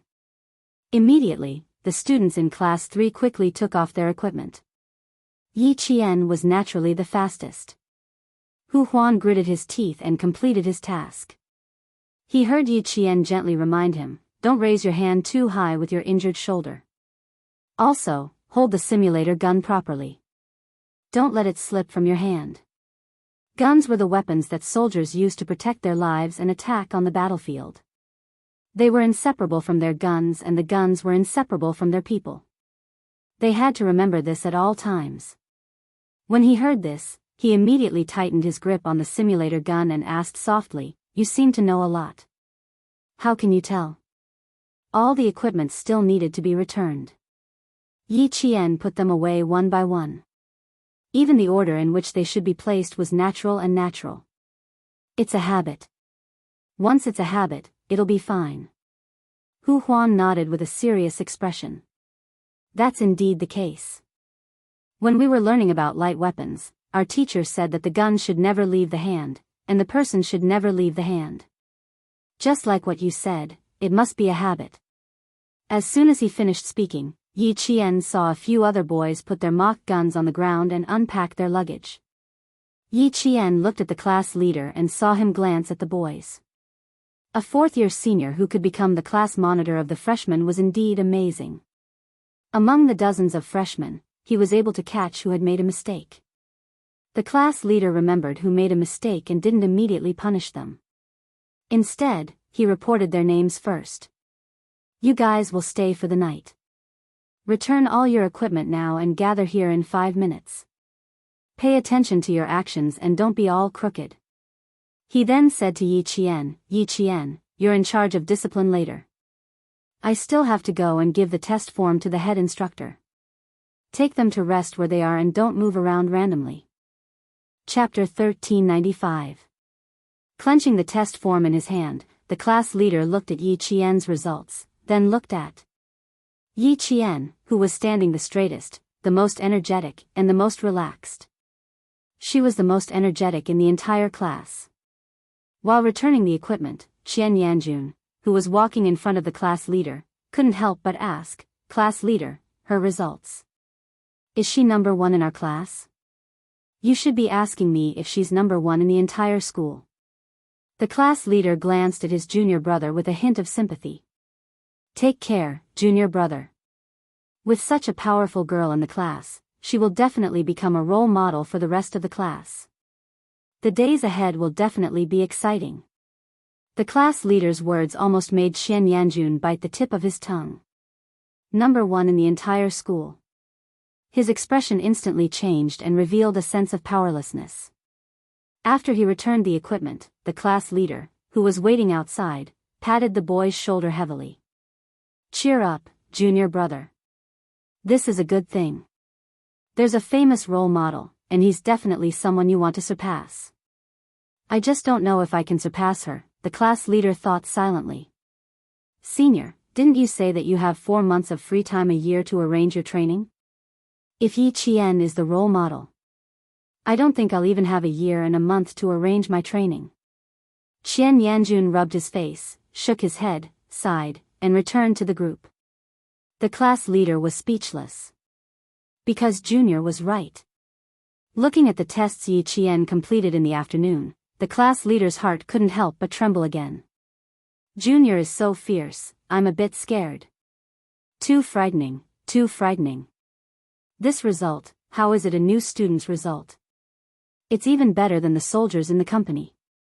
The boys were so tired that they needed to support each other for the 1500m run, but she didn't need to and could immediately return to her original position with her back straight. Looking at her results on the test form again, the class leader quietly let out a sigh of relief. He had to give the test form to the head instructor when he brought the 3rd class back to the field. The class leaders of the 1st and 2nd classes were already waiting. When they saw him coming over, they went up to greet him. Wow, your 3rd class is amazing. How come we didn't notice before? She applied for exemption from military training and only arrived this afternoon. Let me tell you too, this junior sister isn't just strong, she's very, very strong. After giving the test form to the 2, the class monitor of the 3rd class sighed with emotion. Is there anyone in the 4th year who can beat her? Also, I vaguely feel that she should be hiding a part of her strength. Yi Qian did not give him the feeling of a student. He could see the aura of a soldier from her. Her military might was even stronger than theirs. The 2 class monitors looked at the name first and found out what the girl's name was. Then, they looked at the results and, both of them sucked in cold breaths at the same time. He's still hiding part of his strength? Are you sure? The class monitor asked in shock. Don't scare people. I only have a feeling. I can't be sure. The class monitor of the 3rd class replied. He turned his head and yelled for the students behind him to catch up. He said to the 2 class monitors, the 4th class is almost done. You 2 should go back and regroup. The class monitors of the 1st and 2nd classes went back to their classes in shock. When the students of the 3rd class came over, the class monitor of the first class suddenly shouted, "Students, should we give a round of applause to Yi Qian from the third class?" Yi Qian, who was passing by, paused for a moment, then walked even faster. Chapter 1396. Yes. Their voices rang out in unison, followed by thunderous applause. Class 1 took the lead, so Class 2 also clapped under the class leader's command. Class 3's class leader didn't know whether to laugh or cry. After instructing Yi Qian to maintain class discipline, he strode forward and handed the test form to the chief instructor. Report. All 46 students in Class 3 have completed the test. Please give your instructions. The chief instructor took the test form and looked down to see Yi Qian's results. His eyes lit up and he laughed. Good, good, good. These results are beautiful. He looked up at Class 3's class leader and laughed even louder. You guys might not be able to catch up to these results. Junior sister is too amazing. We are ashamed. The class leader sighed. Good results, good fitness, a new star is about to rise. The chief instructor, who was looking down at the results, looked up in the direction of Class 3 and smiled deeply. She has already risen and is receiving the attention of all the students. Send Yi Qian's results to the General Affairs Office and let the school leaders have a look. The senior class leader respectfully took the test form and looked deeply at Class 3. He walked towards the General Affairs Office with results that would definitely shock the school leaders. The freshmen of Class 3 who were resting were already talking to Yi Qian, who was sitting in front of them. As they talked, they imitated Yi Qian and sat on the hot grass with their hands behind their backs and legs stretched out. They shook their hands and legs together to relax their tense muscles. No wonder you didn't participate in the military training. If I had your fitness, I wouldn't have come either. How did you manage to participate in all those events? Do you even have time to exercise in high school? Yi Qian, are you aiming for military school? You're too focused. You're no worse than a sports student. I don't think you're tired at all, but I'm so tired that my legs are shaking. Chatting was the best way to get closer. Yi Qian, who was used to living in a large group, smiled and answered his classmates' questions. My situation is a bit special. I only didn't participate because the school approved. And my goal is indeed to get into the military academy, so I consciously improved my physical fitness in high school. Although all the answers were vague, they were all true. When the students heard this, their faces showed an expression of, no wonder, so that's how it is. It wasn't that she was born strong, but that she had already set a goal for herself and prepared in advance. Thinking of this, their hearts felt much better. After proving himself with his abilities, Yi Qian used this method to comfort his classmates. It also unknowingly eased the psychological pressure on his classmates. As for being tired, I'm the same as you. When you're tired, sit down and shake your hands and legs to relax your muscles. Don't think about being tired. The more you think about it, the more tired you'll be. The more you think about something easy, the more you think. Yes. The more I think about it, the more relaxed I feel. Yi Qian raised his eyebrows and replied with a smile. He stared at Hu Huan with his dark eyes and said, it's the same principle as drawing plums to quench one's thirst. Our bodies can be tired, but we can't let our minds feel tired. The boy who finished second in the 1500m fully geared also smiled and said, Yi Qian is right. I often do that too. This boy's physical fitness was quite good. When he opened his mouth, he immediately drew the attention of many of his classmates. Yi Qian gently exhaled. If they asked too many questions, it would be hard for her to answer. If they asked too much, then it would be even harder to answer. It would also divert their attention. Chapter 1397. The boy who changed the topic for Yi Qian had a handsome face. When he spoke to his classmates, he looked calm and confident without a trace of awkwardness. He smiled and answered his classmates' questions. I don't have any special tricks. I've told you guys before. After the evening self-study session, go to the field for a run, pull the bars, and do push-ups. Sometimes, if you can't solve a problem, you might as well go out for a run to relax and come back to continue. You're the same as Yi Qian. You started to exercise in high school. We didn't have time at that time. We studied until 11 or 12 o'clock at night. Sometimes we did the questions until 1 or 2 o'clock in the morning.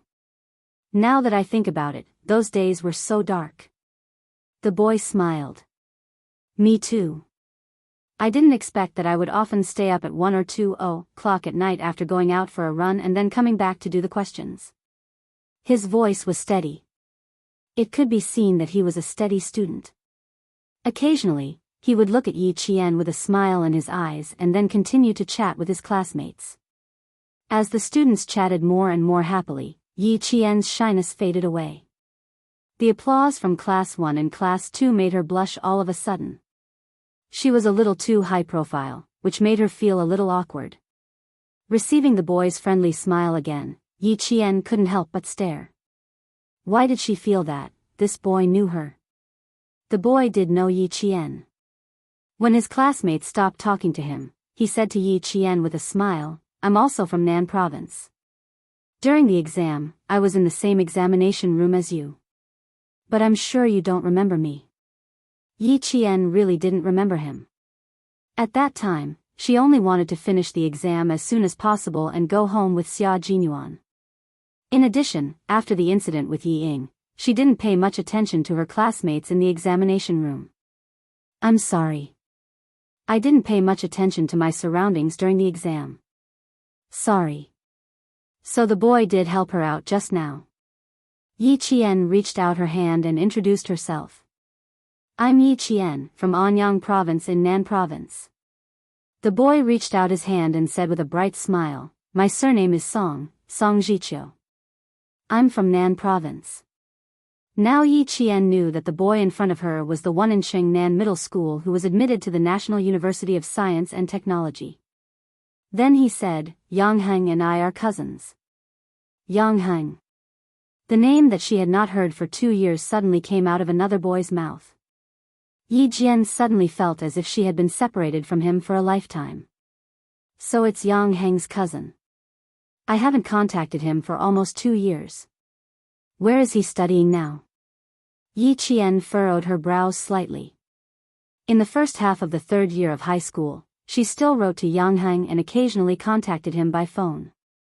However, in the second half of high school, she did not receive any more letters from Yang Heng. Their contact was cut off just like that. Song Zhiqiu said with a smile, "Eldest uncle was transferred to another post.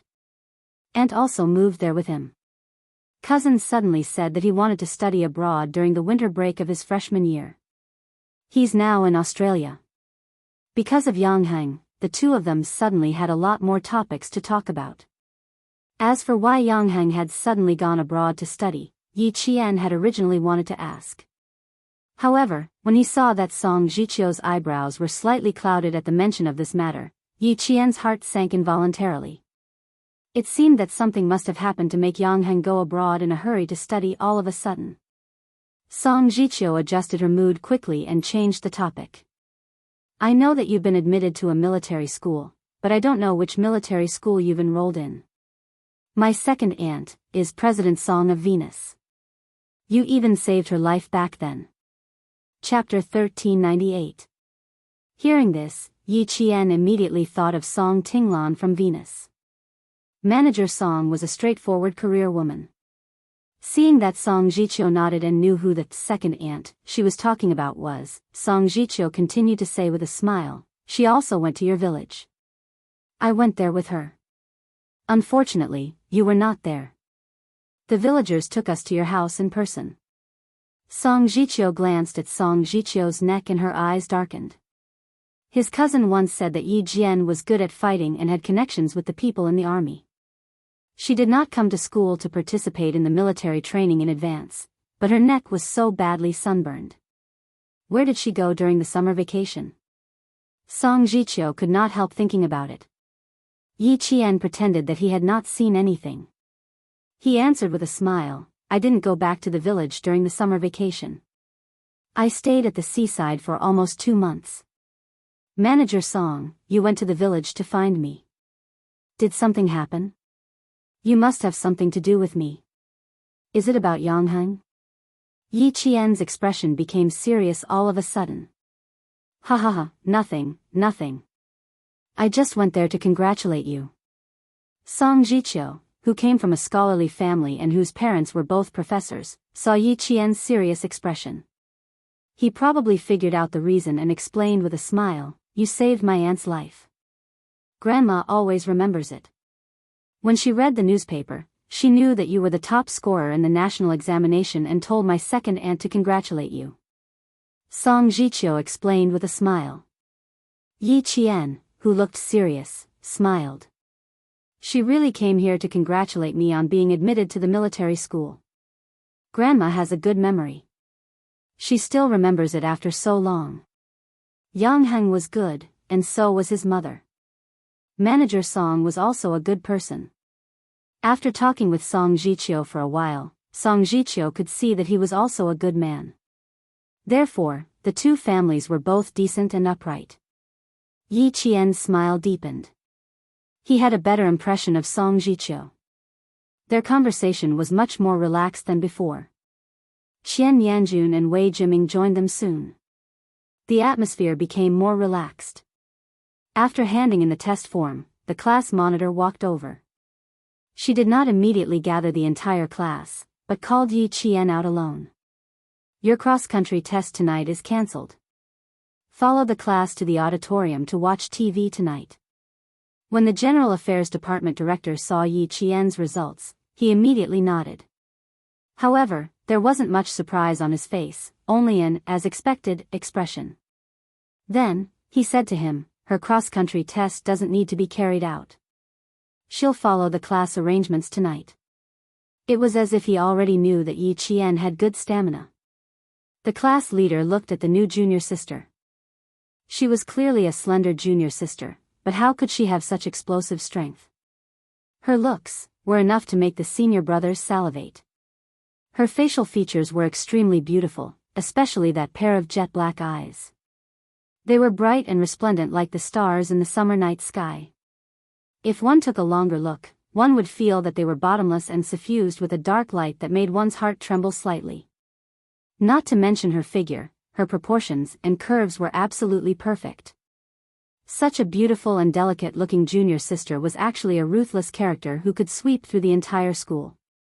The class leader silently sighed in his heart. The new generation excels the old, he had no choice but to accept it. The bugle horn was blown. All the freshmen of the year finally ended their 1 month of all-day military training. As the class monitors said, dismissed, the freshmen who did not dare to celebrate loudly clenched their fists and kept whispering, yes, yes. As a reserve unit for the future army, the management of the military academy was extremely strict. Even during break time, the freshmen were not allowed to shout loudly. Chapter 1399. After a month of military training, all the freshmen had gotten used to the military academy's rules. Even though they were all very happy that the all-day military training was finally over, they were all crazy alone. They didn't even put their arms around each other's shoulders. The fourth-year seniors and class leaders looked at them and laughed. Little guys, the good days were still ahead. Let's not talk about it now, let's let them be happy first. Yi Qian was also smiling slightly. Captain Xia had once said that the first year of university was the hardest. If they could get through the first year, they would be able to get through the next 4 years. If they couldn't, they could only choose to drop out. On a day like this where the surface temperature was still 34 degrees Celsius in the evening, Yi Qian used half a day to erase some of the criticisms about her not participating in the military training. She also left a very deep impression in the class. The loud horn sounded. The sun had just risen, and the military academy students' day had begun. There were only 3 girls in Yi Qian's class. The 3 girls were in a dorm. When the horn sounded, the 3 girls quickly got up without any delay. Want to laze around in bed? Absolutely impossible. They needed to dress, fold their blankets, wash up, and a series of other actions within 10 minutes. Then they had to line up for morning exercises. I'm on duty this week. I won't wait for you guys. I'll leave early. Yi Qian's movements were much faster than the previous weeks. This week, it was her turn to be on duty, so she had to leave early. The other girl hurriedly said, Go, go. Io, where's my belt? I clearly put it here yesterday. Clearly put it here? You clearly put it in my closet. The girl from Qinghai rolled her eyes. She took out her roommate's belt from her closet and threw it over. Su Wen, can't you remember? There were two girls in the dorm. He Jing from Qinghai and Su Wen from China's capital. Su Wen's family had a bit of background.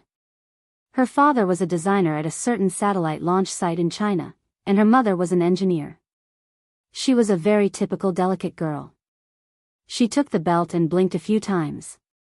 She smiled and said, Thank you. As she put on the belt, she said to He Jing, Let's hurry down and help Yi Qian take attendance.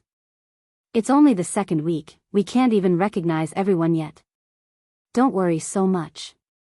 Yi Qian doesn't have a memory like you. Last week, Qian Yanjun didn't remember everything. She was the one who reminded him. He Jing buckled her belt and urged her roommates to hurry up. Done, done. Buckle it as you walk. If you're late, the whole class will be skinned. The military academy's morning exercises had a special meaning and strict rules. Being late was absolutely not allowed. As long as one person was late, the punishment would not only be that person, but the entire class would be punished. Su Wen exhaled heavily and said expressionlessly, Our training during this period of time has not only shed one layer of skin, but 2 layers of skin. That was true. Originally, they thought that the freshman military training would usher in good days. Who knew, it was not at all. He Jing also sighed. The hard days were still going on. It was even worse than the military training before. Sometimes, she really felt that her decision to enroll in the military academy was the wrong one. It was too tiring. Not only was she tired out during the day, she still had to go back to the classroom at night to memorize a thick book of rules and regulations. I'm not going to waste time with you. If we're really late, we'll only get worse. Her sadness was not over yet. He Jing, who was still sober, drank a mouthful of cold water from last night. She pulled Su Wen and the two of them walked out of the dorm together. The military academy's morning exercises were not like high school and middle school where students ran to the field one by one and randomly found their own class. Chapter 1400. The morning exercises in the military academy were organized into teams. Hearing the call for morning exercises, one row after another ran neatly and orderly to meet up at the designated location of each class. Then, the on-duty personnel checked their attire, counted the number of people, and brought them into the field. Yi Qian arrived at the meeting point and quickly counted the number of people. As team after team came over, the entire third class was assembled in 3 minutes. There were 46 people who were supposed to be present, and 46 people were present. Line up to the right. Yi Qian, who was standing at the very front, ordered loudly. Following the soft sound of shoes on the ground, she walked to the right of the first row after the entire class was assembled and began to lead the team into the field. The sun had already risen. Even though it was only morning, the heat waves were already blowing in their faces. One by one, all the classes entered the large field. As the on-duty personnel called out the slogan, the entire class gathered and straightened their backs in the face of the rising sun. After the on-duty personnel reported the number of people to their superiors, the 30-minute morning exercise began. 1, 2. 1, 2. 1, 2, 3. The neat, monotonous commands rose and fell on the large field. The entire military academy, dressed in short jerseys and shorts, began their day of morning exercises. The wide field was filled with youthful figures. The loud chants of the slogan were like giant waves pouring down from the heavens, carrying with them a grand and majestic aura that spread throughout the entire military academy. His heart thumped loudly as he felt the difference in the morning exercise. Those orderly steps seemed to carry with them the power to destroy everything. Ka-thump, ka-thump, ka-thump. The strictness of the military academy students, the might of the military academy students, and the strength of the military academy students could be seen from this morning exercise. After the 30-minute morning exercise, it was time for breakfast. The sophomores, juniors, and seniors returned to class after breakfast, but the freshmen could not. They still had morning training. Just as the seniors who had trained them had said, the hard days had just begun. The sun on the field flashed white everywhere it touched. The heat was so great that it burned their faces and arms. Everyone stood motionless under the scorching sun, maintaining their military posture. The instructor in charge of the training walked past each student, then constantly corrected the students' irregular movements. Did you eat too much breakfast? You should retract your lower abdomen. Spread your feet 60 degrees apart. Here, it's at least 70 degrees. Did you not remember the mantra for standing in military posture? Recite it again. You, and you, it's all the same. Yes. The few students whose names were called tensed up and straightened their backs as they recited the instructions for standing in a military posture. The tips of your feet are about 60 degrees apart, the heels of your feet are close together, your calves are straight, your abdomen is slightly tucked in, your chest is straight, your shoulders are slightly open, and your arms are naturally hanging down. Your head must be straight, your neck must be straight, your mouth must be closed, and your eyes must be looking forward. It's not tidy. Recite it again. Yes. Without a single word of rebuttal, he immediately recited. The instructor walked to the front and stood beside the role model, Yi Jian. He shouted coldly, "There is a role model in front. Those who don't know how to stand, can't stand straight, or feel tired, raise your eyes and take a good look at the role model in your class. As long as you stand like her, you don't have to come tomorrow." Yi Jian, the role model, stood facing the whole class. Under the sunlight, she still maintained her original military posture after an hour. The students at the front could see sweat dripping into her eyes. She didn't move. She just blinked her eyes gently. Chapter 14:01. Time passed bit by bit. The sun was getting brighter and brighter. The instructors were still shuttling back and forth in the queue. Some people were tired of standing and began to relax their shoulders. Some people couldn't stand it anymore and wanted to slack off. They're quite brave, standing at the front of the class. Originally, Yi Qian was the only one standing in front. After an hour, there were 4 people standing beside Yi Qian. More and more sweat flowed down their faces like rain. Their summer wear shorts and shirts were drenched from their collars to their chests, armpits, back, waists. Only the corner of their short sleeves was not drenched. Their sweat soaked their clothes and stuck to their skin. The sun was scorching, making their skin prickle and itch. It made them want to reach out and scratch it. Everyone wanted to scratch it, but no one dared to. They endured the physical and mental torture. Facing the cold gaze of the instructor, they kept their backs straight and looked straight ahead. Straighten your legs. If you're a man, straighten your back. The instructor's voice came from the back. It was cold, icy, and piercing into the students' ears. Look straight ahead, don't look sideways. Don't blink when the wind blows. Stand like a pine tree. Shape like steel. 3 straight, 3 flat, 3 straight, 2 straight, 2 straight, 1 straight. Remember all of this. They weren't the only ones who needed to learn military posture. Everyone who entered the army and the military academy had to learn it. When standing in military posture, no matter when, even if it was just a simple action of sitting down, it would reveal the might and masculinity of a soldier. Your every word and action would also reveal the temperament of a soldier who was as lofty as a mountain and as tall as a pine tree. At this moment, everyone's eyes were red. Yi Qian was no exception. Tears flowed into their eyes and stung them. No one dared to raise their hands to rub their eyes.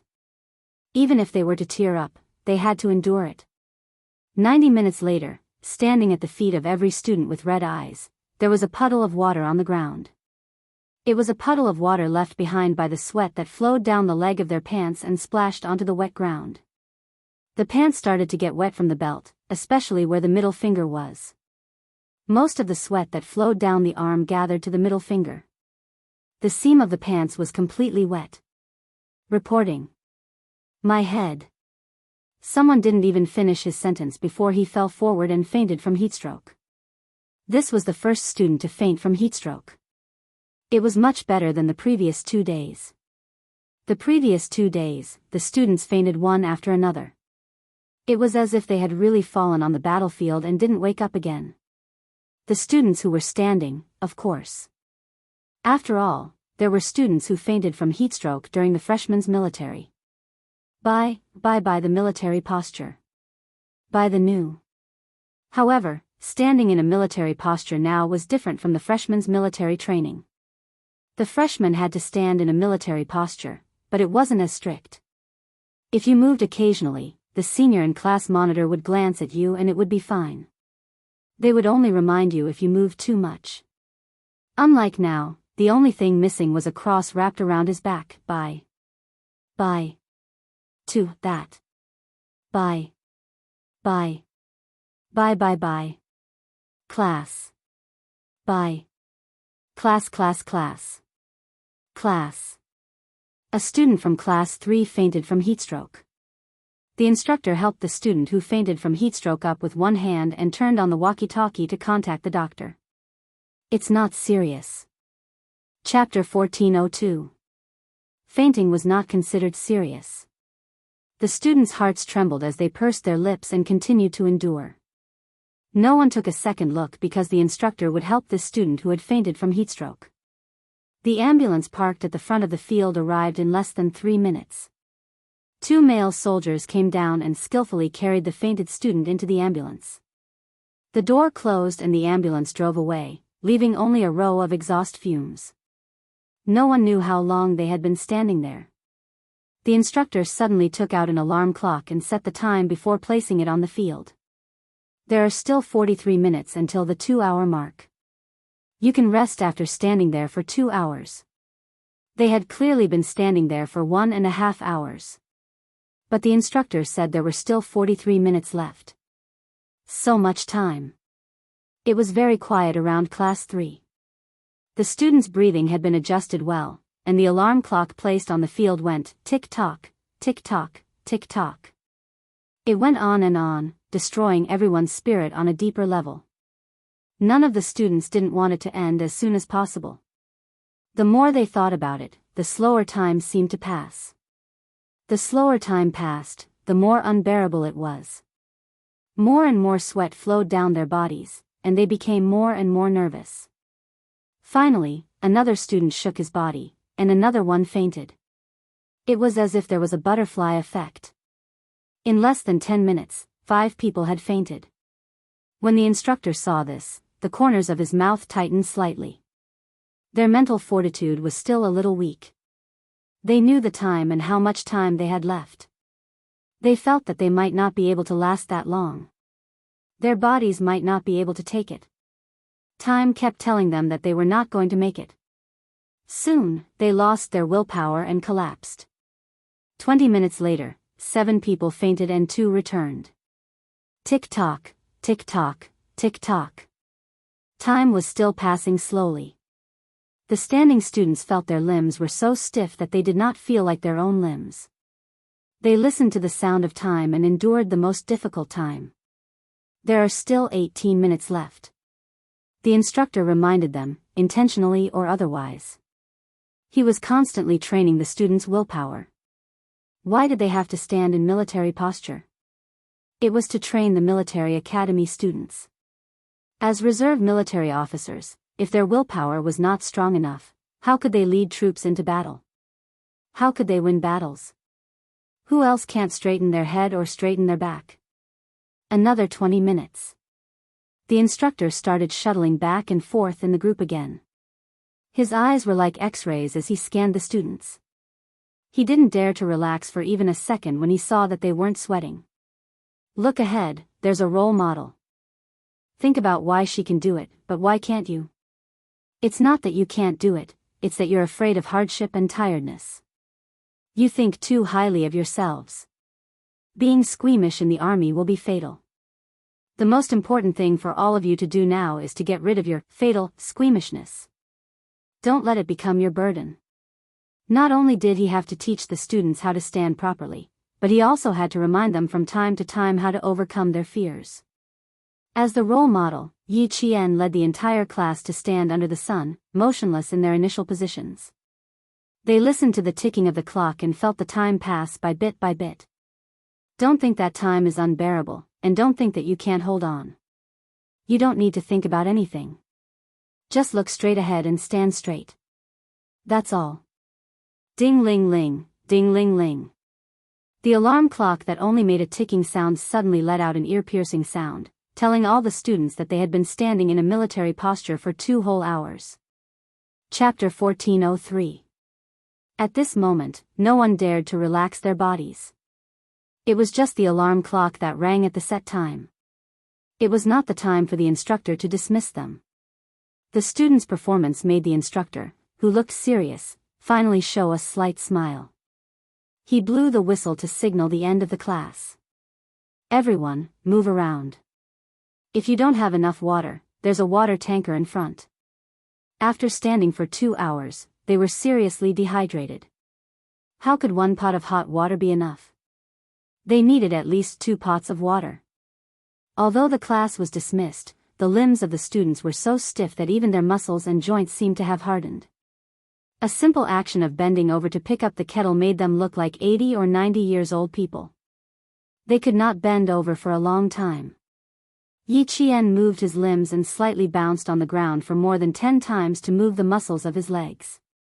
Then, he bent over to pick up the kettle. Do me a favor. Do me a favor. A student called Yi Qian with a bitter face. I can't bend over. My legs are like saws. Once I move, I feel pain inside. Then, another student also needed Yi Qian's help. And here, Yi Qian.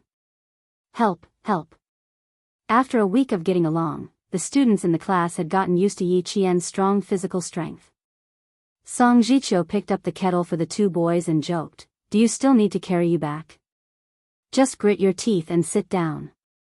You'll be fine after shaking your legs. His physical strength was good, so it was easy for him to do it for a few days. During the break, the instructor was not as serious as during the training. He would help the students pick up the kettle and even massage their legs. Upon hearing this, he raised his voice and said, he's right. It's just a military posture. Do you know how the national flag class does it?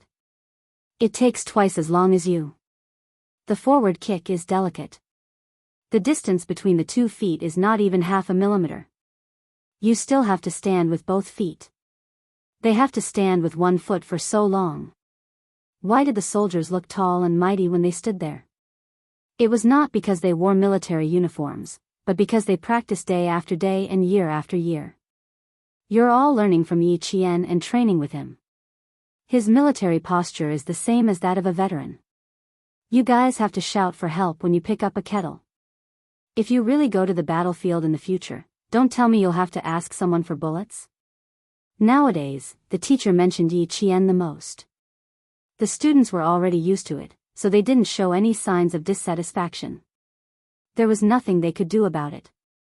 She was indeed amazing, so they had no choice but to admit defeat. Su Wen, who had drunk half a bottle in one go, winked at Yi Qian and asked, do you feel any pressure? It's all right. I'm doing my best. Yi Qian blinked and said softly, there are only 3 girls in our class. We can't lose. After Su Wen heard this, he patted Yi Qian heavily on the shoulder and said earnestly, it's all thanks to you, Yi Qian. He Jing and I will support you in spirit. In terms of actions. I can't support you. He Jing, who had just returned from refilling the kettle, heard this. She sat down with difficulty and said, I have a goal, unlike you. She then said softly to Yi Qian, I'm a little hunchbacked. I want to practice by myself at night. Is there any way to improve quickly? He Jing was a girl who was very strict with herself. Her brother also graduated from the National University of Science and Technology. According to her, the reason why she applied for the National University of Science and Technology was because of a bet with someone. Who was that someone? Su Wen and Yi Qian did not ask, but from her eyes, they could tell that this someone was not an ordinary person. Chapter 1404. There's a trick, but it's very difficult. Yi Qian thought back to how Principal Chen had taught him the trick of military posture, and said to He Jing, "Prepare a few pieces of paper as thick as poker cards. I'll show you the trick tonight."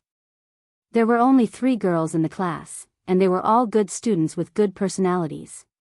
Even though Yi Qian had only known them for a week, he had already established a friendship with them. The boys who were closer to them naturally heard it too. They rubbed their faces and looked at each other. No matter what, they couldn't lose to the girls.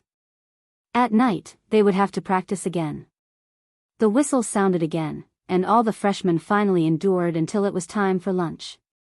Once lunchtime arrived, even the instructors could not delay because the military academy had a rule about lunchtime.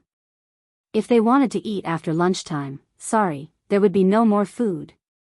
Therefore, the instructors could not delay lunchtime either. Line up, reorganize, and do a head count. After a series of actions, the students of Class 3 could finally head to the cafeteria. Everyone walked quickly, afraid that if they were late, there would be no meat, only vegetables, and a thin soup. With every step the boys took, they could hear their stomachs rumble. Then, like a long dragon, the students of each class rushed over from all directions, all heading towards the same destination.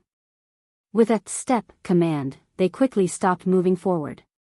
Yi Qian, the on-duty officer, stood at the front and began the chant training. Every lunchtime chant training was the moment Yi Qian wanted to laugh the most. In order to get into the cafeteria earlier, they shouted the chant with all their might. The instructor had once said that the chant for lunchtime was, "Shout with your life," and this was not false at all.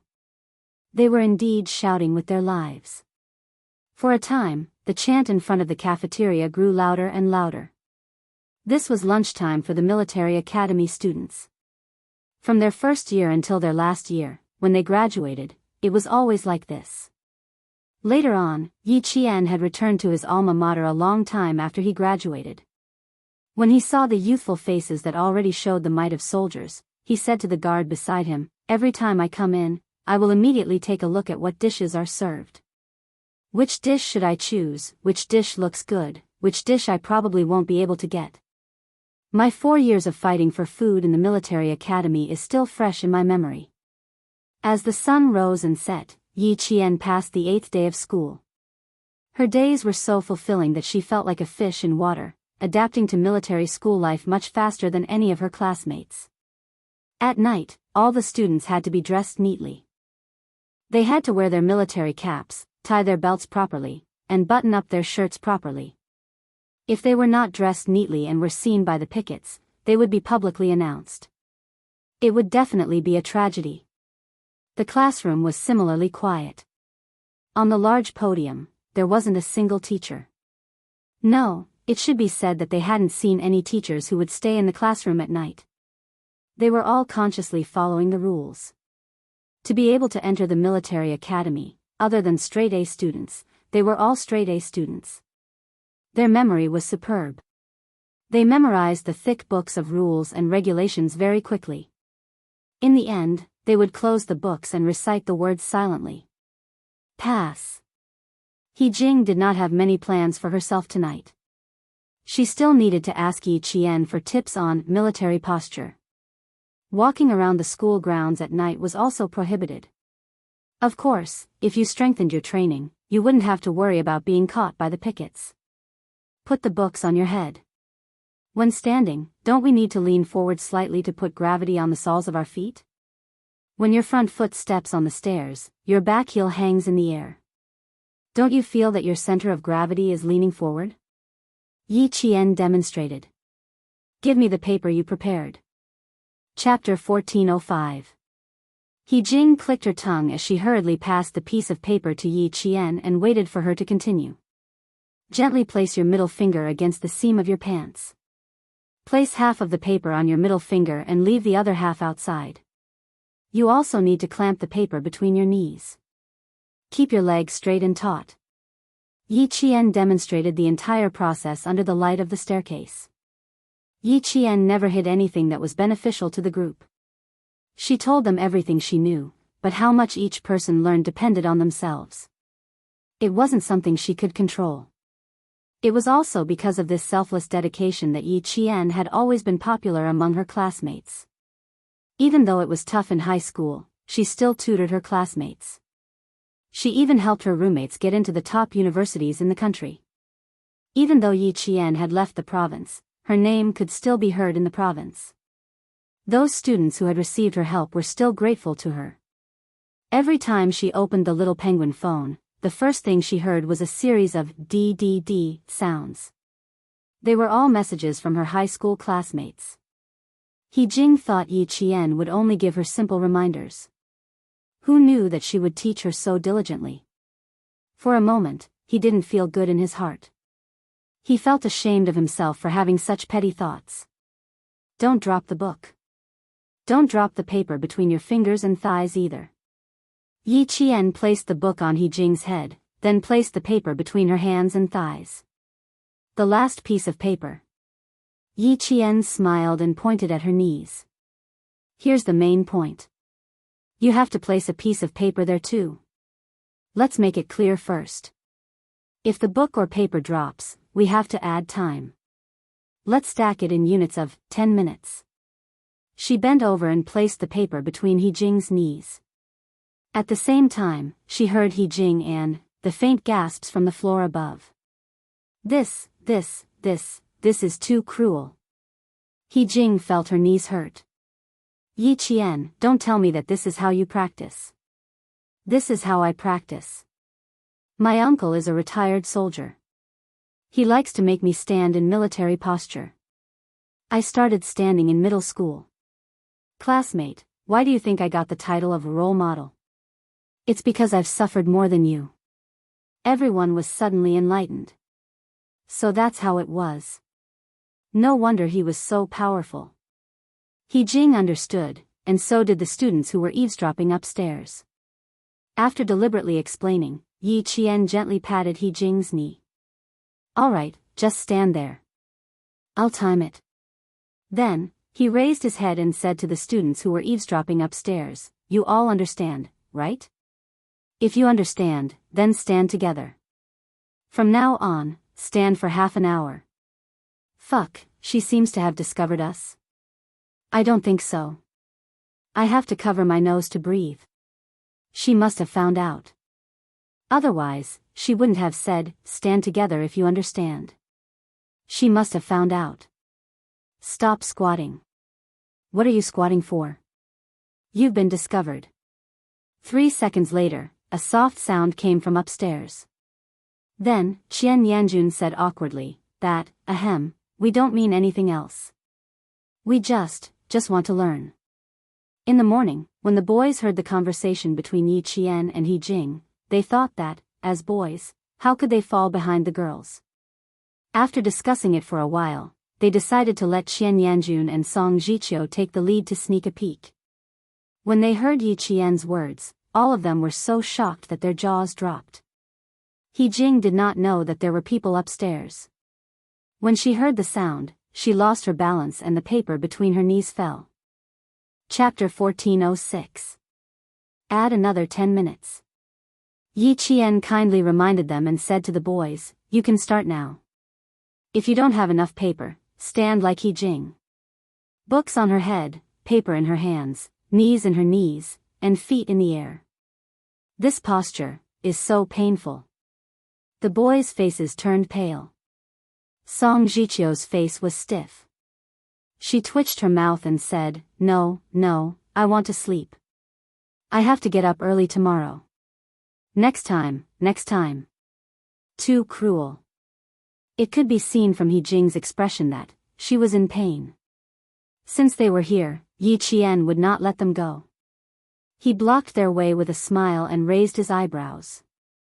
He looked at the frightened boys and said, give it a try. It's quite interesting. Us girls are already working so hard. Isn't it a bit unreasonable for you guys to not work harder? In the end, all 6 boys stood up. Like He Jing, they stood on the stairs with their heels in the air and put their big brimmed hats on top of their heads. I think it's better to use hats instead of books. He Jing, you should use a hat too. Yi Qian took down her book and put her hat on top of her head. The hat is soft and lighter than the books. It's more suitable for practice. He Jing did not say anything and let Yi Qian ask her to do it. She had to work hard. She had to pass the formation training. She could not be a burden to the class. Qian Yanjun tried his best to lean forward and said with a bitter face, "We still want to use books. Books are heavy, it's not easy." Before he could finish his sentence, the hat on his head slipped forward. Qian Yanjun reflexively reached out to grab it, but he lost his balance and fell backward. Yi Qian supported his back with one hand and helped the boy who fell backward. Don't think too much when you're standing. Distract your attention. The instructor took out the alarm clock this morning and set the time on purpose. Actually, it's to train your willpower. While we train our willpower, we have to learn how to distract ourselves. Yesterday, 6 or 7 people fell down in the last 43 minutes because we cared too much about time. We put all our energy into time, which affected our brains and produced negative psychological suggestions. In order not to be affected by negative psychological cues, it's best to learn how to distract yourself and think about something else. He straightened Qian Yanjun and put the military cap back on his head. Every time the cap drops, you'll get an extra 10 minutes.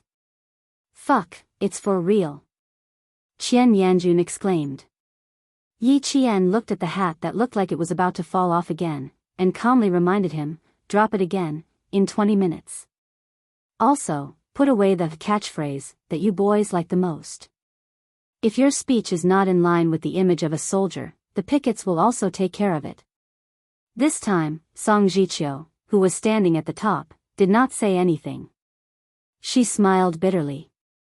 Since things had come to this point, how could she lie? Of course, he was serious. Her cousin had mentioned her a few times. Every time he talked about Yi Qian, the expression on his face would change. At first, she had thought that her cousin was interested in Yi Qian. Later, she could not help but ask about it.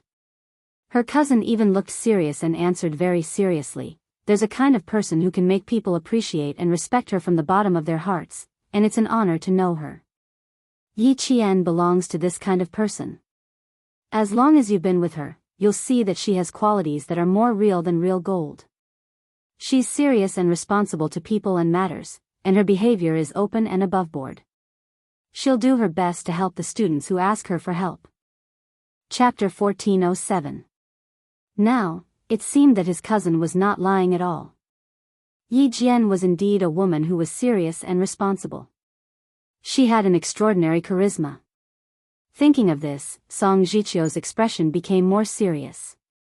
Yi Qian, who was helping Qian Yanjun to stand upright, did not see him standing on the top step. He turned the hat around and put it back on Qian Yanjun's head. He looked at him with a smile. "Think of the hat as your head. I think you can hold on. If the hat falls off, your head will fall off. Don't you think it's very serious?" Qian Yanjun was speechless. It was not just a little serious, it was absolutely serious. He Jing tried hard not to laugh out loud. Thinking of the hat as her head. She did not dare to drop the hat. The other boys were suffering but could not say anything. They had come out purely to be companions. They did not know that, when they were caught, they had to stand in a military posture. If they did not stand properly, they would be punished. When they could finally rest at night, they had to continue. Life was tough.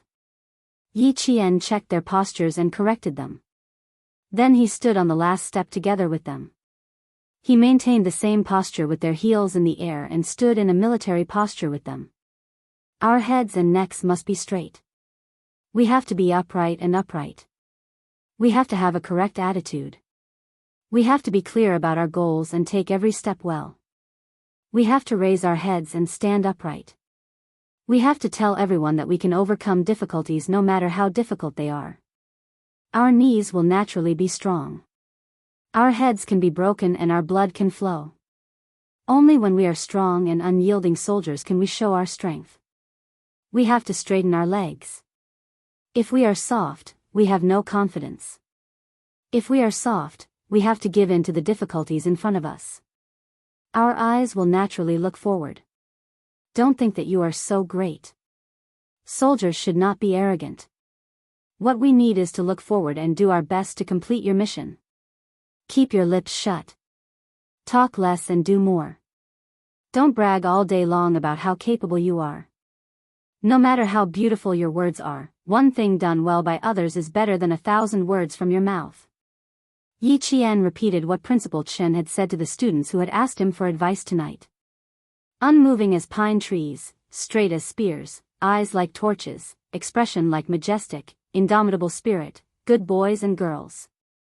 Unmoving like a pine tree, tall and straight like a spear, eyes like torches, expression majestic, indomitable good children. The sound was sonorous and powerful, and it contained a majestic aura that caused the pickets who were about to go upstairs to check the situation to stop. It turned out that the students did not intend to stay in the teaching building, but were using the break time to practice standing in military posture. The flashlight flashed, and the leader of the pickets led his teammates up the stairs step by step.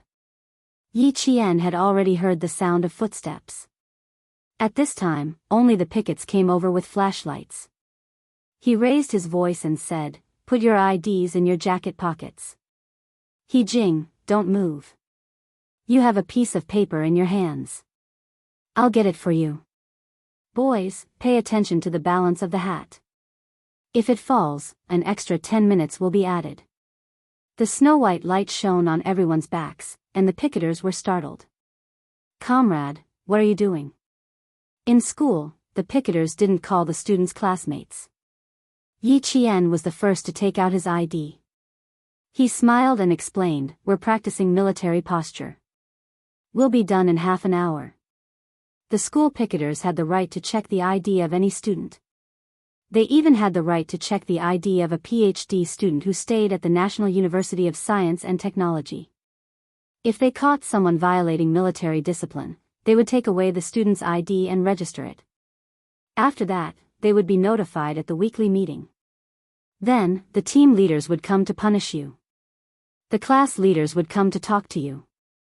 The more serious cases would also come to talk to you. Chapter 1408. In short, as long as you were registered by the pickets, you would be anxious and tired for 2 consecutive weeks. The freshmen hadn't sensed the terror of the pickets yet. Even Yi Jian hadn't noticed it. The pickets didn't check the documents immediately. Instead, they observed them for a while before nodding and saying to Yi Jian, "That's a good idea. It'll definitely be effective if you stand there for a year. He's quite polite, unlike how my senior brothers described him to be fierce." Yi Qian murmured in his heart before he answered, 1 hour every night. You'll get something in a month. I have an idea. But you'll affect other students if you stand in the corridor of the school. I won't warn you tonight. Be careful next time. After returning Yi Jian's ID card, the head of the picket smiled as the dazzling flashlight swept across the hovering heels of the few people. The other 2 pickets checked everyone's IDs and confirmed that they had not done anything else because they were practicing military posture. The 3 of them then went downstairs.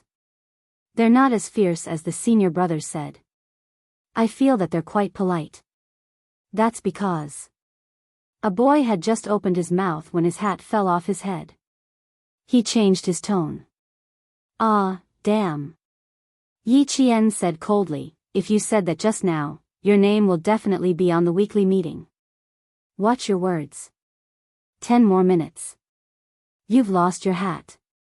Bro, please forgive me. I want to go back to the dormitory to sleep. Stand still. Don't fall on me." He even spoke slowly for fear that he would lose his hat if he spoke loudly. Time seemed to pass by casually. When Yi Qian said that it was over, Qian Yanjun still did not believe him. No way. 40 minutes passed so quickly. 40 minutes this morning felt like 40 days to me. Of course it's fast. After Yi Qian finished speaking, a boy from the province of Hulu City asked Qian Yanjun with a smile, "What did you use to divert your attention just now?" Qian Yanjun put on his big brimmed hat and habitually checked if the collar buckle was fastened properly. He said proudly, "I'm doing physics questions. I'm doing physics questions in my head. I really don't feel like time is passing quickly. I'm memorizing English words," Song Jiqiu replied. He Jing rolled her eyes at them and answered honestly, "I memorized the rules and conditions in the booklet. Didn't the teacher say that we should take our time in year 1 and year 2, and focus on studying in year 3 and year 4? You guys only think about studying every day. Now that we focus on studying, it's fine as long as we don't fail our subjects and don't take make-up exams.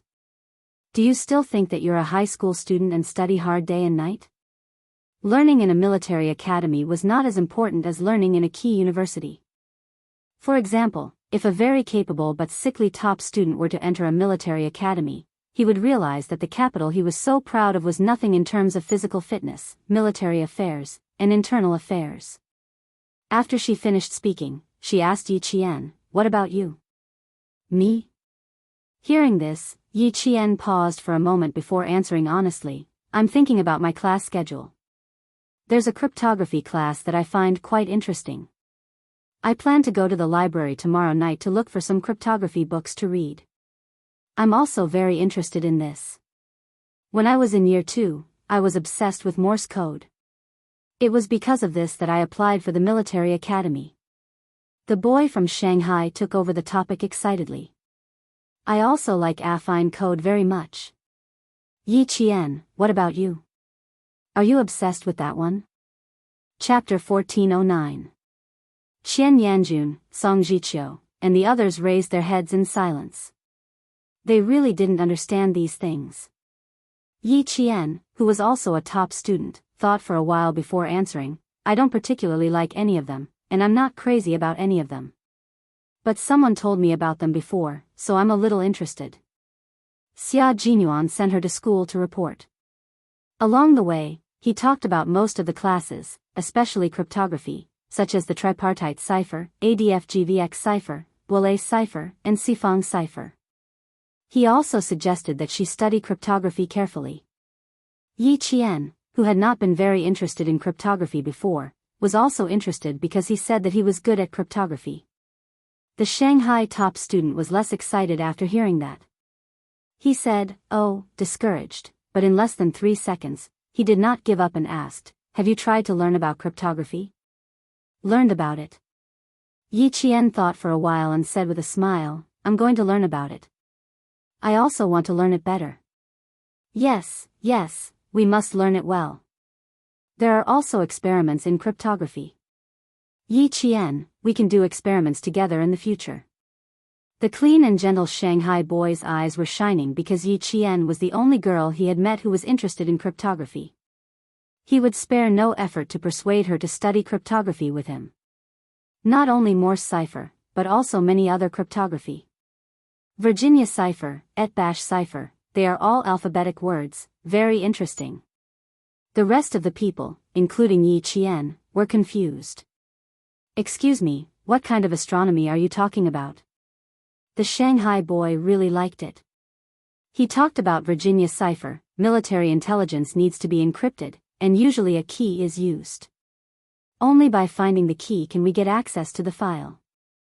I think our cryptography will definitely have the Virginia code, and by then. Morse cipher? Sherlock Holmes cipher? He Jing was completely confused. While listening to the Shanghai boy continue talking about cryptography that she did not understand, she whispered to Yi Qian, "I'm not only feeling the pressure physically. I'm also feeling the pressure in my studies." Yi Qian pursed his lips and smiled. "I don't know either, but these things do need to be learned. They'll be included in the exam, and they'll be tested every year. If we don't understand, we can learn. We have a ready-made genius in our class. If we don't understand, we can ask for leave from him. The world of a top student was not easy to understand. As for the world of a prodigy, he could not see through it at all. The Shanghai boy could be categorized as a prodigy. Who asked him not to be able to understand what he was saying? At 10:00 in the evening, the campus was still brightly lit. There were faint shadows walking back and forth in the field. They were all students who were not physically fit and were secretly training themselves. The lights in the 3rd and 4th year schools were not completely switched off. The prodigious senior brothers and sisters were still making use of their break time to study. They did not neglect their physical fitness, studies, and housework. Yi Jian looked up at the classroom where the lights were still on and the square windows were illuminated. She looked into the distance with her quiet and bright eyes. 5 years ago, was Xia Jinyuan as hard-working as he was in this school? Those are prodigies who will be selected as top students, He Jing said with emotion. During the freshman's military training, the senior brother and class monitor told us that after 4 years of graduation, there will be a very small number of people who will be selected as top students with extremely harsh conditions. A very small number of people who will be selected as top students with extremely harsh conditions? Chapter 14:10. How many are there? How harsh are the requirements? Yi Qian couldn't help but ask. Xia Jinyuan once said that he would be evaluated as a top student when he graduated. At that time, she didn't think it was that difficult. After all, she had been evaluated as a top student every year since the 2nd semester of her 2nd year of middle school.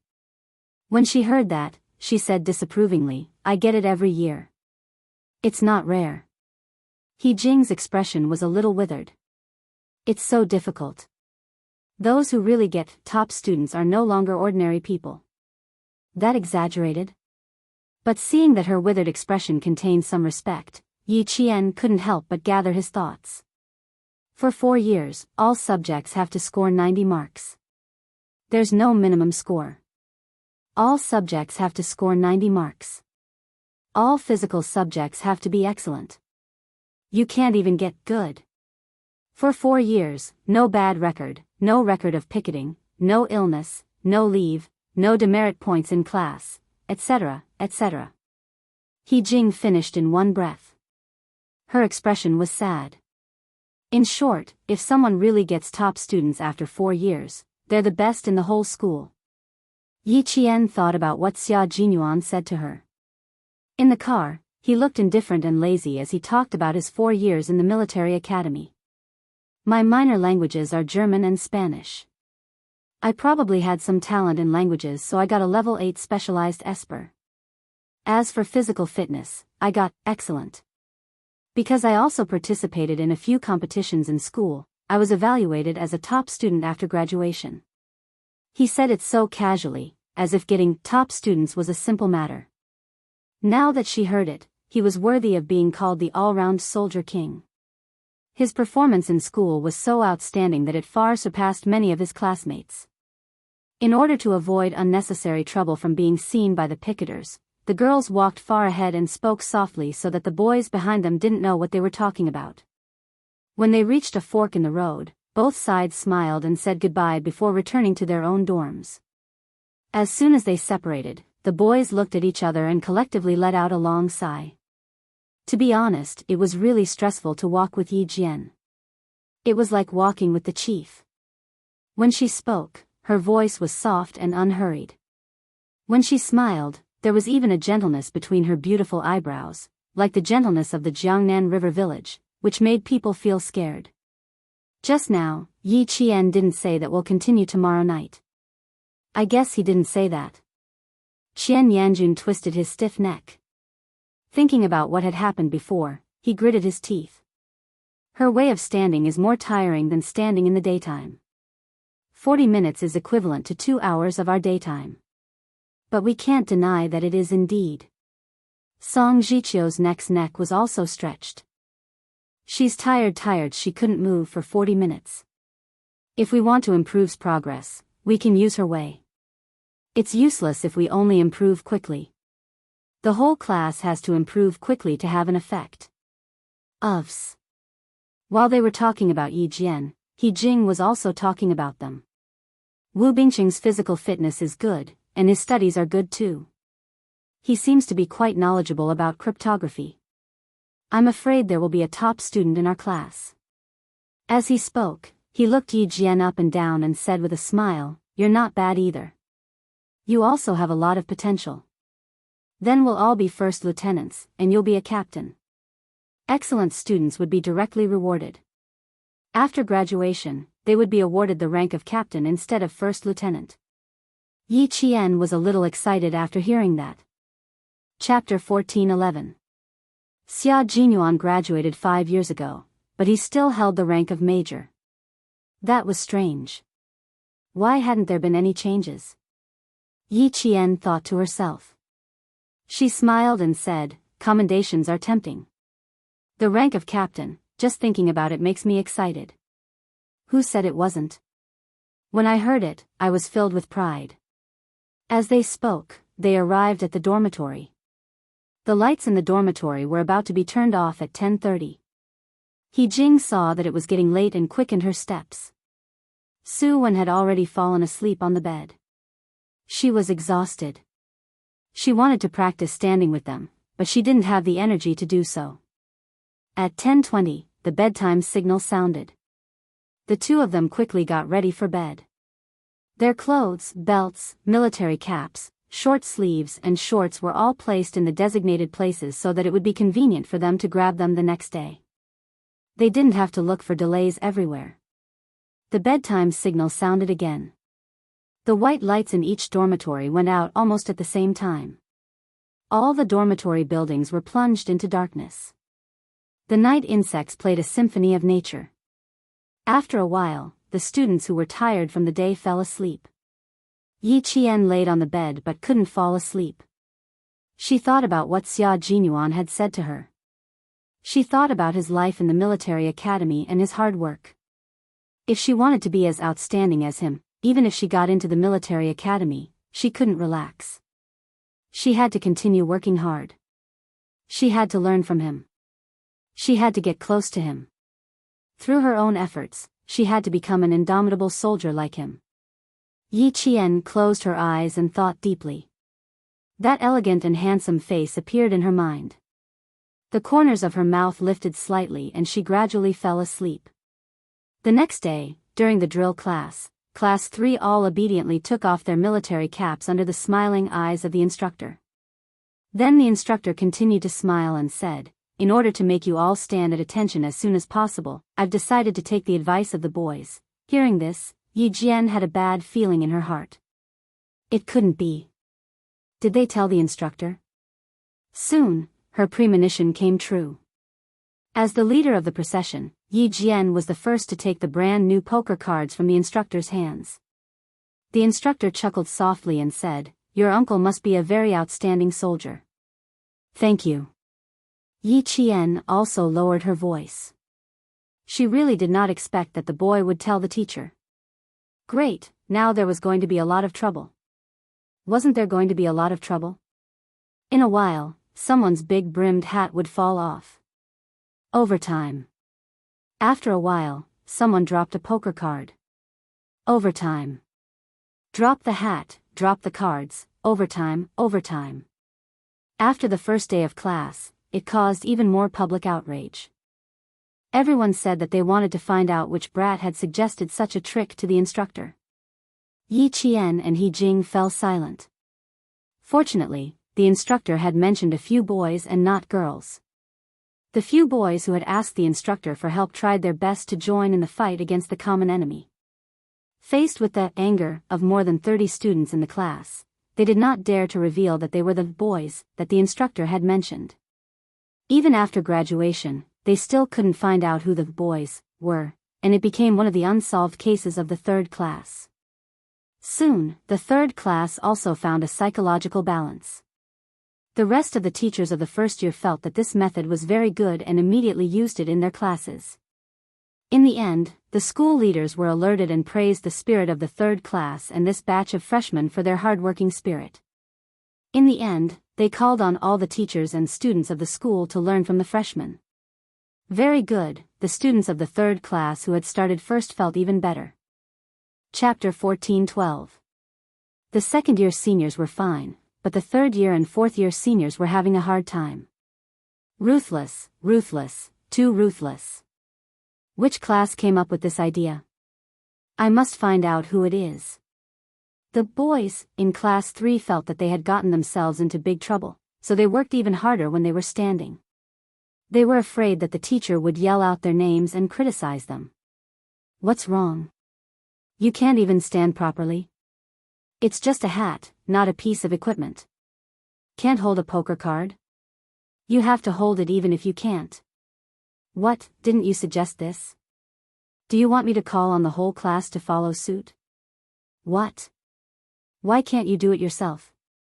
If the instructor really said that, the boys in class 3 would become the public enemy of the whole school.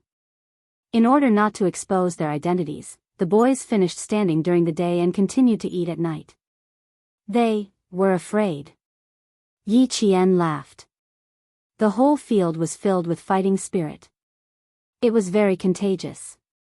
No one knew who came up with this idea, except for the few pickets. However, they only remembered that they had seen it.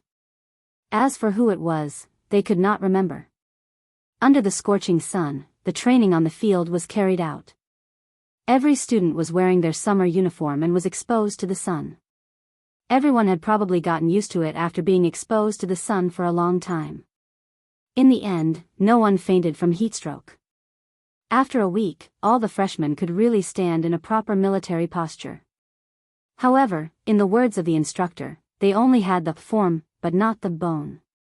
If they wanted to stand in a proper military posture, they would need at least half a year before they could form the bone. Bones represented the majesty and coldness of a soldier just by standing there casually. In the third class, Yi Jian was the only one who could stand in a military posture.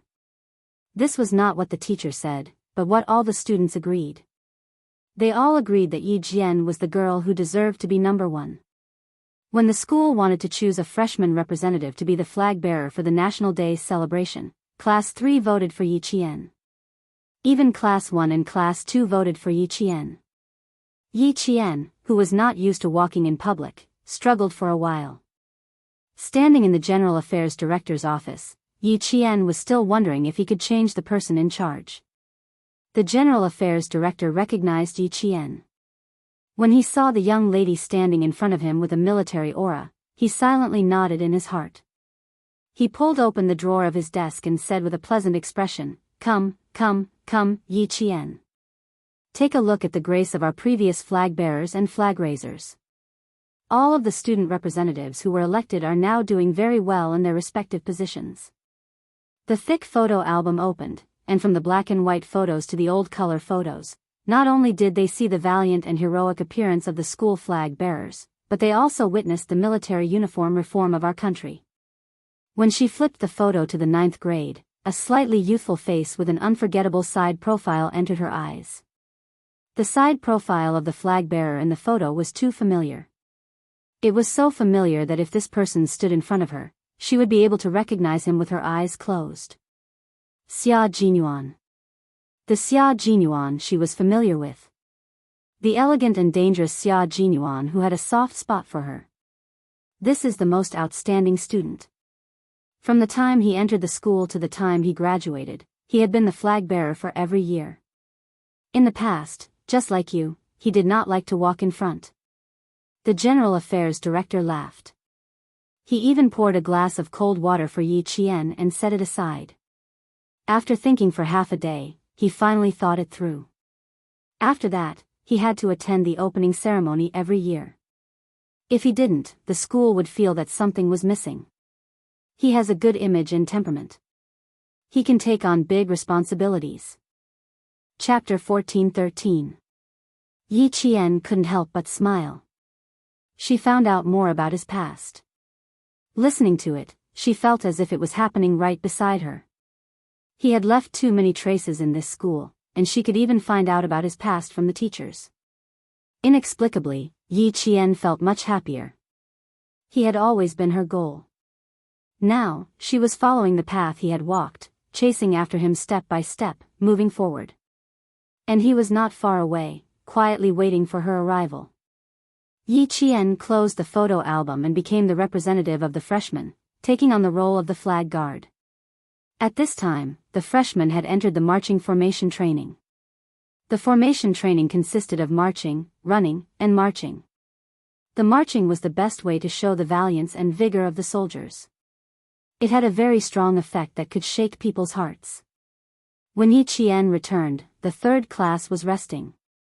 Everyone was sitting under the sun, laughing so hard that their shoulders were shaking. The two girls, Su Wen and He Jing, were sitting far away, looking awkward and uncomfortable. It was as if they had encountered something embarrassing and were very uncomfortable. When they saw Yi Qian walking over, the boys in the class pursed their lips again, laughing so hard that they suffered internal injuries. "What's wrong?" Yi Qian, who didn't know what was going on, walked over to his roommate. "The boys are a little strange. What are they laughing about? What happened just now? The instructor isn't here either. Where did he go?" Su Wen covered her face and said in a muffled voice, "When we were practicing the marching drill, the instructor said a chant. The boys couldn't hold back their aura. The instructor asked them to laugh for 10 minutes before he came over. A hooligan-like chant came out of nowhere. Even a girl like me was embarrassed." The girl, He Jing, fanned her hands unnaturally, her face slowly becoming hot. "Luckily you weren't there at that time. Otherwise, you would have been embarrassed too." Yi Jian really didn't know that there was a chant for marching.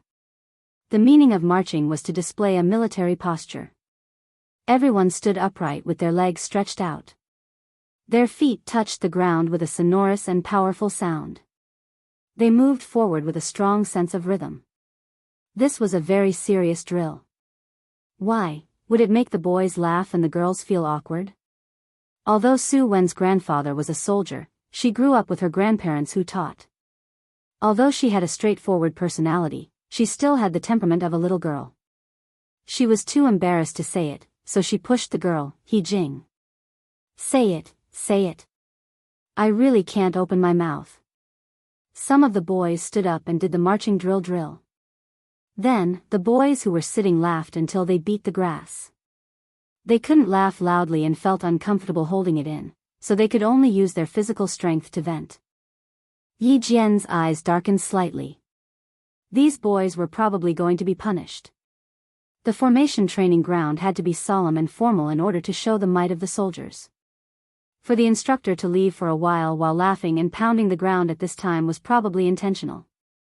"It's just a chant. You don't have to be embarrassed." "What's the chant?" "It only tells you the trick to memorize the movements so that you can learn the key as soon as possible." Yi Jian smiled and enlightened the two girls. "You have to differentiate between formation training and physical training. During physical training, you have to shout loudly and be high-spirited. But we can't do the formation training." He had to be serious. "You've all seen the square formation of the National Day ceremony. It's neat and orderly. Their slogans are filled with murderous intent. Who's laughing? Who would laugh? No one would laugh. Only the mighty and majestic aura of our army can be felt when we walk out." The boys were still laughing, while the girls walked out of the awkward situation under the guidance of Yi Qian. Even their sitting postures were much more upright. Chapter 14:14. Su Wen's expression gradually became solemn, then she nodded and said seriously, "You're right. When I was 4 years old, I went to my dad's army. At that time, I happened to see the soldiers training in formation. I still remember it vividly. I was just walking over when suddenly there was an earth-shattering chant. I was so scared that I cried. 4 years old, I'm almost 20 years old now." The instructor had indeed been observing. When he saw that the two girls' expressions gradually relaxed due to Yi Qian's arrival, he put down the binoculars. Class 3's Yi Qian was indeed a good seedling. Our country's marching regulations were personally set by General Shao. In the 50s, the great leader proposed that the army should be unified in command, system, organization, and discipline. At that time, the head of the military training department, General Shao, immediately organized the relevant personnel to write 3 regulations: discipline, internal affairs, and formation. With the implementation of the 3 regulations, it provided a strong support for the construction of our army. In the 50s, it began to be used. Yi Qian talked about China's marching, the origin and development of China's formation. Later on, the military commission researched and used the infantry movement that Commander Liu personally set. Using the German marching as a template, it made changes based on the Soviet Union. It strengthened the arm swing and at the same time adjusted the stride length to achieve the coordination of the 4 limbs. It was the marching and formation of our army. Don't underestimate our marching and formation training. These were all done after a long period of research and study by our ancestors. After a long period of research and constant adjustments, we finally have today's formation training and various regulations. Following her explanation, the 2 girls no longer had any awkwardness on their faces. Even the boys who were closer to the 3 of them didn't secretly laugh. The incantation was just a way for everyone to quickly grasp the key points. How could you just listen to its literal meaning? You had to understand it on a deeper level, dissect it, and understand it. I think I understand what you're trying to say.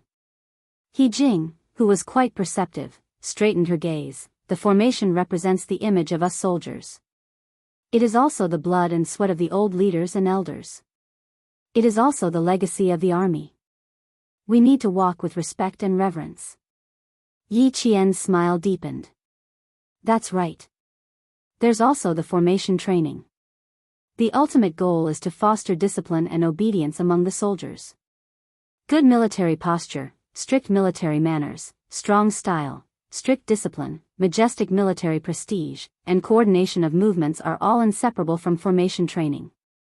The boys are laughing right now. I dare say that they haven't memorized the formation rules. Just wait, the feast is about to be served. Her voice was neither loud nor soft, but it was loud enough for the boys closest to her to hear.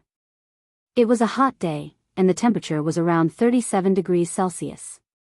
The boys felt cold air rush up from the soles of their feet, and their heart palpitations rushed up to their heads. They shuddered violently. The rules and regulations of the formation included general principles, formation commands, formation actions, etc. There were a total of 9 chapters, 65 articles, and 5 appendices. It was quite a thick book. Before the cold shivers passed, a sharp whistle that made one's scalp numb sounded.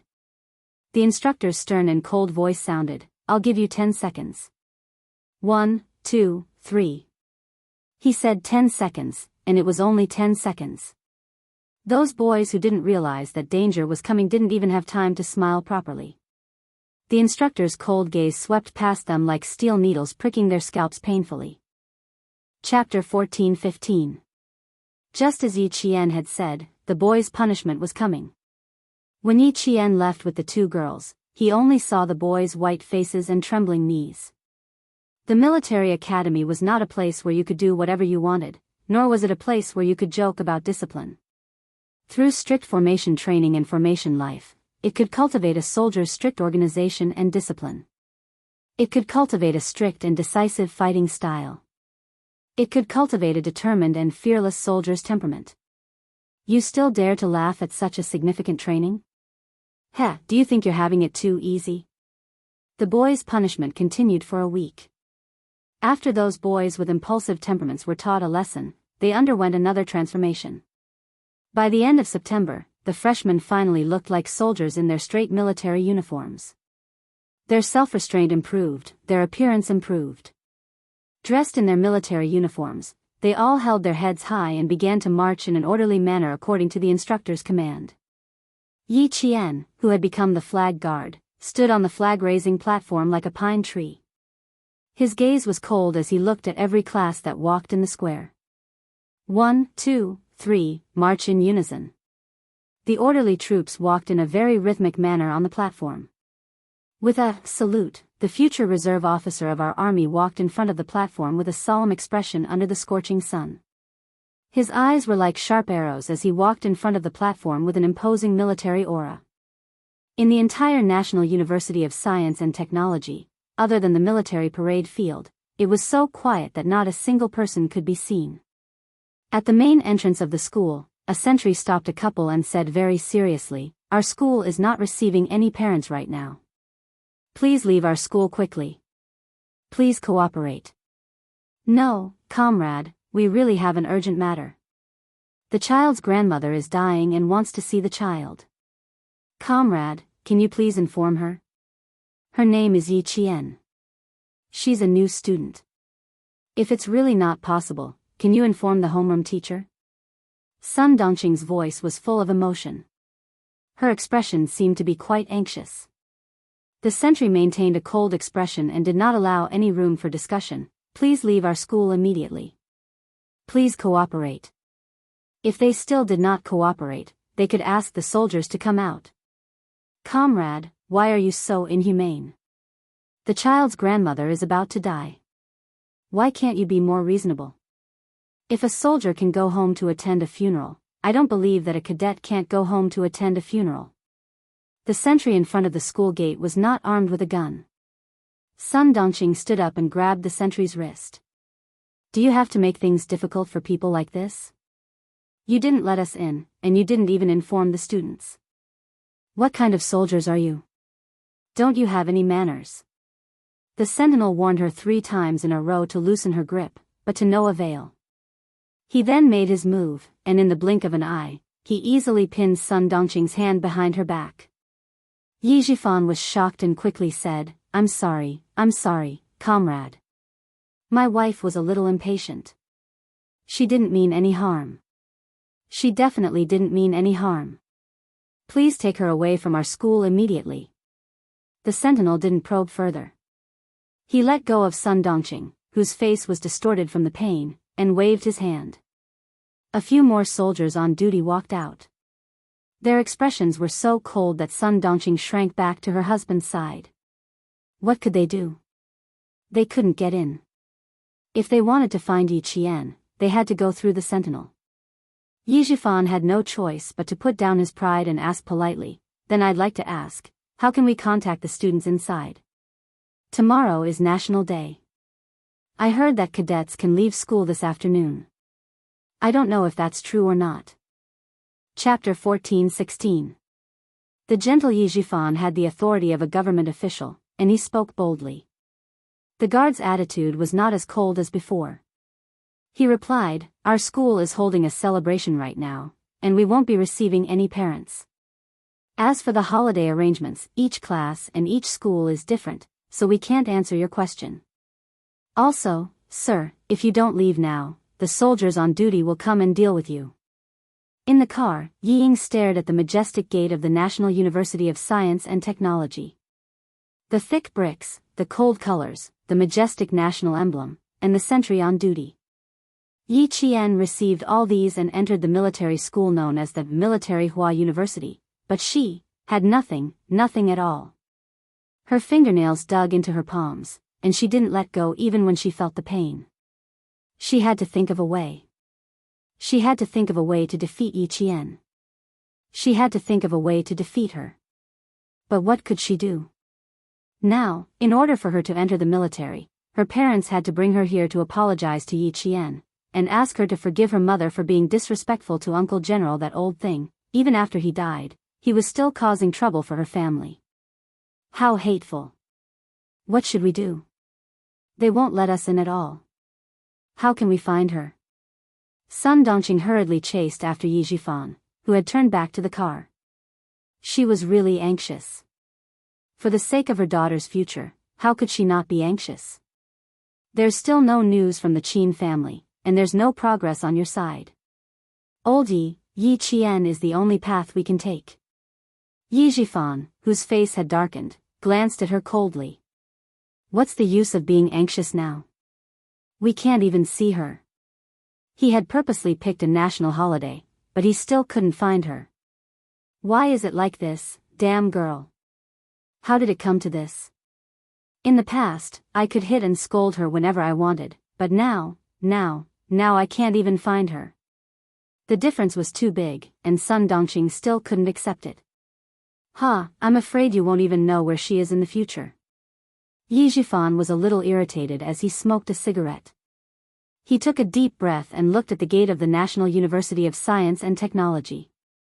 His eyes were a little dark and unclear. He did not expect that things would come to this. Why did he still have to depend on Yi Qian? Yi Ying didn't come out. She just watched. The unwillingness in her eyes turned into a gloomy darkness, making her look exceptionally cold. I'll ask them later. The sentinel said that they're holding a celebration. It's probably related to National Day. Yi Zhifan finished the cigarette and adjusted his mood before saying, if you really see her later, give me. A sentry walked straight towards him. Yi Qian is currently participating in a celebration. After registering, you will enter the school together with the soldiers on duty. Please abide by the school's regulations when you enter the school grounds. You are not allowed to walk around or take photos. In short, he said a lot, and Sun Dongqing's expression changed again and again. She endured it and tried her best to keep her mouth shut. Yi Zhifan thought that things would be difficult, but who knew that there would be such a big twist? After listening carefully, he said, we will definitely not cause any trouble for the school. We will definitely abide by the school's regulations. As long as she could get in, she would definitely cooperate. Otherwise, she would be chased out by Yi Qian on the spot. With her personality, she would definitely do it. After going through some procedures, Yi Zhifan finally brought Sun Dongqing and Yi Ying into the school grounds. The moment the family of three stepped onto the campus, they couldn't help but hold their breaths. Yi Ying grabbed Yi Zhifan's arm tightly. She had an inexplicable sense of respect for this place. Chapter 14-17. This was a campus that Yi Ying had never understood or been familiar with. Everywhere she looked, there was a sense of unfamiliarity that made her feel like she was suffocating. Sun Dongqing's shoulders shrunk back a little. She did not see anyone on the campus. It was so solemn that it made her tremble in fear. Her eyelids were twitching, and she was extremely panicked. Old Yi, why don't we wait outside? After walking for about 500 meters, Sun Dongqing suddenly said anxiously, this place makes me feel uneasy. I feel like something big is going to happen. The further they walked, the faster her heart beat. Sun Dongqing had not met Yi Qian for the first time, and she was already feeling scared. Yi Ying bit her lower lip. She was also panicking, but to ask her to go back. Impossible. How could she go back? If Yi Qian knew about this, he would laugh her to death. Yi Ying cleared her throat. In order to show her imposing manner, she purposely straightened her back and said coldly, Mom, follow me closely. She thought she was imposing, but her voice was dry, revealing a sense of cowardice. Yi Ying heard her own dry voice, and her face stiffened even more. She might as well not open her mouth. The soldier on duty walking in front did not communicate with the students' parents. Only when they reached a fork in the road did he remind them coldly, this way. Yi Zhifan's cold eyes were filled with warning. He turned around and glanced at the mother and daughter. Watch your step. Don't fall. It sounded like he was concerned, but it was actually a warning.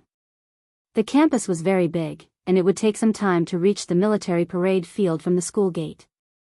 After passing through 2 empty teaching buildings and walking through a long corridor, suddenly, a deafening sound that seemed to be able to shatter the air came from the front.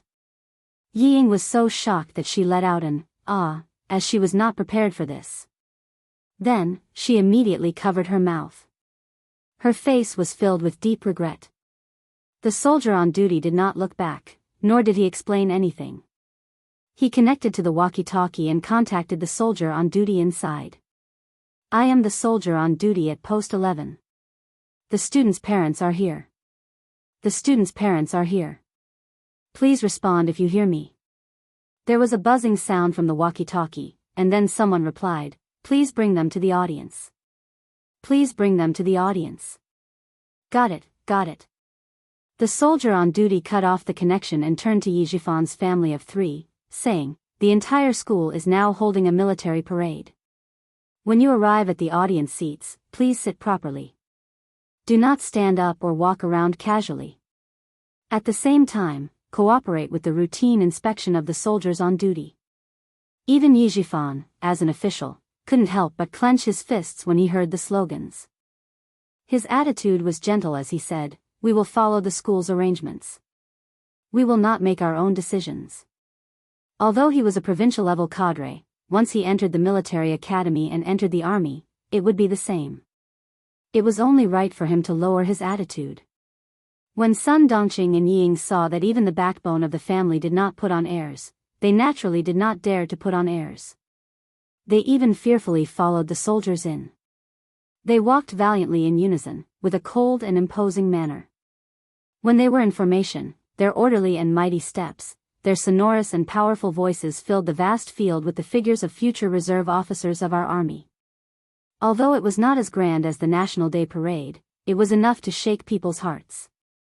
Yi Ying was already dumbfounded. This was the military academy that Yi Qian had entered.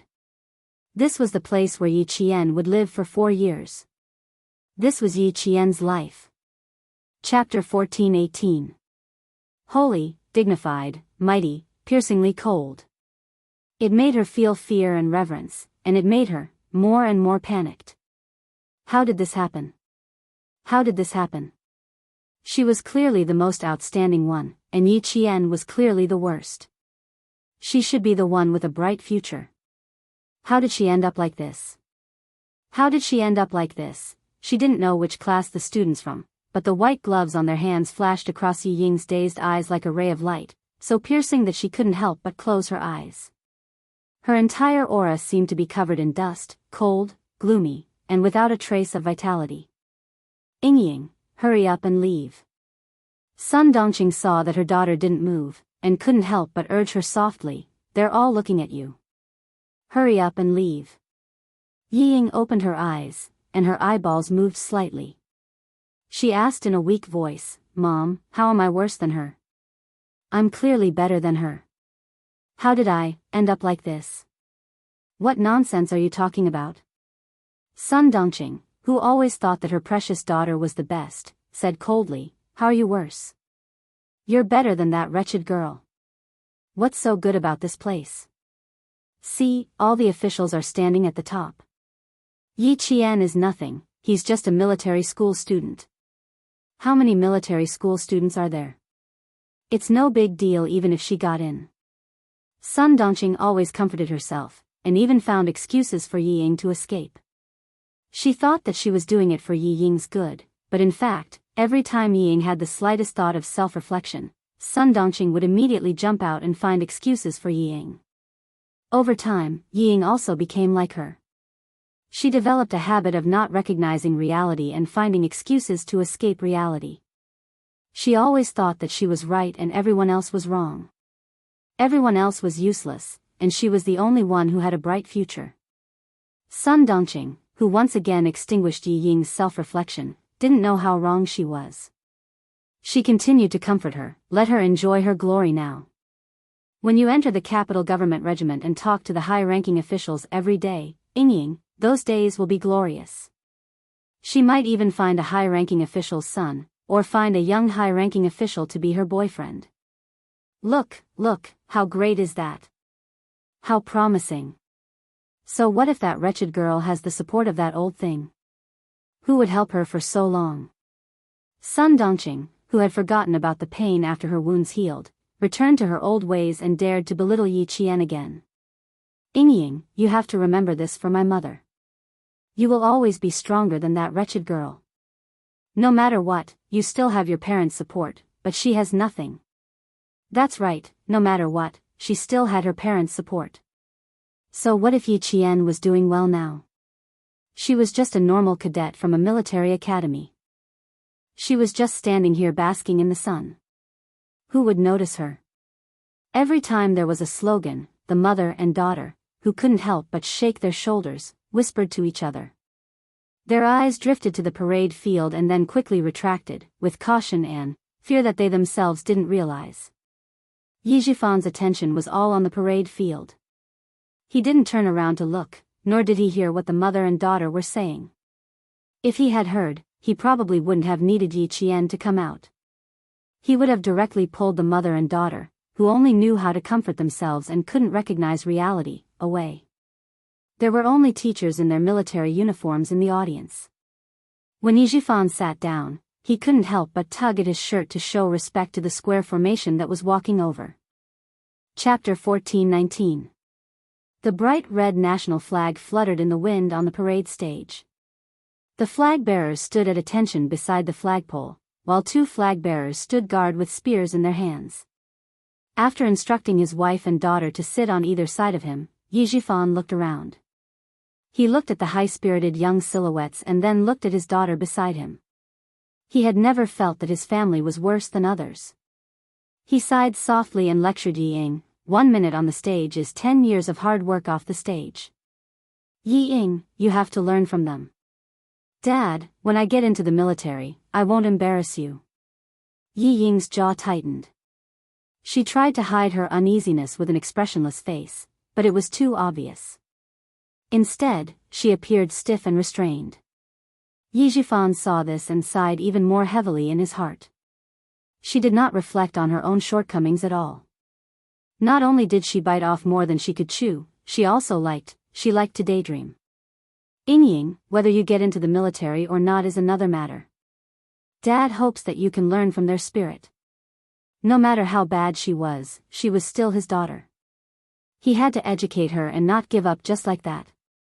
Yijifan patiently lectured, you used to love saying that Yi Qian was inferior to you in every aspect. Look at them now. Look at the figures below. Look at the aura they exude.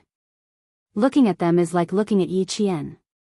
Ying, don't you realize the difference between you and Yi Qian? Don't you realize that you can't compare to Yi Qian? Yi Ying's face suddenly turned pale. She subconsciously clenched her fists. Dad can tell you very clearly now. You are indeed inferior to Yi Qian.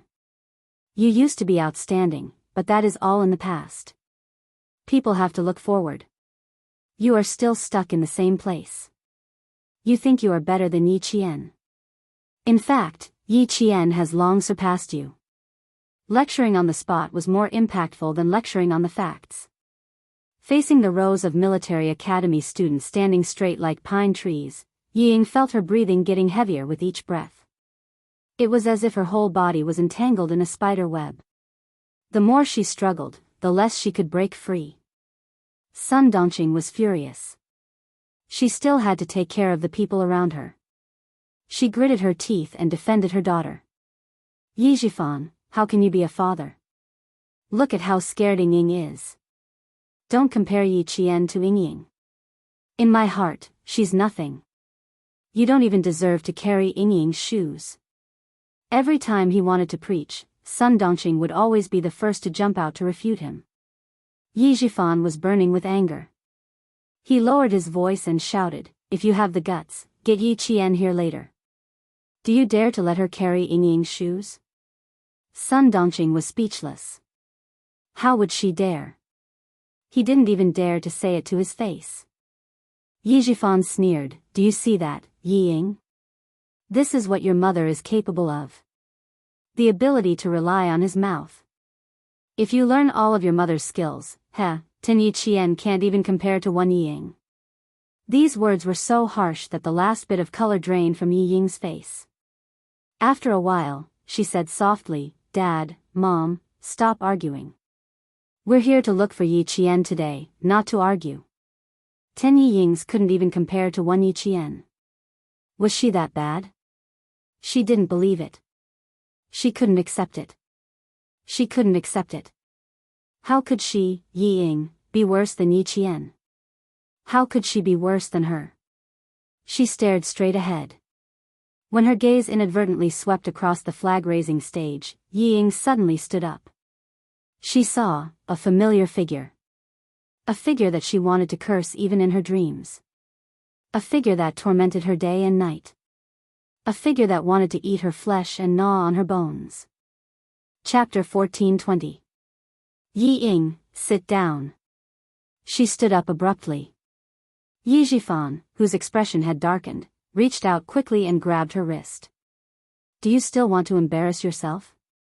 Sit down. Fortunately, they were sitting in the back row.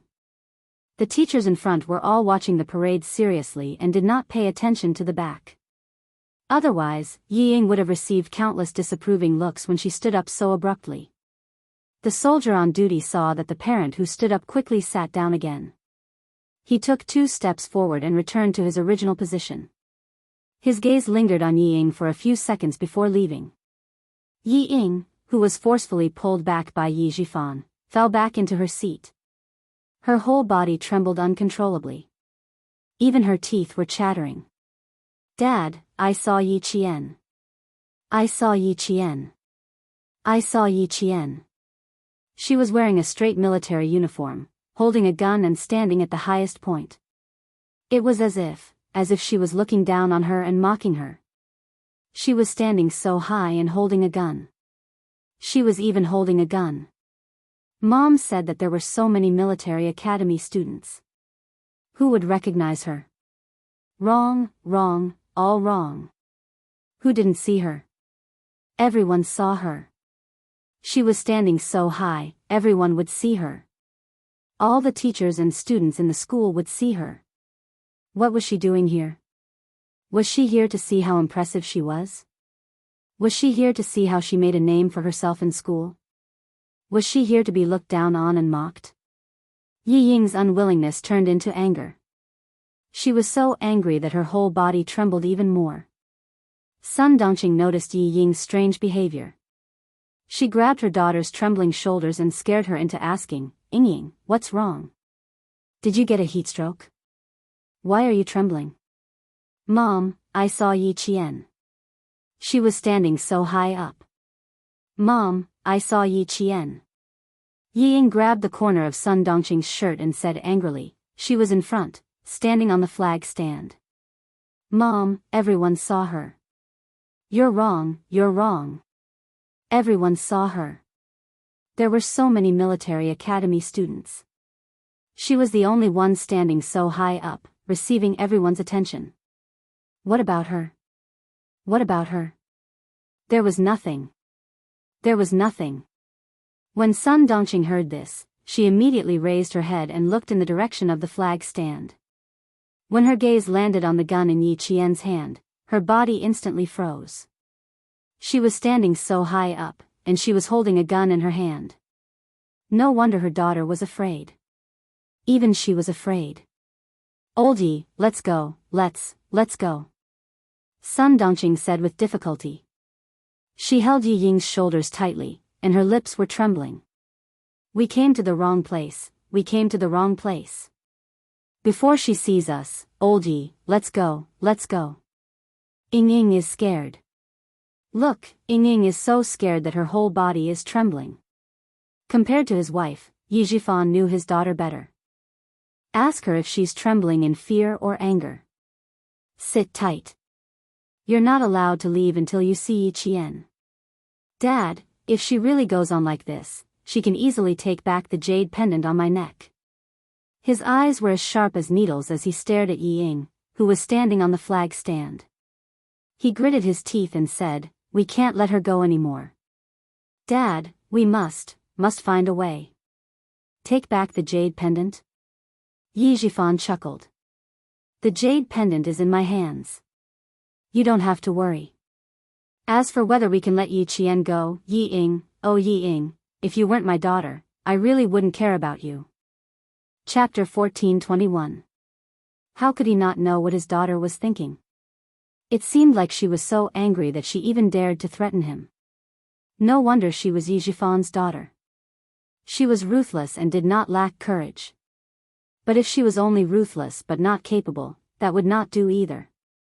Yi Ying, whose thoughts were exposed, bit her lower lip. So he still knew that she was his daughter.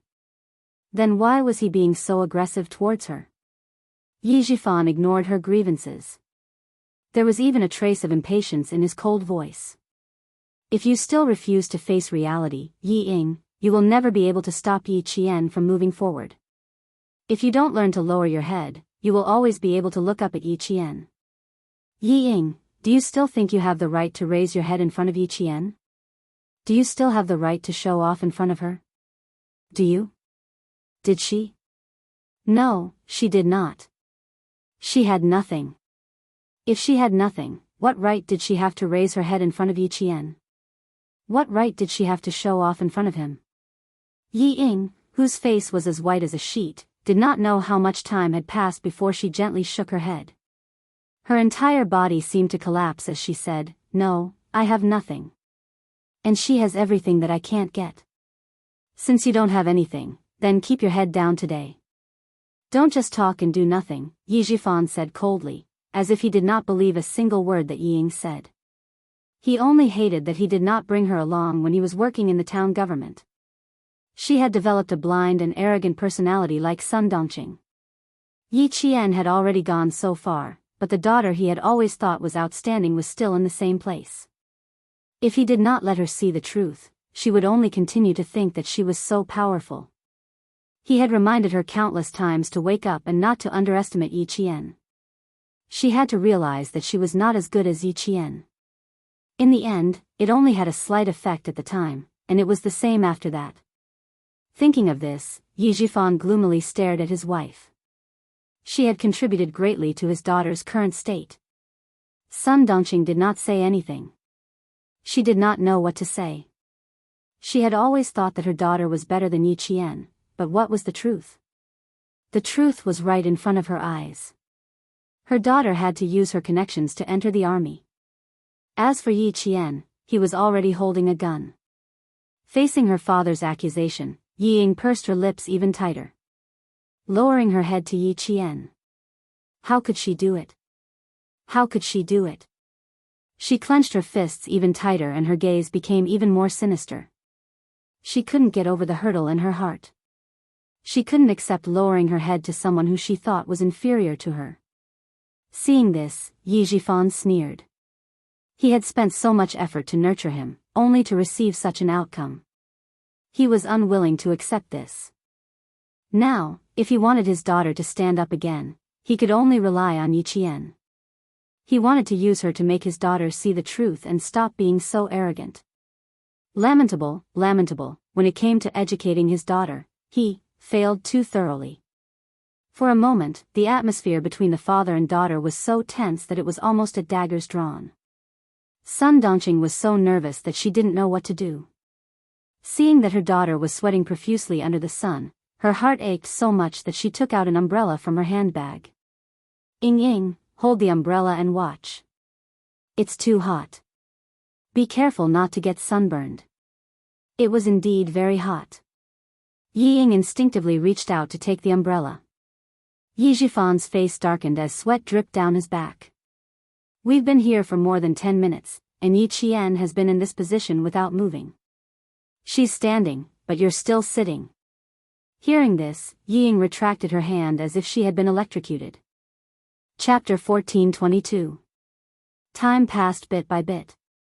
From 8:15 to 11:30, Yi Jian and the two seniors on the flag-raising platform had been standing motionless with imitation guns that were as heavy as the Type 95 rifle. They had maintained the most standard military posture, standing tall and straight like pine trees with a piercingly cold aura. Yi Zhifan had been paying attention to Yi Qian the entire time. When the military parade ended and the flag bearers were about to walk down the flag-raising platform, he couldn't help but tighten his grip. If something were to happen to Yi Qian at this time, even Uncle Zhen wouldn't be able to save her. Step by step, she walked down the steps gracefully. Then, step by step, she strode across the platform with her head held high. Everyone's attention was on her. All eyes were on her. Yi Zhifan clenched his fists even tighter. Even if there was the slightest mistake, such as her steps not being in sync with the other two flag bearers, or her knees being weak, or fainting from heatstroke, even if there was the slightest mistake, it would be fine. Unfortunately, Yi Zhifan only saw Yi Qian walking valiantly with her rifle and standing at the front of the entire school, listening to the school's highest leader's closing speech. There was no disrespect, no mistake, only the awe-inspiring presence of a soldier. Yi Zhifan couldn't help but close his eyes.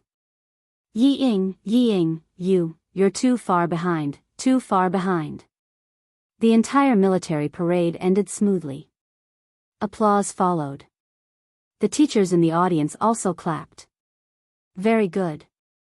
Every team walked out with the awe-inspiring presence of an army, especially the freshmen. It only took 2 months for them to achieve such results. Very good. The freshman flag bearers are not bad. She stood for more than 3 hours, and her movements were still perfect. For a girl to be able to do this, she's very good. Indeed, the students recruited this year are all good, especially that girl. She deserves praise. Yi Qian, a girl from class 3. I'm afraid we'll hear her name often in the future. Amidst the applause, the teacher's conversation could be heard. Sun Dongqing didn't know how many times she rolled her eyes. Yi Qian, Yi Qian, Yi Qian, turn around and look behind you. Her precious daughter, Yi Ying, was better than her. From what you've seen and heard, who would say that Yi Qian is inferior to you? Who said that you were better than Yi Qian? Yi Ying, if you continue to be so stubborn, your life will be ruined by your mother. Before the applause ended, Yi Zhifan gave Yi Ying one last heavy blow. All she saw was Yi Qian's excellence, and all she heard was praise for Yi Qian. She thought that she was better than Yi Jian, but that was just her own opinion. No one would really think that she was better than Yi Jian, and that she was really better than Yi Jian. Everything was just her own opinion. Tears gushed out like a broken dam. She couldn't accept this. She couldn't accept that Yi Qian had surpassed her. She couldn't accept that she had been surpassed just like that. Dad, I will apologize to Yi Qian and learn from her. Only when I'm strong can I defeat her and take revenge on her for the pain she once inflicted on me. Under the scorching sun, Yi Ying's eyes were filled with tears, but there was a sinister gloom in the depths of her eyes. I will definitely repay her for all the humiliation I've suffered. Yi Ying wouldn't admit defeat, and neither would Yi Qian. The grudges from the previous life, and the grudges in this life, one day, they would be settled one by one. All the classes left the stage one by one. Yi Qian and another flag-bearer senior returned the Type 95 replica rifle. When they came out, Yi Qian couldn't help but narrow his eyes. Chapter 1423. If he wasn't mistaken, the 3 people standing in front of him. They really found their way to the school. They were quite capable. Yi Qian, come here. The homeroom teacher, whom he had only met 4 times, waved him over. Your family is here. Let's go to the teacher's office for a chat. Go to the teacher's office for a chat. Before Yi Qian could reply, Yi Zhifan immediately said, No, teacher. We'll find a place to talk. He was able to meet Yi Qian because the school didn't know about his relationship with Yi Qian. If he went to the teacher's office for a chat and Yi Qian told him about the original situation, he would have come for nothing again. Teacher, you must think that he's my uncle. Actually, he's not. This Mr. Yi tampered with my entrance exams many times. It was written on my resume that I took a year off from high school. It was all because of this Mr. Yi. Yi Qian didn't want to drag it out. He didn't want to be involved with Yi Zhifan's family for the next 4 years. During the college entrance exams, he tried to tamper with my registration again and again, trying to stop me from getting into university. Teacher, I really don't have anything to talk about with this Mr. Yi. Not giving her a chance to speak. Yi Zhifan, can you stop him? She said it so calmly and didn't give Yi Zhifan a chance to interrupt. When the teacher of class 3 heard this, his expression immediately turned cold. He glanced at Yi Zhifan with a threatening gaze and said to Yi Qian, Come to the teacher's office. Let's go to the teacher's office together. As a teacher, he naturally believed what his students said. If they really went to the teacher's office, then everything would be in vain. Yi Ying's face flushed red. She suddenly stood up. Sis, I'm here to apologize to you. I was too immature in the past and did many things that made you sad. Her apology was stiff at the beginning, but the more she spoke, the more fluent she became. As she spoke, she even squeezed out a few tears. Sis, I'm sorry. I apologize to you. Please forgive my immaturity in the past. I know I've done too many wrong things, and I don't dare to ask you to forgive me in a short time.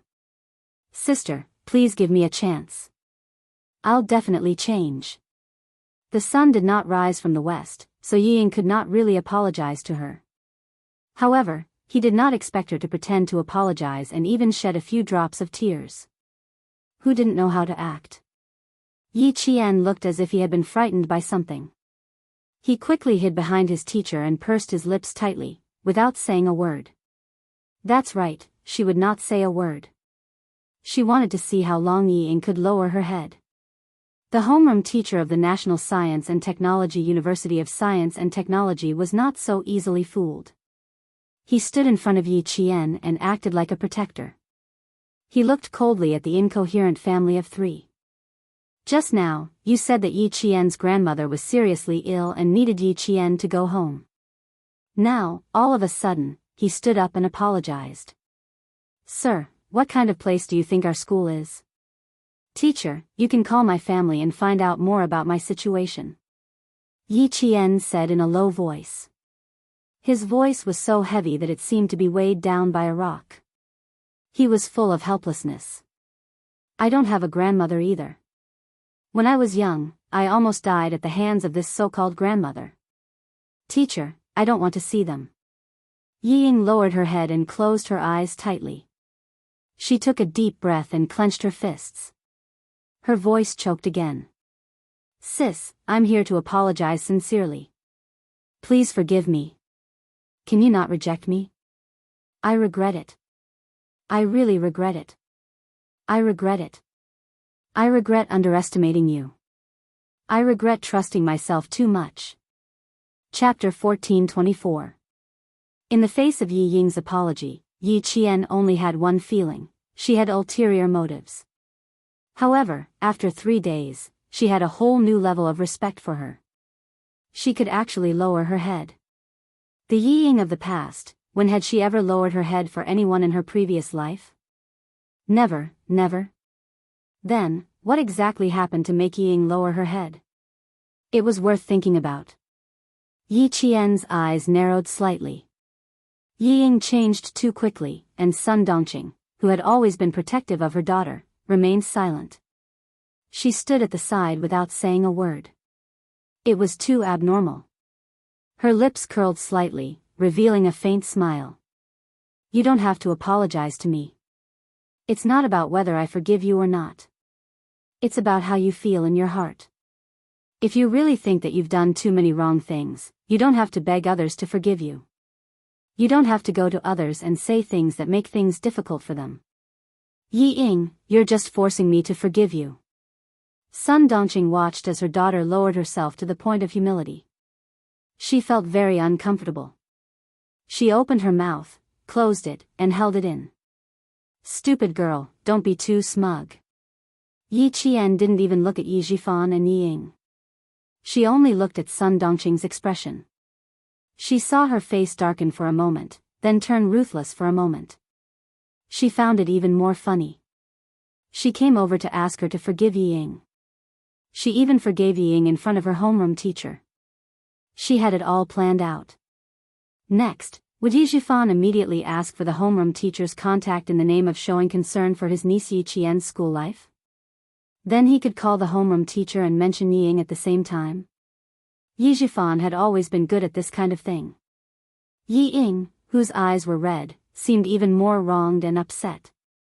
She lowered her head and sobbed, Sister, I didn't force you. I just wanted to ask for your forgiveness. Why would I force you? I just wanted to ask for your forgiveness. This time, Yi Ying really lowered herself. She lowered her head, put down her pride, and lowered her pride. Yi Zhifan, who saw this, felt very gratified. Finally, he could face his enemies head-on. He understood that lowering his head for a moment was only for the sake of his future rise. Faced with Yi Yingtai's unusual behavior, Yi Qian became even more cautious. Yi Qian, who was thinking quickly, did not speak immediately. He left Yi Ying to the side. Sun Dongqing was already holding back her anger. When she saw that her precious daughter had been left to the side, she raised her head and glared fiercely at Yi Qian. This glare was caught by Yi Qian, who happened to be sizing her up. Then, Yi Qian felt that things were finally back to normal. Sun Dongqing's heart was flustered. She vaguely felt that, she was afraid that her glare just now had ruined everything. She immediately pretended to wipe away her tears and sighed, "Little girl, Auntie is also at fault. I said a lot of things that I shouldn't have said. You're a magnanimous person, so please forgive Auntie this time." She was afraid that Yi Qian didn't know what she said, so she deliberately reminded him, "Last time when you came back to the village, Auntie said something that I shouldn't have. Please don't take it to heart. Auntie really didn't do it on purpose."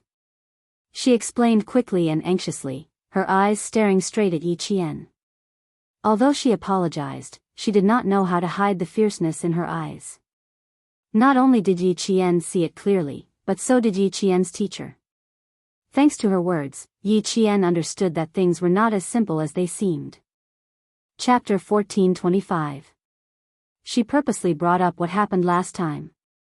She was so anxious and worried. What was she worried about? Why did it feel like Yi Ying's apology was not the most important thing, but Sun Dongqing's?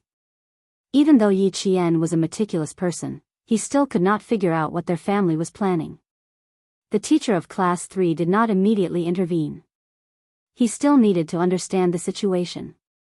Moreover, Yi Qian's reaction was very calm, so he did not need to rush to intervene. Yi Zhifan saw that his wife had finally lowered her head and apologized for that incident. He breathed a sigh of relief in his heart. Forcing Yi Ying to apologize first had some effect. This was the right move. Yi Qian would not forgive his daughter easily. He would definitely make things difficult for her. His wife, Sun Dongqing, had always been protective and could not bear for her daughter to be wronged.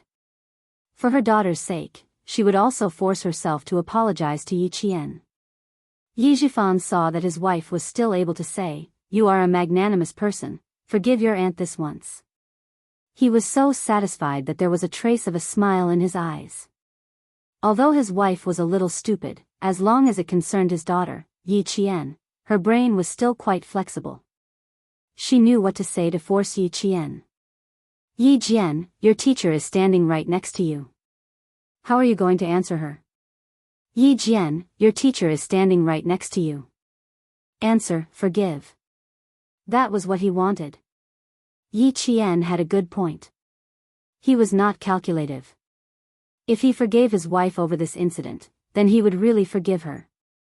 Then he could finally answer to Commander Lu and Political Commissar Yan. Answer, not forgive. It was fine as long as the teacher knew their family's attitude. Moreover, if a junior did not forgive an elder's apology, wouldn't that make them seem narrow-minded? It was not a good thing for a student to be narrow-minded. The teacher would have some opinions in his heart.